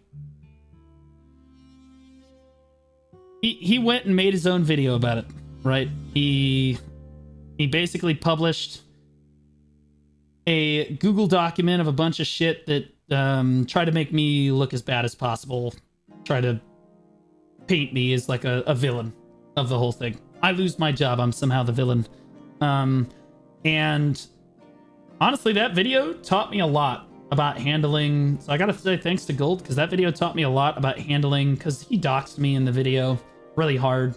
And that was tough to deal with. Like another creator in the BDO space doxed the location that I live and like all this shit. Like my name and all this stuff. And then like I was getting tremendous amounts of hate over it, and you know, like lost YouTube subscribers on it and stuff. But like ultimately what I learned was everything was fine. Everything ended up being okay. Because like at the end of the day, people don't watch me because I was that guy that got fired from his teaching job at one time. People watch me because I'm genuinely an entertaining and charismatic entertainer and content creator. And they don't, I just really don't give a f about any of the rest of the shit. And that's all there is to it.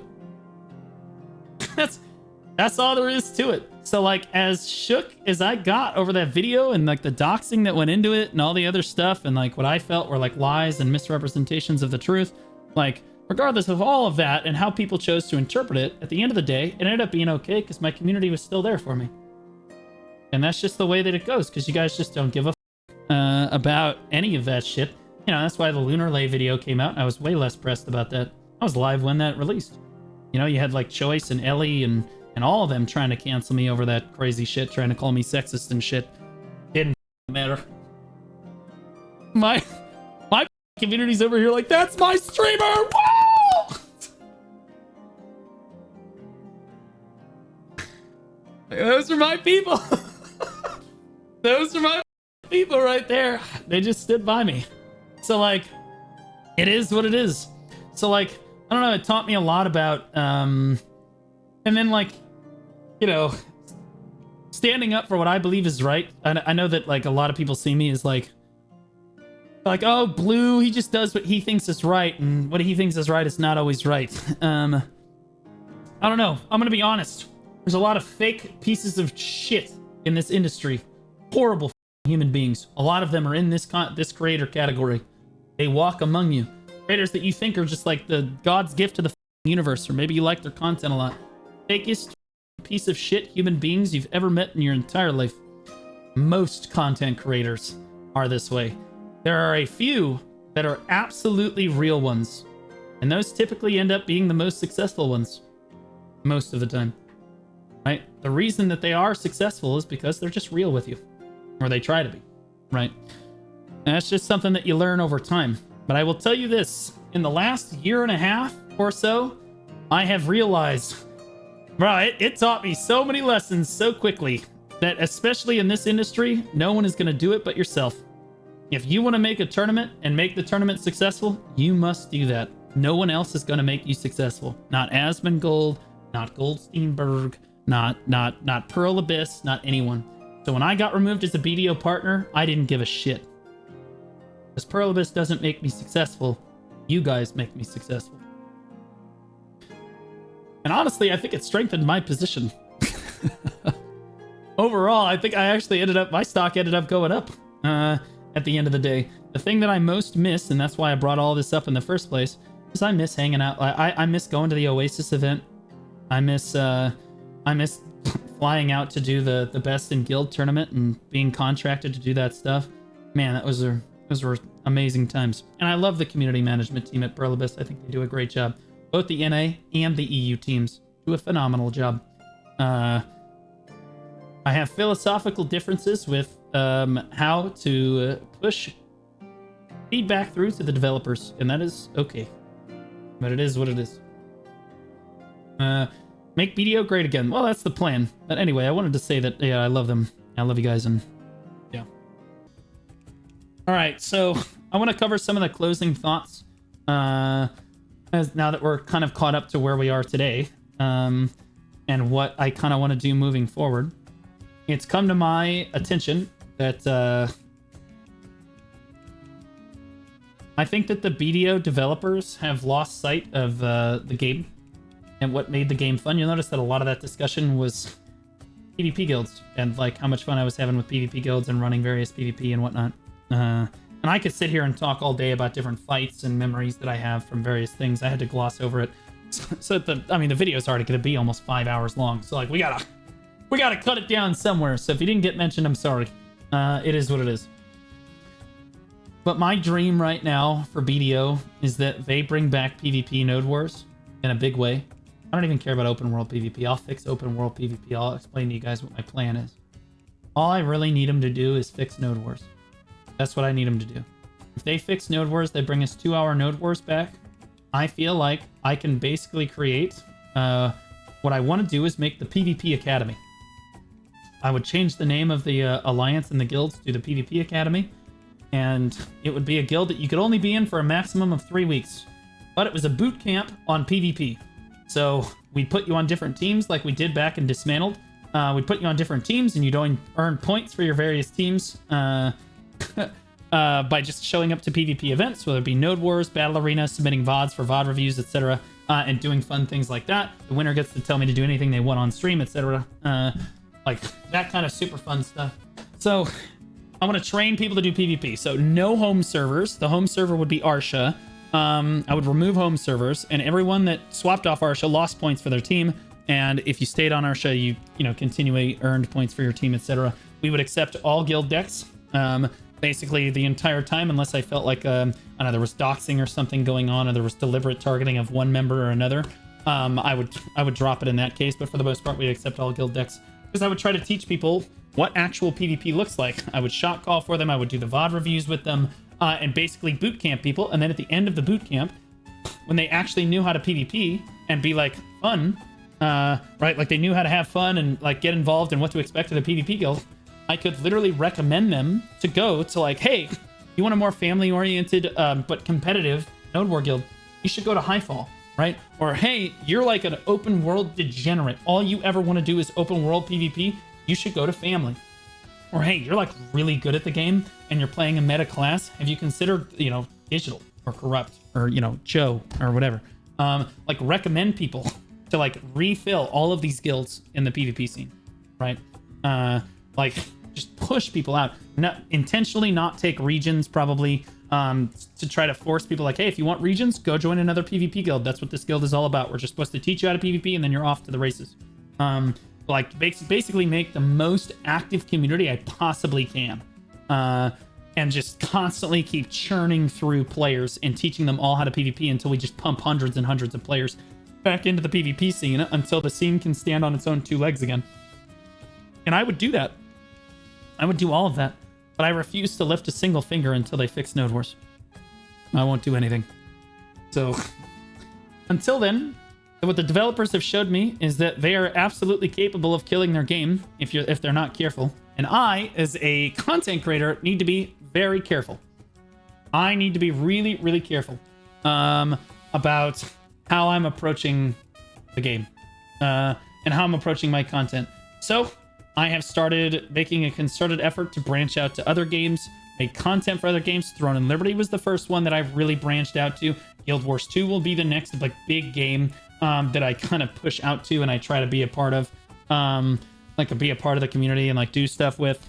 And then, yeah, I think I'm trying to be like a household MMO brand name is like my goal by like the end of the year / middle of next year. Like I want to be able to cover drama and news that happens in all of the MMOs and gaming in general. But I don't want to just do reacts. Yeah, sure, I'll do reacts like everybody else does. But I also want to do like Saturday night live skits. Like if some drama happens in BDO, I want to be able to do a skit about it.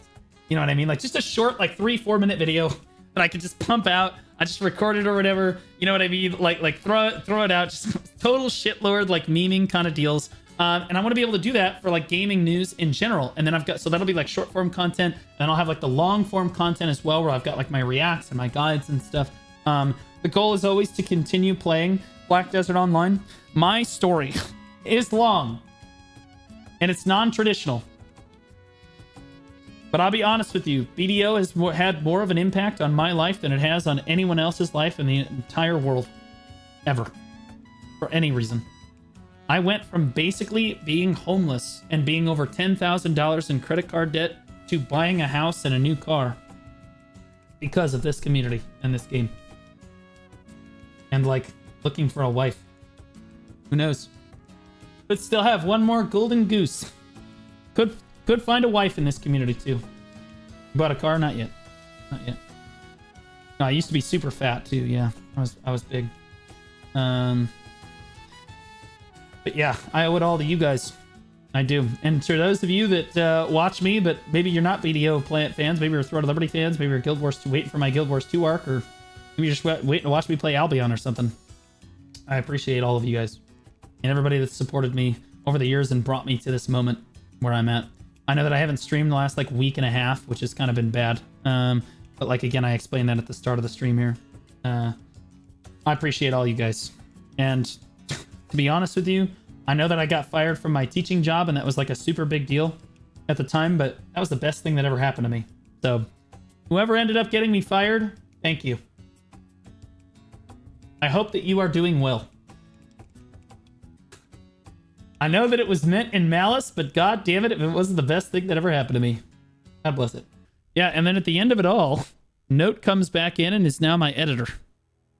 The craziest thing. We come full circle. We talked a lot about Note at the start and how he was a big part of like my start of my BDO journey.